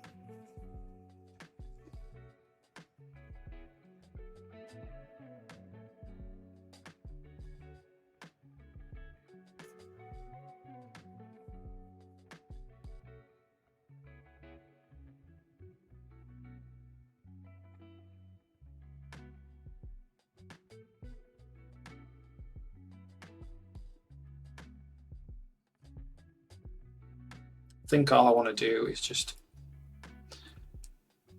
turn off the paths in the editor. I want to be able to show which paths are turned off.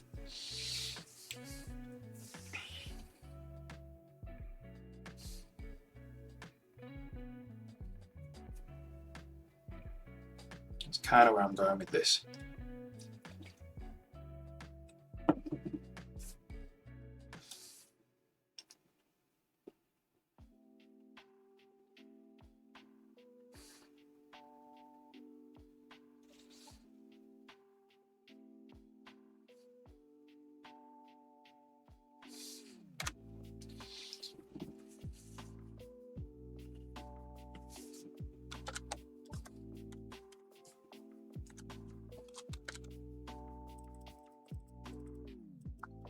Okay, so that one is off.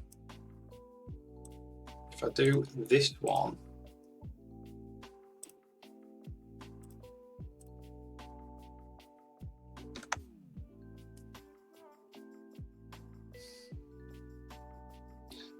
interesting. So that's actually only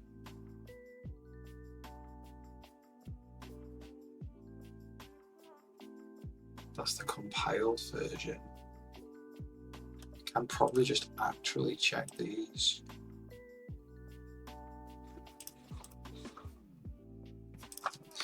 Leave that in because that's good to have. Actually, just check the conditions on this brain node. Them ones. Yeah, that's much better.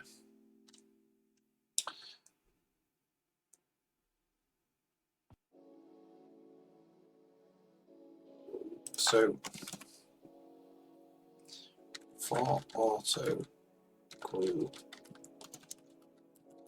conditions groups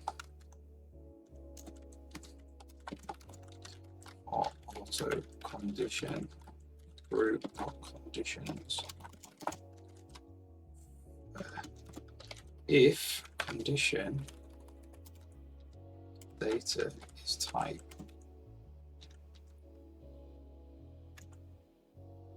condition false,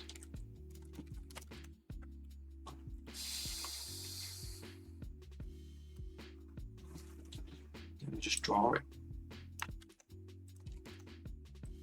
I think that's all we need to do.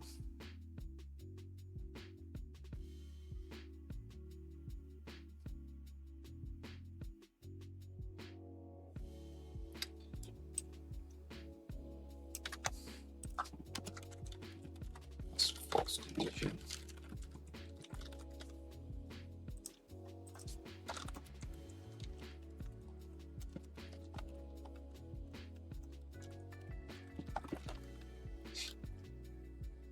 So we don't actually need this.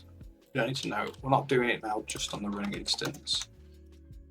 So it's totally fine to not have it.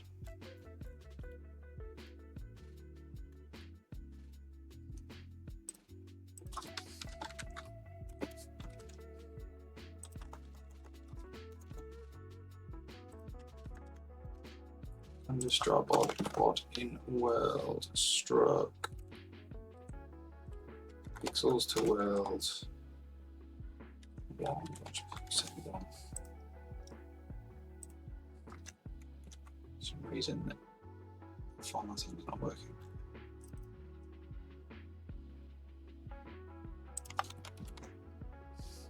Quad border color, color.red.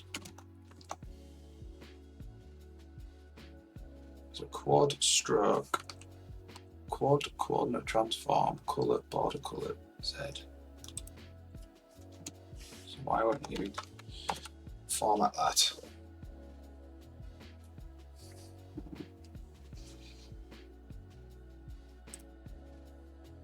Oh. There we go. So we don't actually have to go into the game to get that now. We can just, the conditions are also on the node in the editor.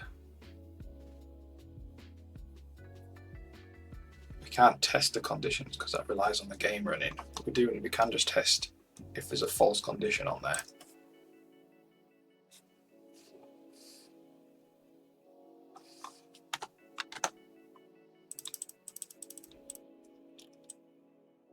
There you go. That has a false condition. Remove that, it's gone. So what I actually want to do is make all the children have false conditions as well. I'll make all the children red. How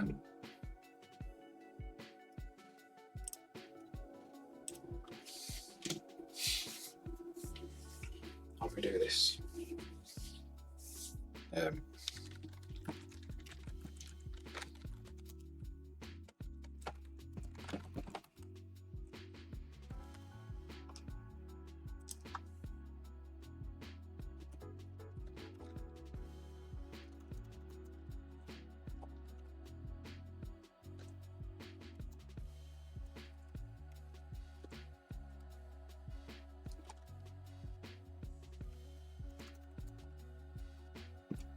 For children.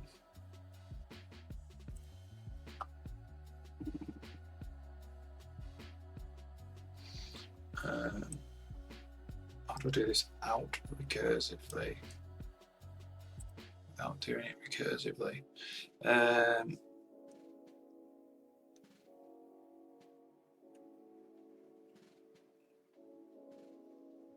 have to do it recursively.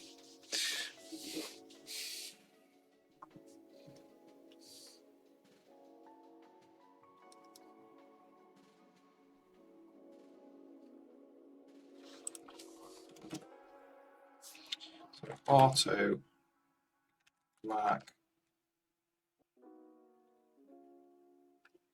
false.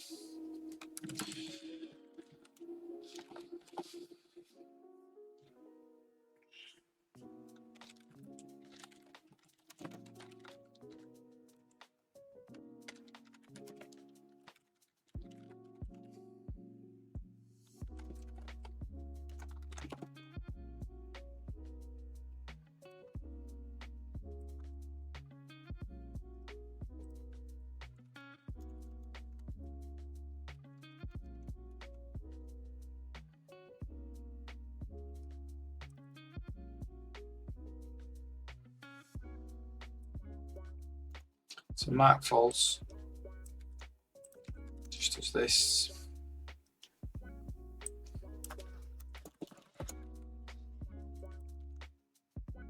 Run.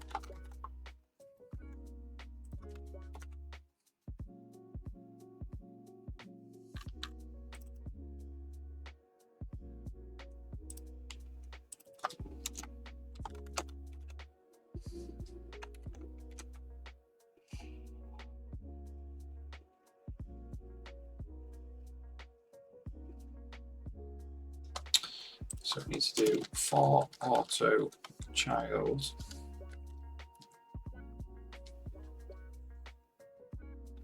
current children false self.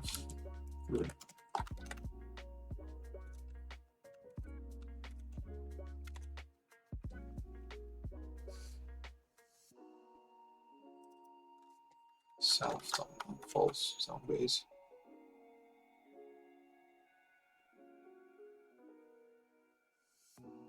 Yeah. And then we just do mark false this.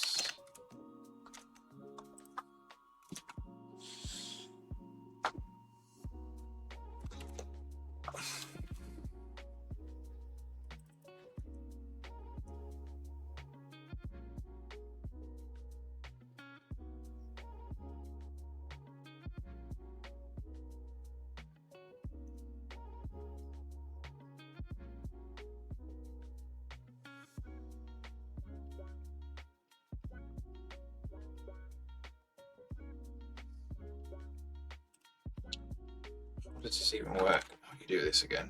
What is it called? The compiler does this. The default level generator does this. This auto itself. Const auto. This auto, not const auto.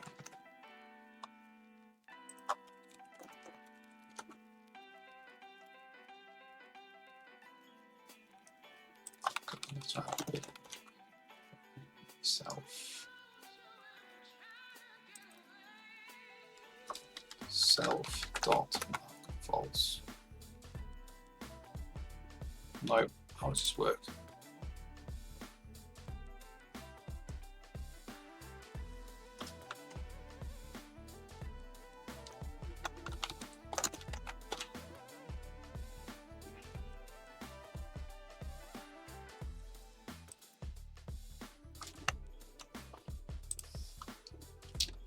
Ah, it's because this is self.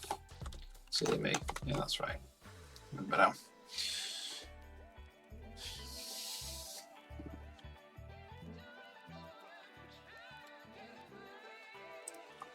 Okay. So let's see. So if you mark part of the tree is disabled or false, the rest of the tree should be marked as false as well.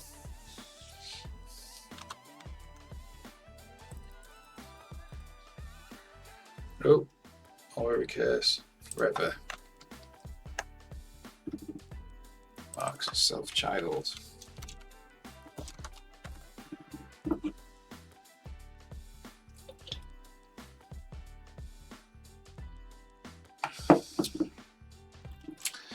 So it's a child. It's an inode. Okay. Get there eventually.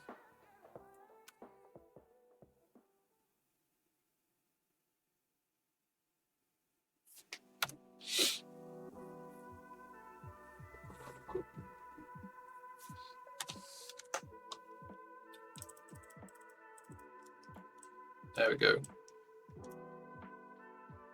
So now if we delete this condition, the whole tree suddenly works.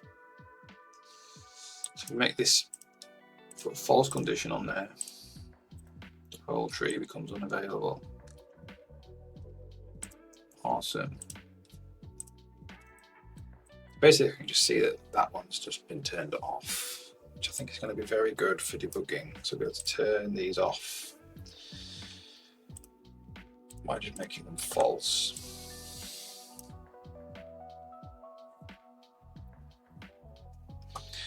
I think we probably want to inflate it by 0.25 as well.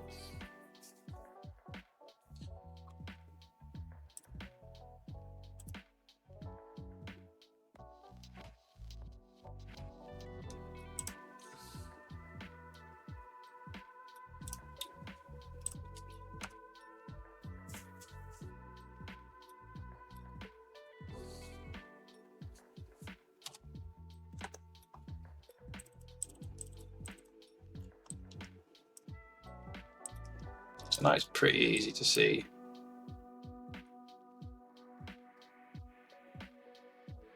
It's pretty easy to see that the node is off.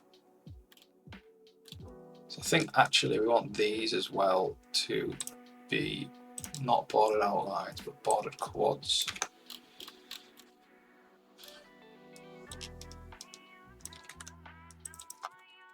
Pure white.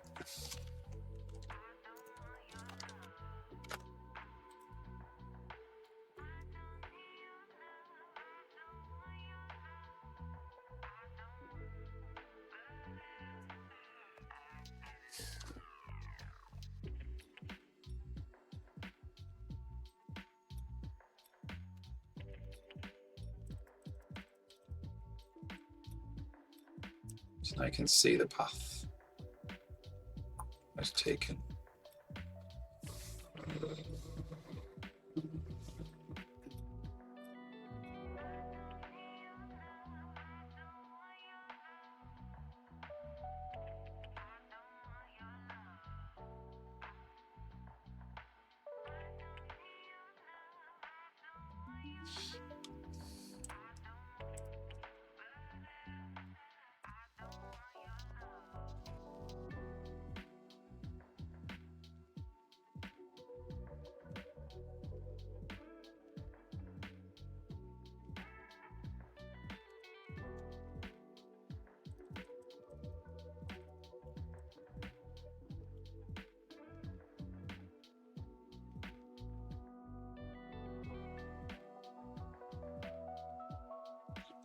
Seems like we've lost a fade now.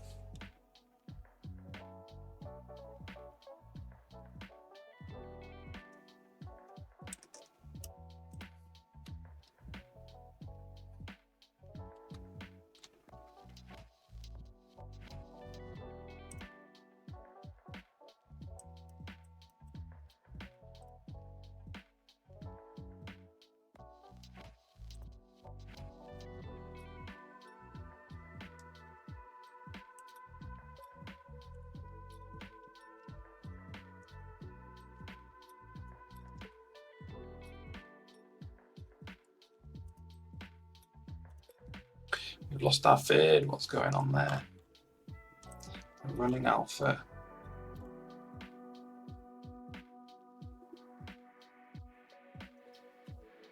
Oh, this needs to be running alpha.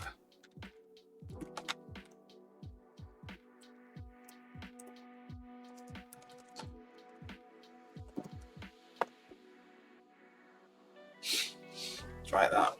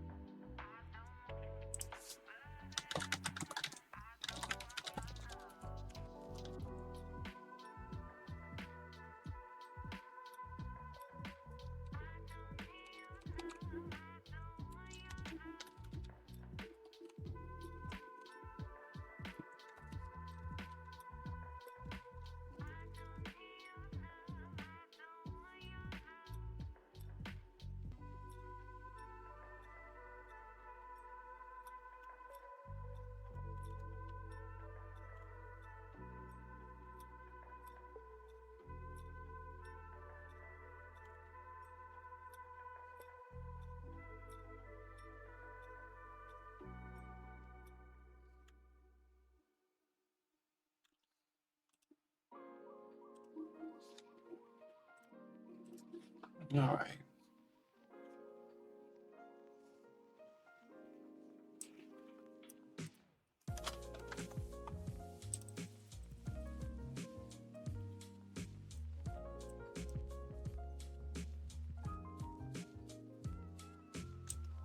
Quite clear now what path they're taking.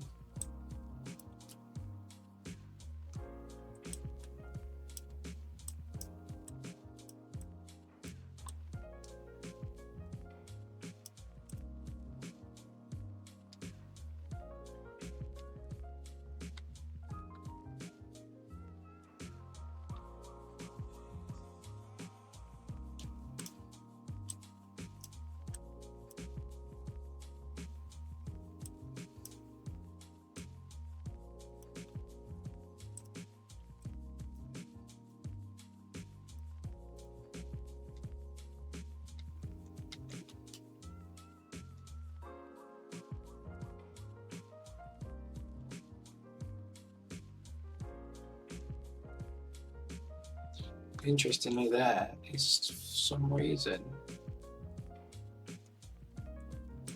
gone to idle.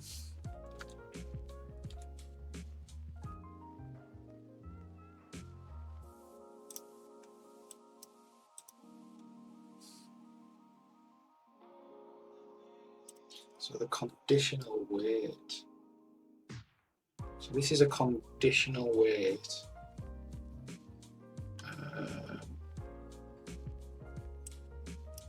We have to turn that off, I think, really.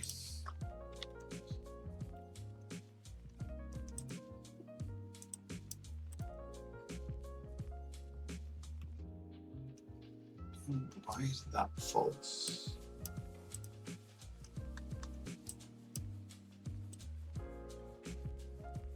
With that.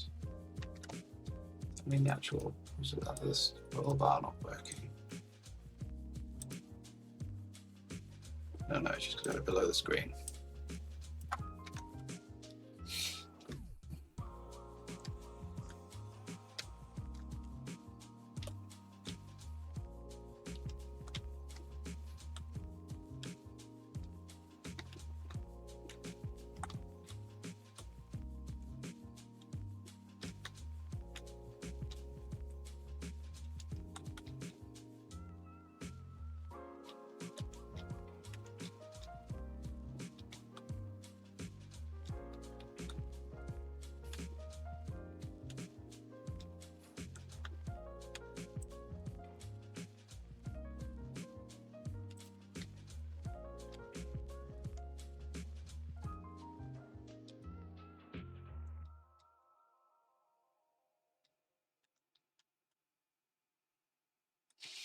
So this combat feels like it might be quite easy. Just because it takes him ages to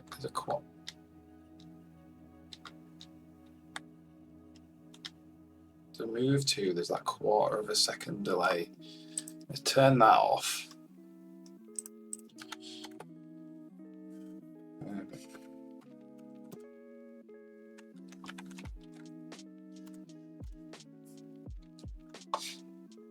Whatever that actually is.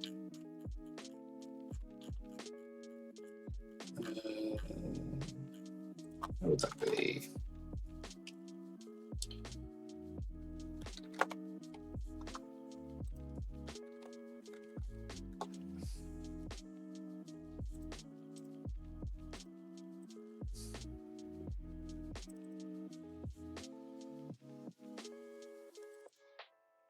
Yeah.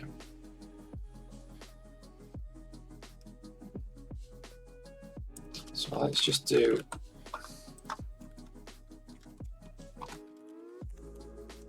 you don't need so there's no delay. See if that speeds things up a bit.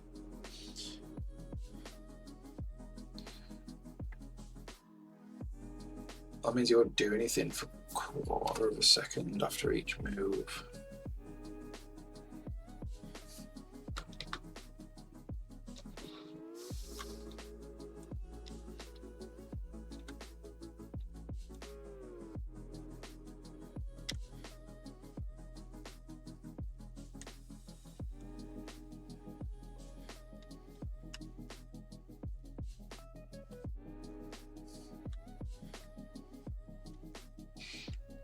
Feels quite good though. I mean, it's not meant to be a difficult combat game. It really does miss. To make this a lot harder, if you move, you should decide to strike. If you should decide where to strike. How would you do this? Yeah, see, here is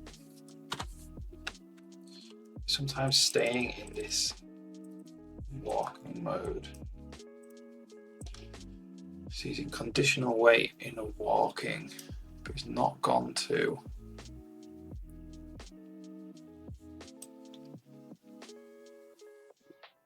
Okay.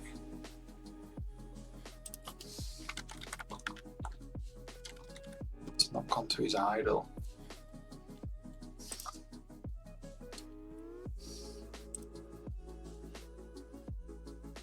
So I'm not even in the combat routine.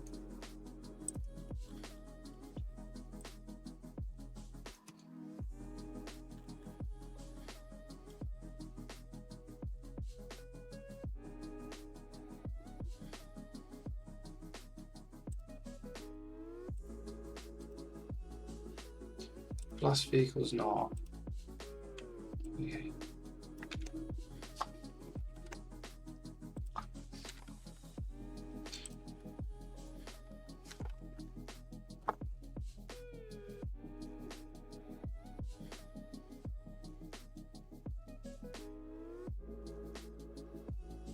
Try that, see if that fixes it.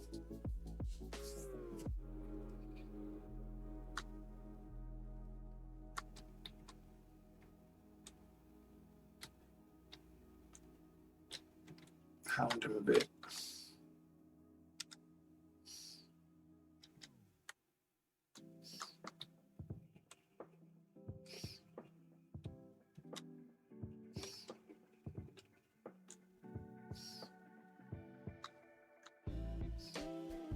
Obviously, if he's walking backwards, he needs to play the walking animation backwards as well. I wonder if you can even do that. I wonder if you can do that with Spine, play animation backwards.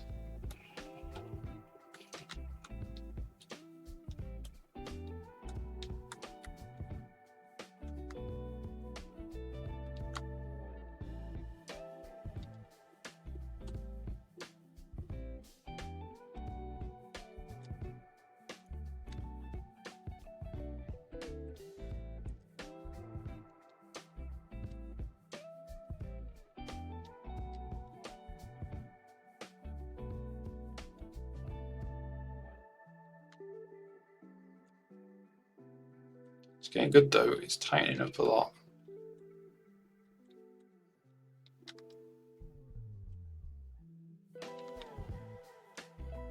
Stand close to him.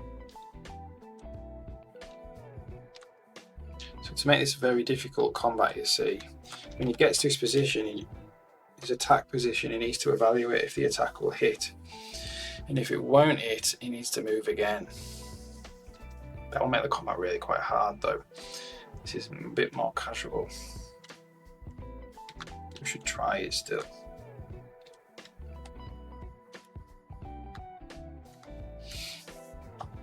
Let's see if we can actually, let's just check in what we've done. I just want to see if we can put Spine, play animation backwards.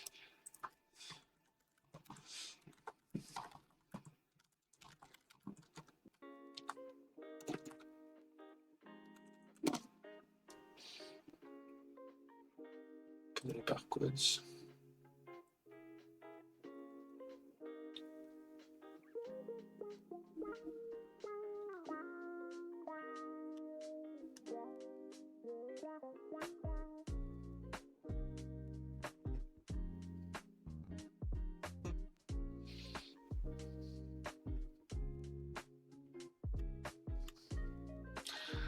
This is a few years ago.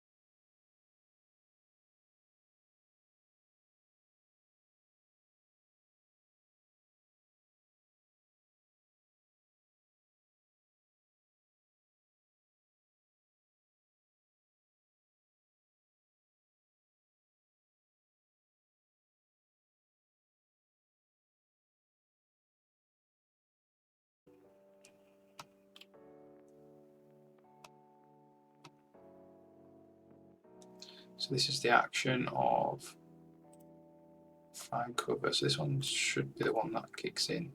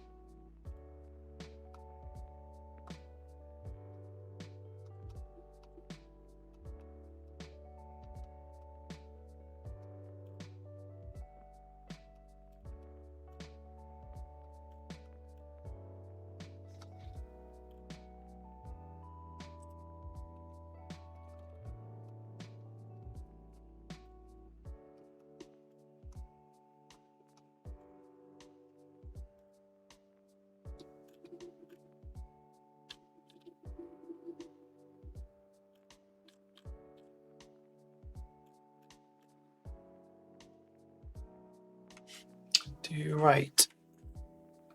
Fast Mama Jammer, nice name. How's it going? Do you write a game engine? Any games in Steam? No games in Steam, just writing a game engine, yeah. Maybe one day I'll release something on Steam, but not at the moment. I've always been more interested in, like, you know, the game's technologies. So making the engines or the tools. But I'm going to try and make a game now, I think, with the engine, stress test the engine. So what are we doing here? Trying to find cover. Maybe it couldn't find cover. Not many people doing C++. Yeah, I've noticed that as well. Which is interesting. Not many people doing engines either. So it does find a cover point. Return success. Ooh.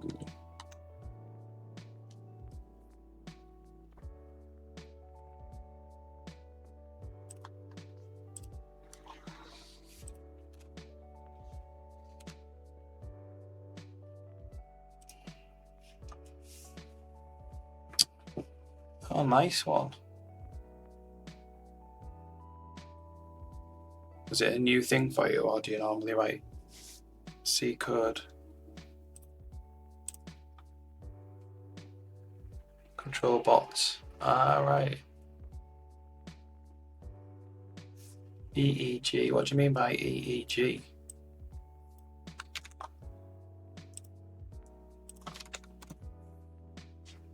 Oh, do you mean the, like, with the brain? Wow, that's mint if you did that.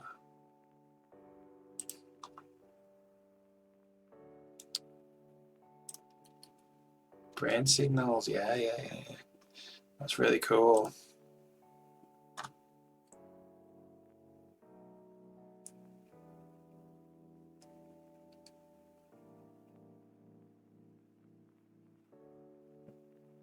Yeah, man, that is really cool. That.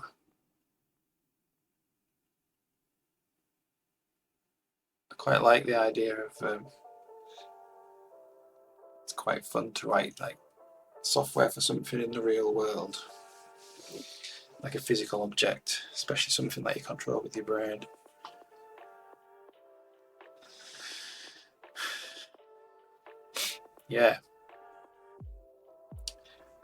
Yeah, people who can't move their arms, or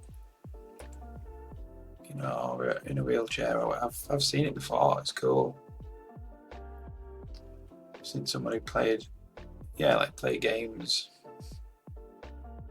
play computer games with your brain, or do anything. Yeah, it's really cool.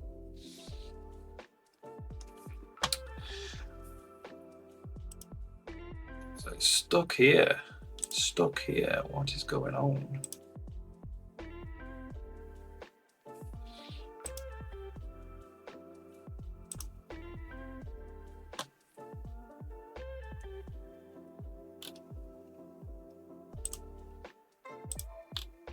So it's stuck trying to find cover.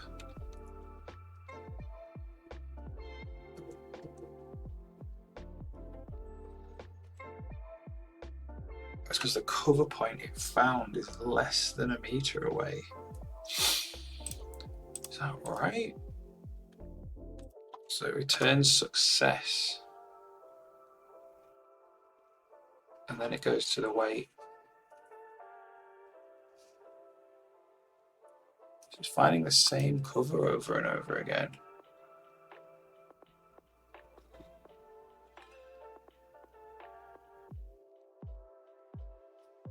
I don't think that's actually how I want that to work.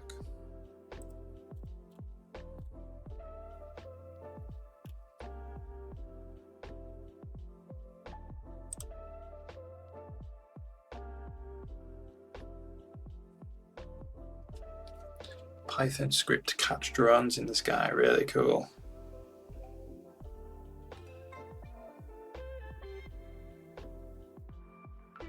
Yeah, that's awesome.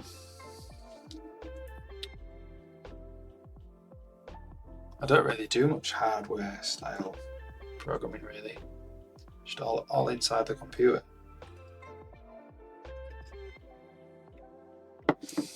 I did it for when I was at school I did a bit. Built a guitar tuner. Well, that was thousands of years ago that was.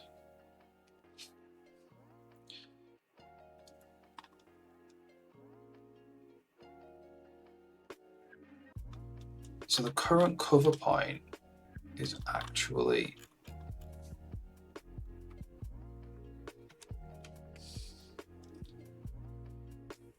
returning success because it's really near the current cover point. I think really that needs to go away.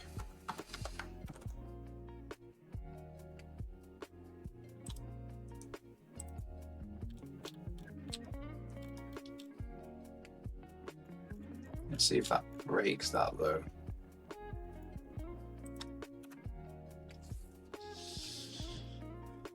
You're not a developer. No. Just did do the C thing as a bit of a hobby. I'm only a hobbyist really. I have written code in my professionally in the past. Not anymore. Apart from a little bit if somebody needs something doing.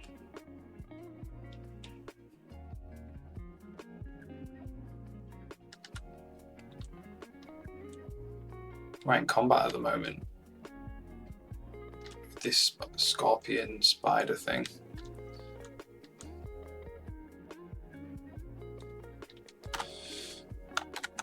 The engine bit is these behavior trees. So the combat's driven by these trees. And they get executed. This is like the brain for the scorpion thing. I've called him Spidian. And you can see he's like executing paths to decide what to do. So that's finding cover. So he's finding cover now. We'll go up and I'll sit there. And he's managed to put this red thing is a collidable. So he's sat behind an object. Because he's not necessarily an aggressive scorpion at the moment. The brain that I've built is meant to be like passive. He will only attack you if you get too close to him or whatever. So if I go up to him, he'll set that and he'll start attacking me. Sometimes he won't attack me. He'll just put his tail up and he'll be like, don't come any closer. And now he's like backing off back into cover.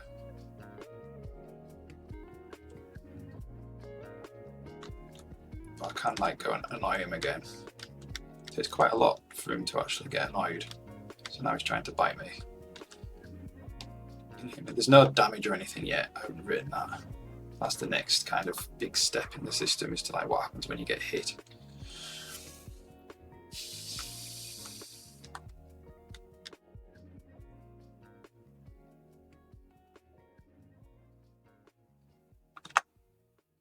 But now he's going to find cover down here. A couple of things I want to do. I want to be able to copy and paste these nodes actually.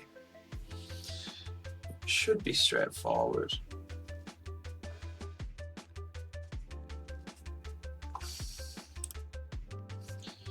So now he's waiting in cover. This is a conditional wait.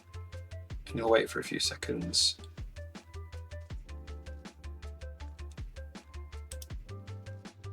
So this is a bit that was getting stuck on. He was waiting. And then he was trying to find cover again.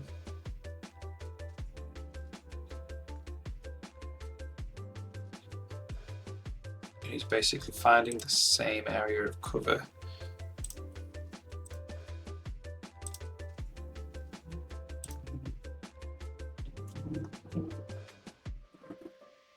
He's only meant to wait between 5 and 10 in-game minutes, which he's doing, and then he's coming straight down here again.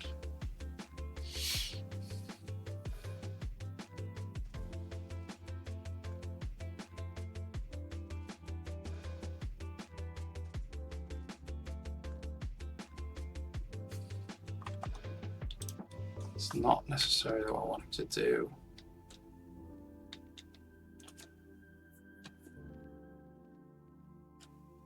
I don't know, maybe it is.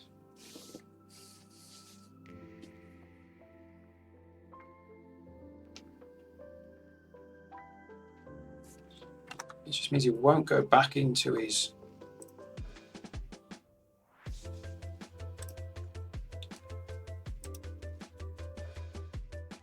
maybe that's why I had a fail there. I had a fail there before. Or I had a condition that he could find cover. And that was the distance to this node. The distance to playable character is less than 10, was it? If the distance to playable character is less than 10, you can find cover. That might be what's causing it to loop.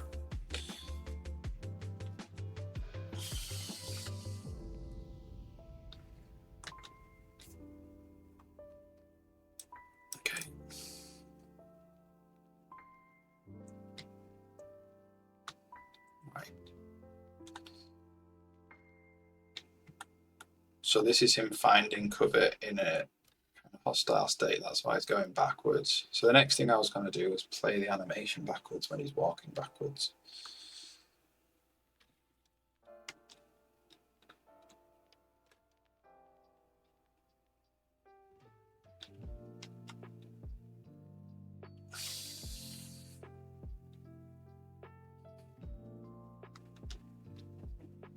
Oops.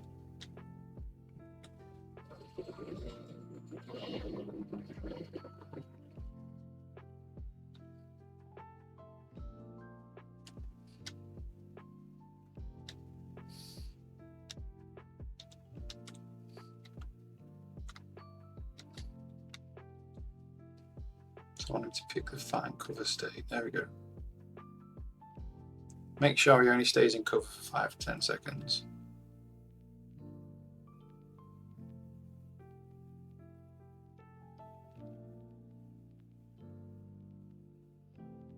Yeah, there we go. That's good. That's what I wanted. All right, so next step is make the animation play backwards. If he's walking backwards, right.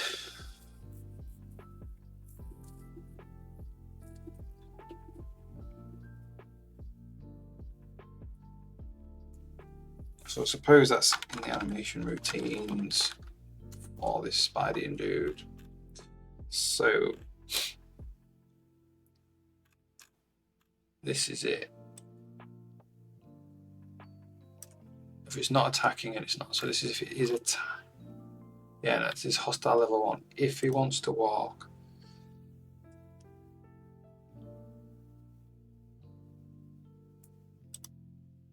so that returns a handle, right?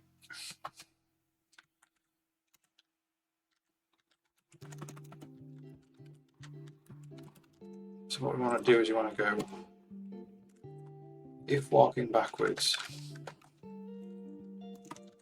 whatever that is, don't know what that is, rig dot play animation backwards.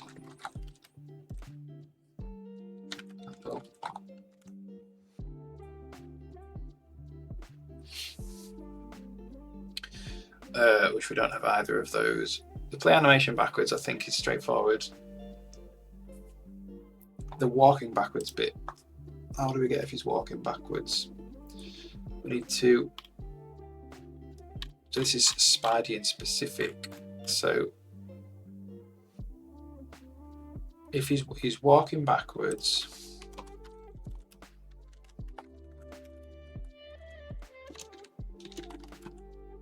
equals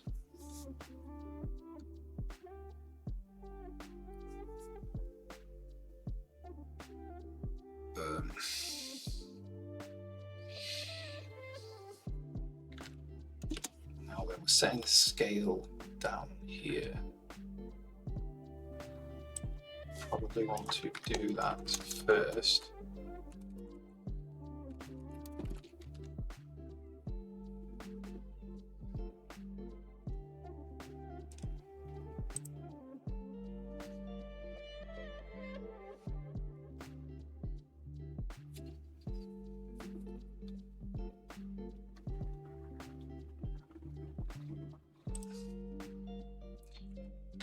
Rig.get scale X. So that's 1 if he's facing right, left in this case.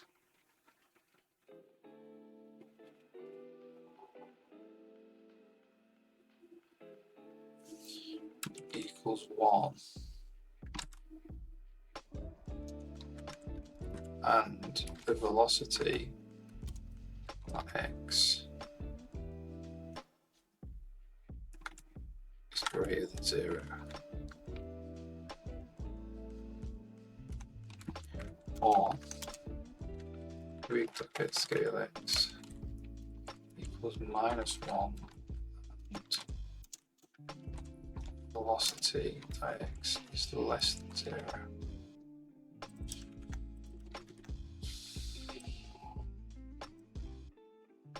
So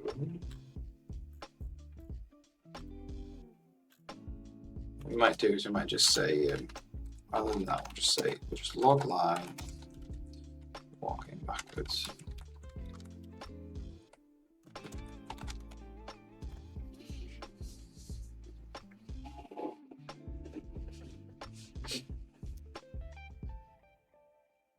And then we should get some output down here in the output window when he's walking backwards.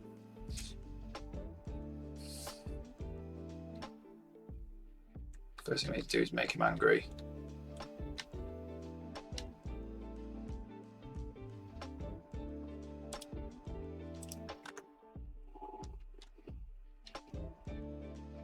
I think that's working. Okay. So we need rig.play animation backwards, passing in the animation handle. Okay. So that probably should be a bool. Play animation backwards, animation handle.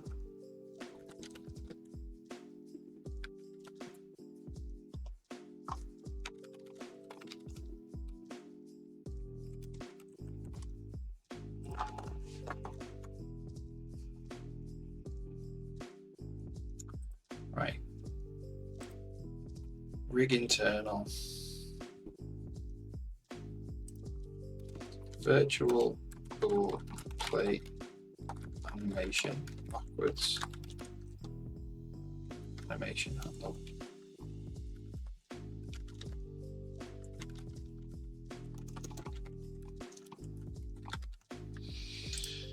And then with a spine specific rig, you need to implement this. Bool play animation backwards, animation handle.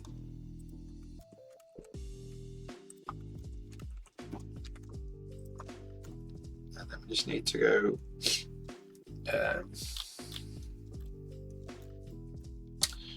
spine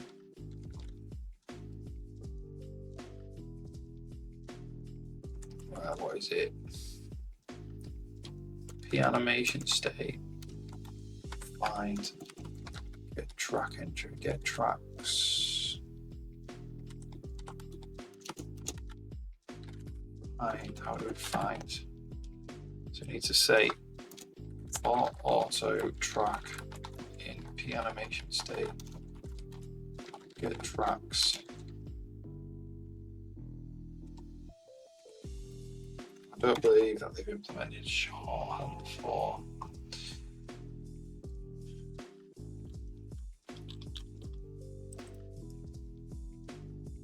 Which is really annoying. I don't know why they don't use standard vector. Alright. For auto track equals null pointer. That's track entry. Track equals null pointer.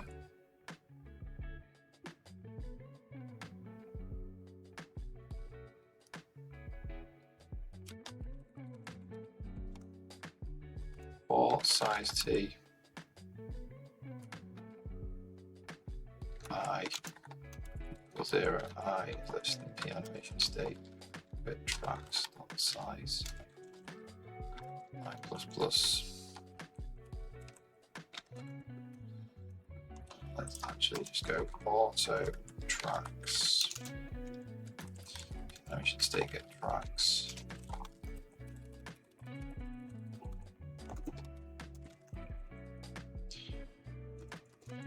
If tracks I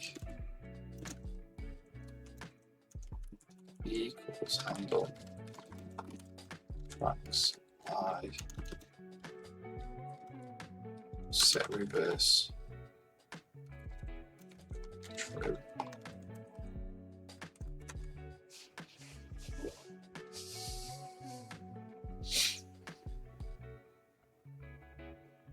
Right.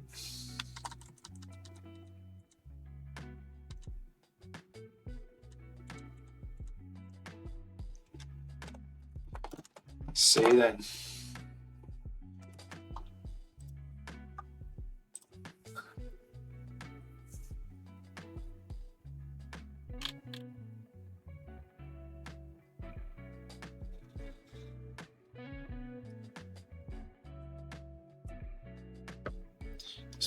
This might improve the look of it quite a bit. Maybe? I don't know. We'll see.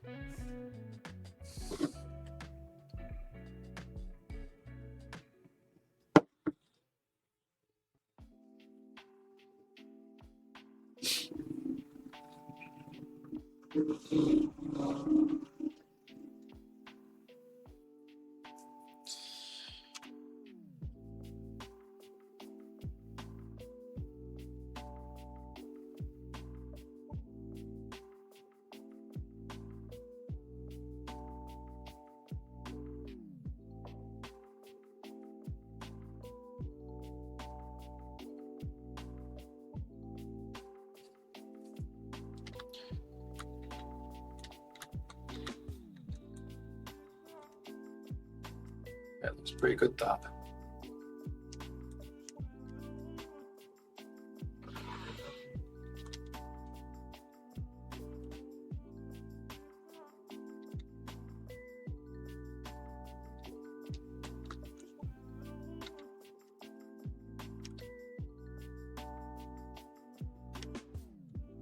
Definitely playing it backwards, I think.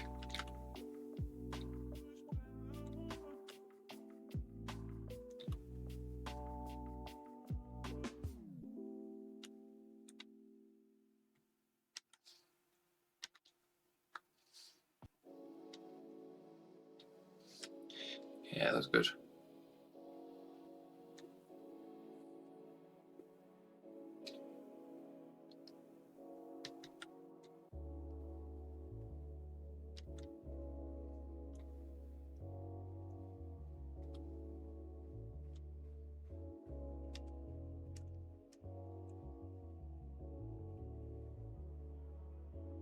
Okay, so what's going on there?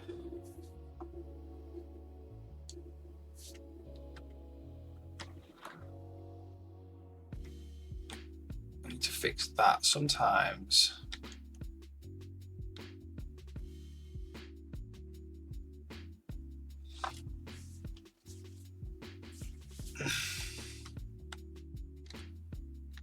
Sometimes he doesn't go back to his idle.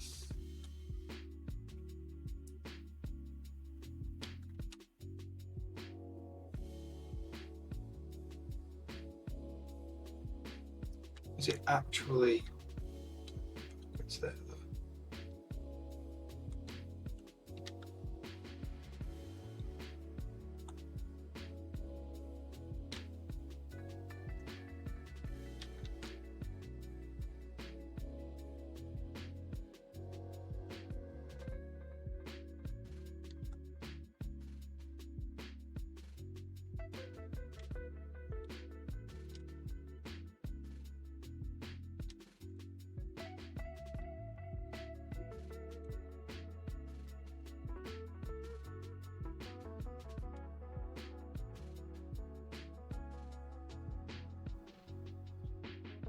No, definitely playing it forward there.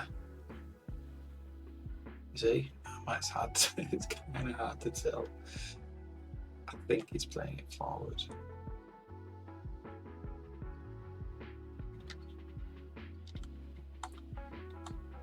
Playing it backwards there. So when he does his retreat,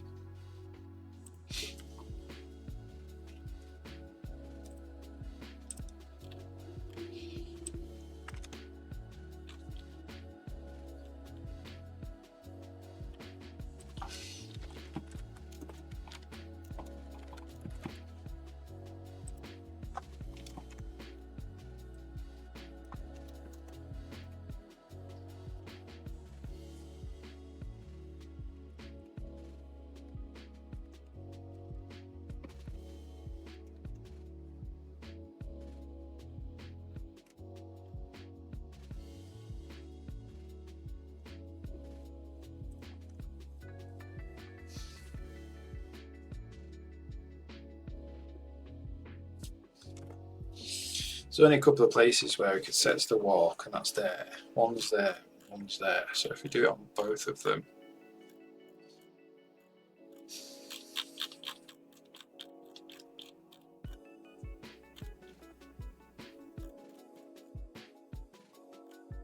should play it backwards.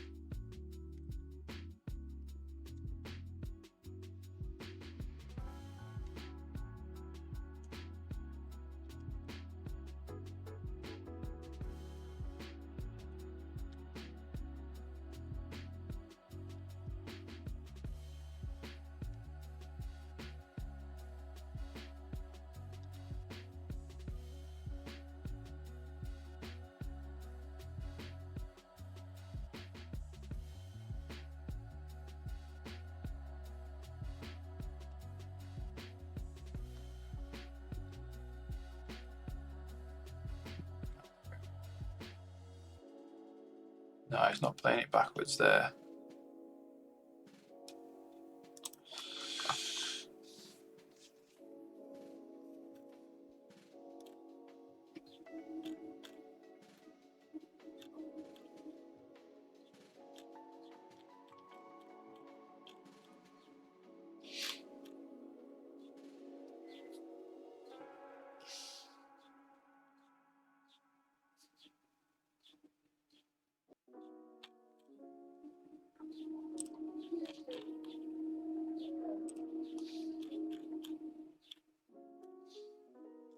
Okay, let's just print what hostile level it is. Whatever that would be, probably in the combat controller.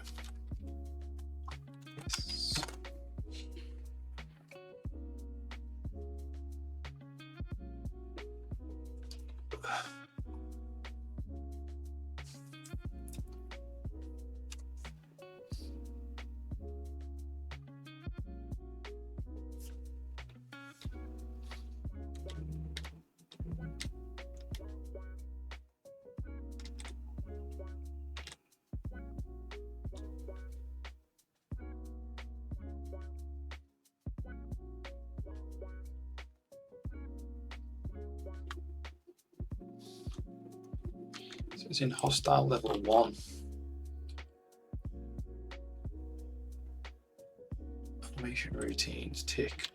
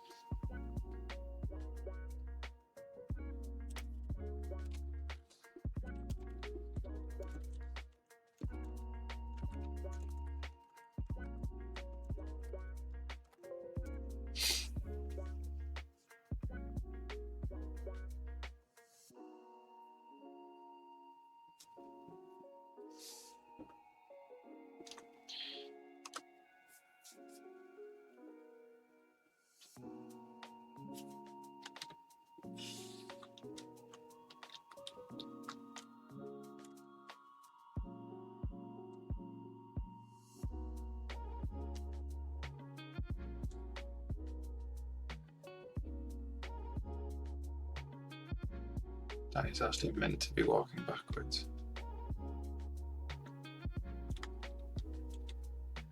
That is actually working. So I'm going to do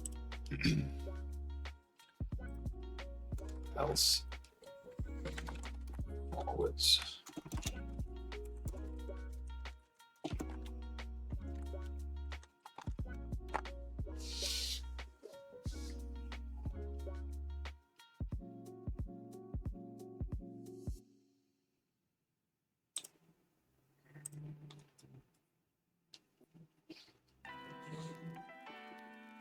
You know, the type of animation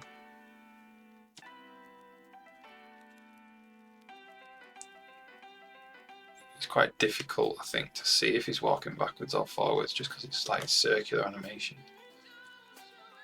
He says he's definitely.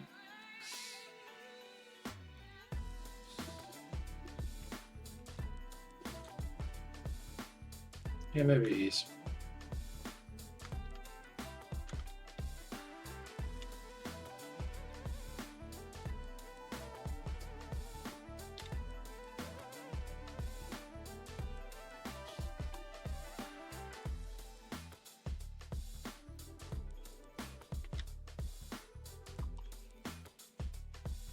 A lot of spine again. See if spine can do it.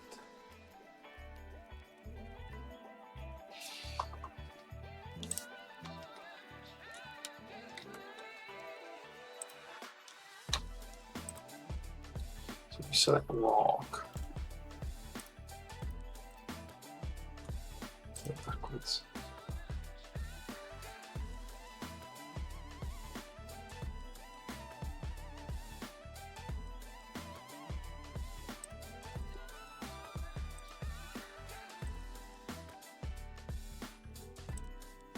Yeah.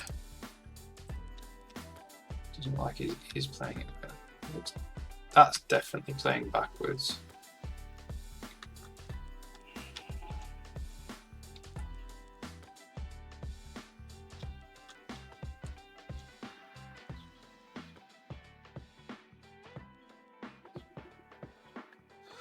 I don't know, man.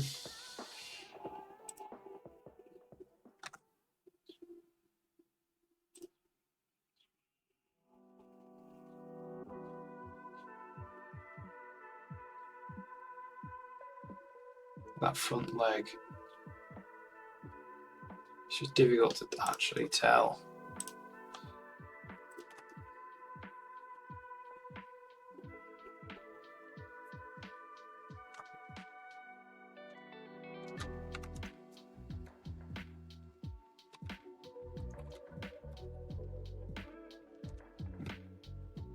No, we're not doing it. We're not doing it. It must have been my brain just telling me.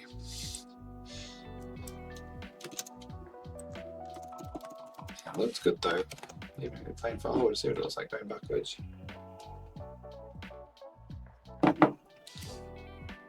Is the end of the day. It did look like it was playing backwards, but obviously not.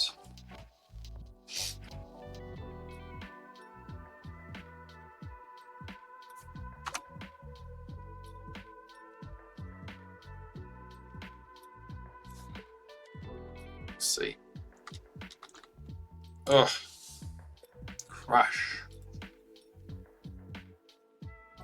Crash.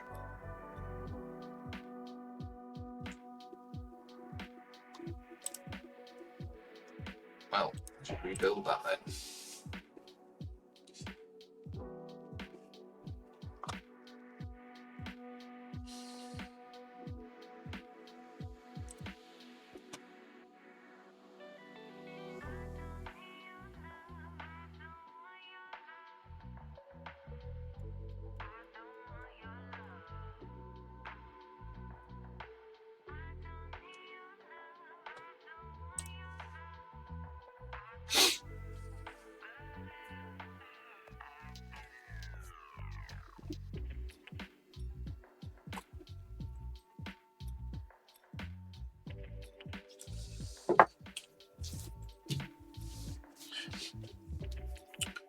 Then, once we got this out of the way, we'll have to stop for today, but tomorrow we will deal with what happens when we move out of the room and he's hostile.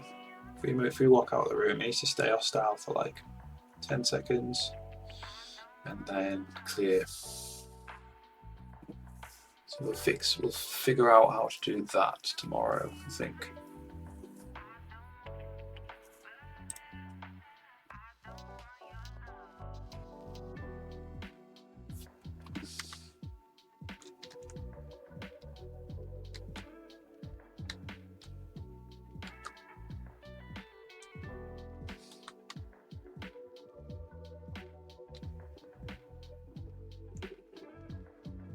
Here we go, he's definitely moving backwards there.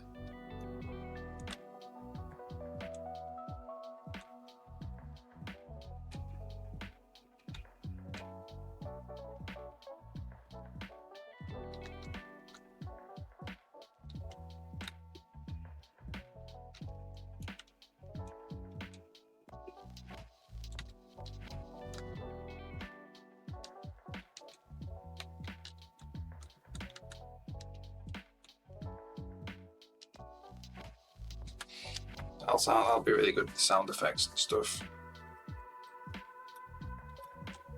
And like particle effects and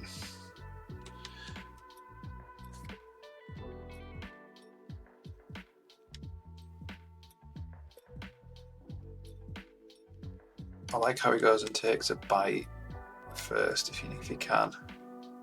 Bites you, then strikes you.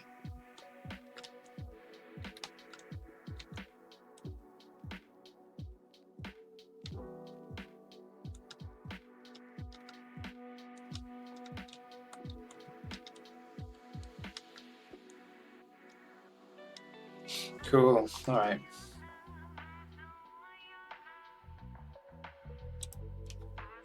There we go then, so you can walk backwards. What do I want to do for the last 10 minutes? About 20 minutes. Find the part in the code where we would deal with him and walked out of the room. So now he's really angry. So let's leave. Let's look at his behaviour tree and see what he's actually doing. He's not doing anything.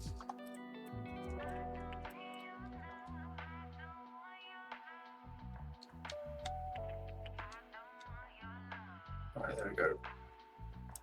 He's in conditional wait there. Angry. This is his angry, hostile level 1.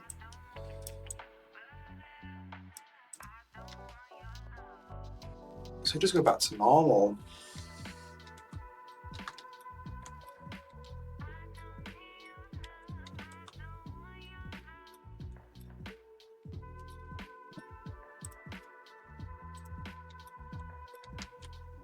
So now he's in this attack.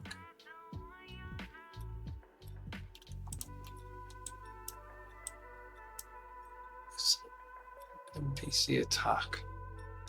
So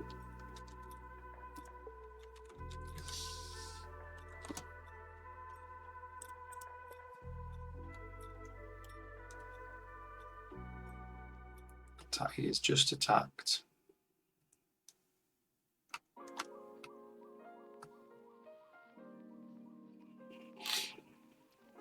So if they're in different rooms, we need to basically return fail.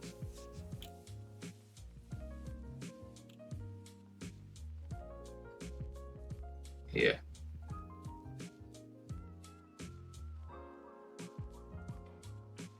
So if they leave rooms, so if I'm not in the same room, the attack needs to fail.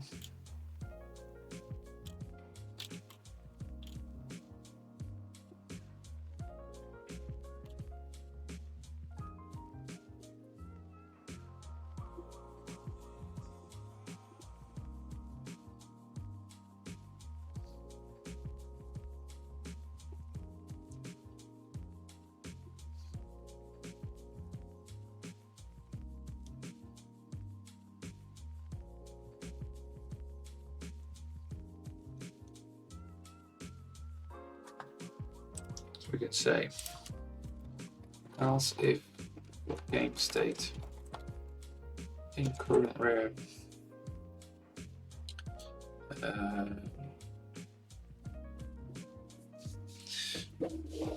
in current room with the entity ID really as well.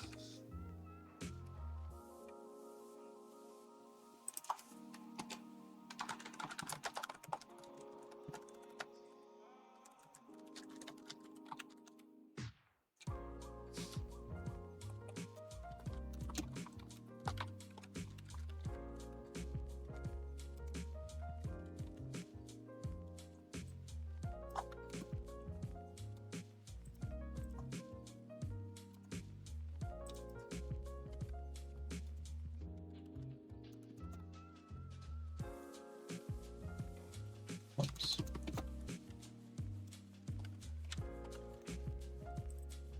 Turn location get entity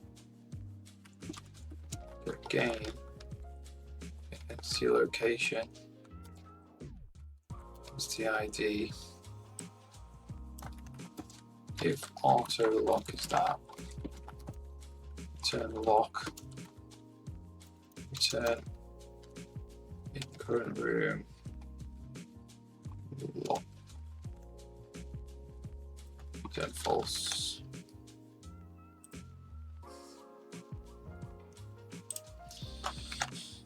And then we can say now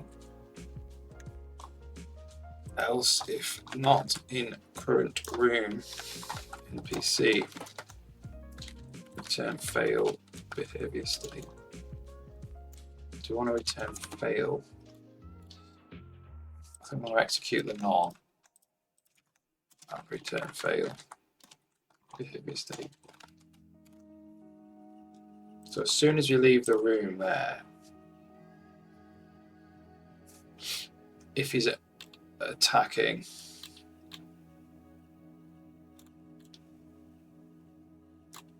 the playable character, which is always in the current room.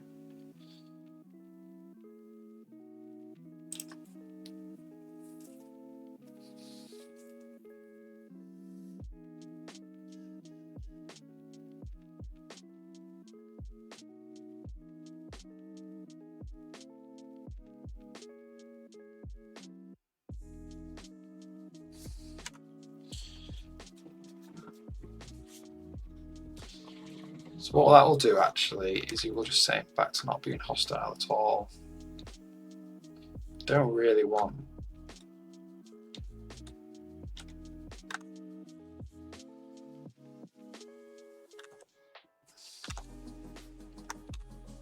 him to remain hostile for a bit, so if we go back in he's still annoyed.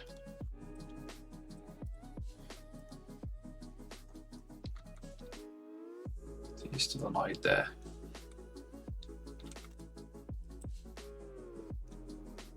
It's actually not being executed.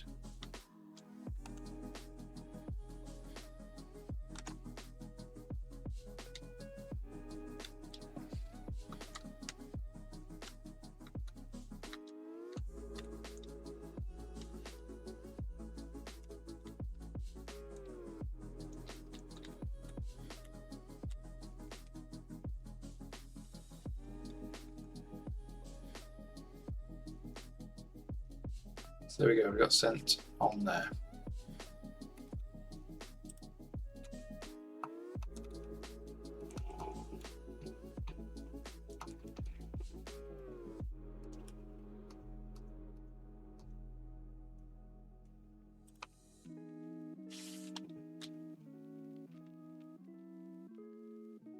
Didn't work.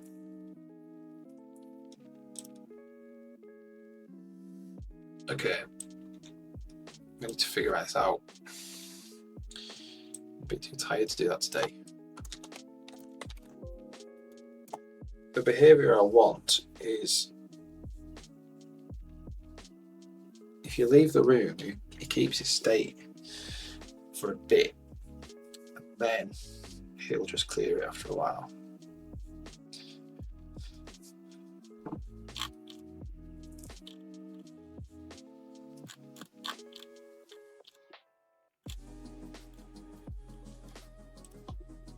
So it looks like the behavior tree does sometimes stop executing if I leave the room.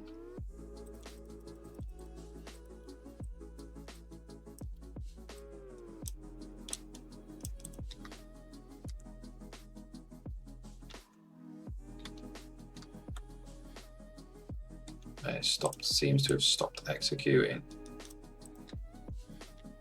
Now it's back to being executing. Now it is executing. Ooh. It must be because the whole thing fails.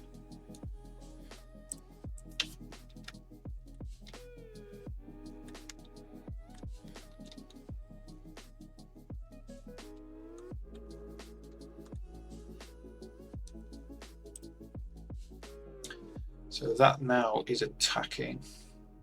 Doing attack medium.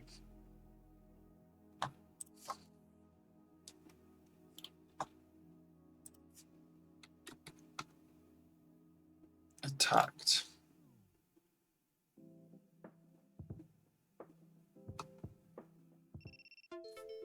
Yep. 10 more minutes now.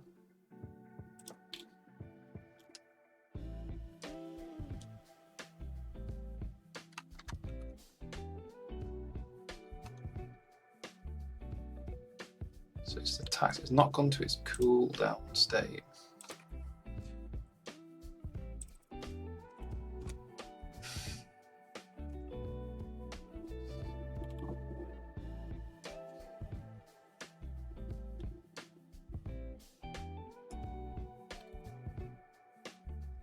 Maybe it's because we're not actually ticking the rig.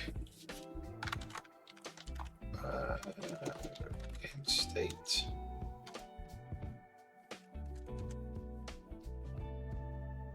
Tick animation controllers. It has to be in the same room to tick them. Now then.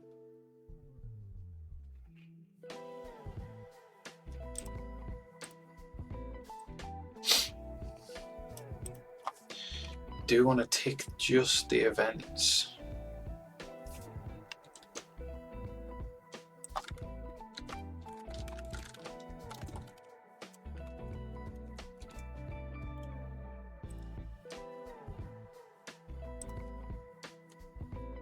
So let me do that.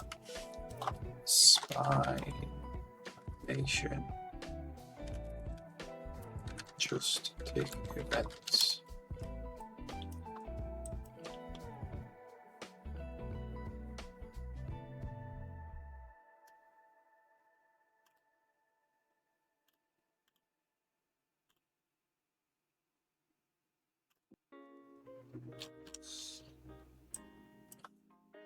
Only generate events.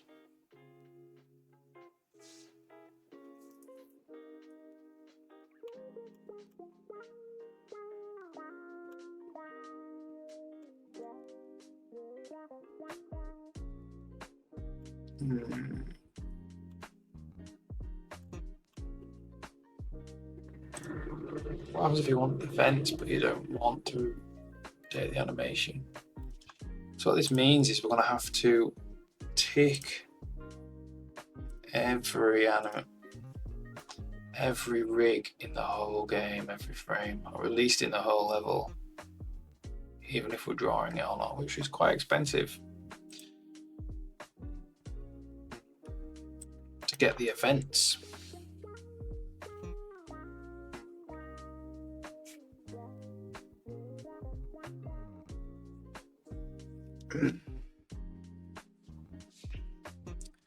I knew it was firing a custom event, aren't we?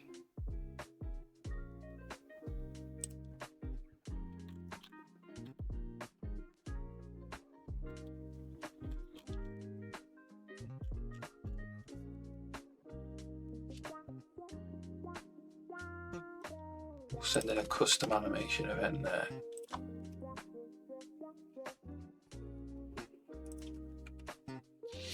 So that might actually be fine.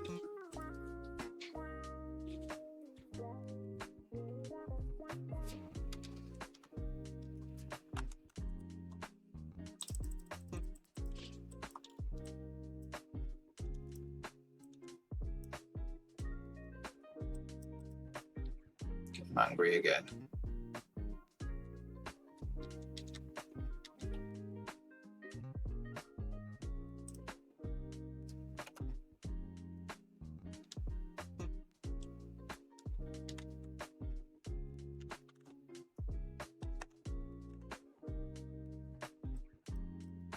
Okay, so we seem to be in this state now where we are not able to move past the attacked state.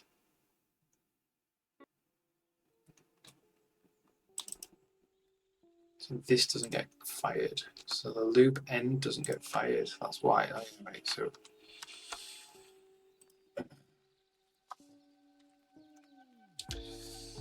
it's because that doesn't get fired. Because we're not in the same room.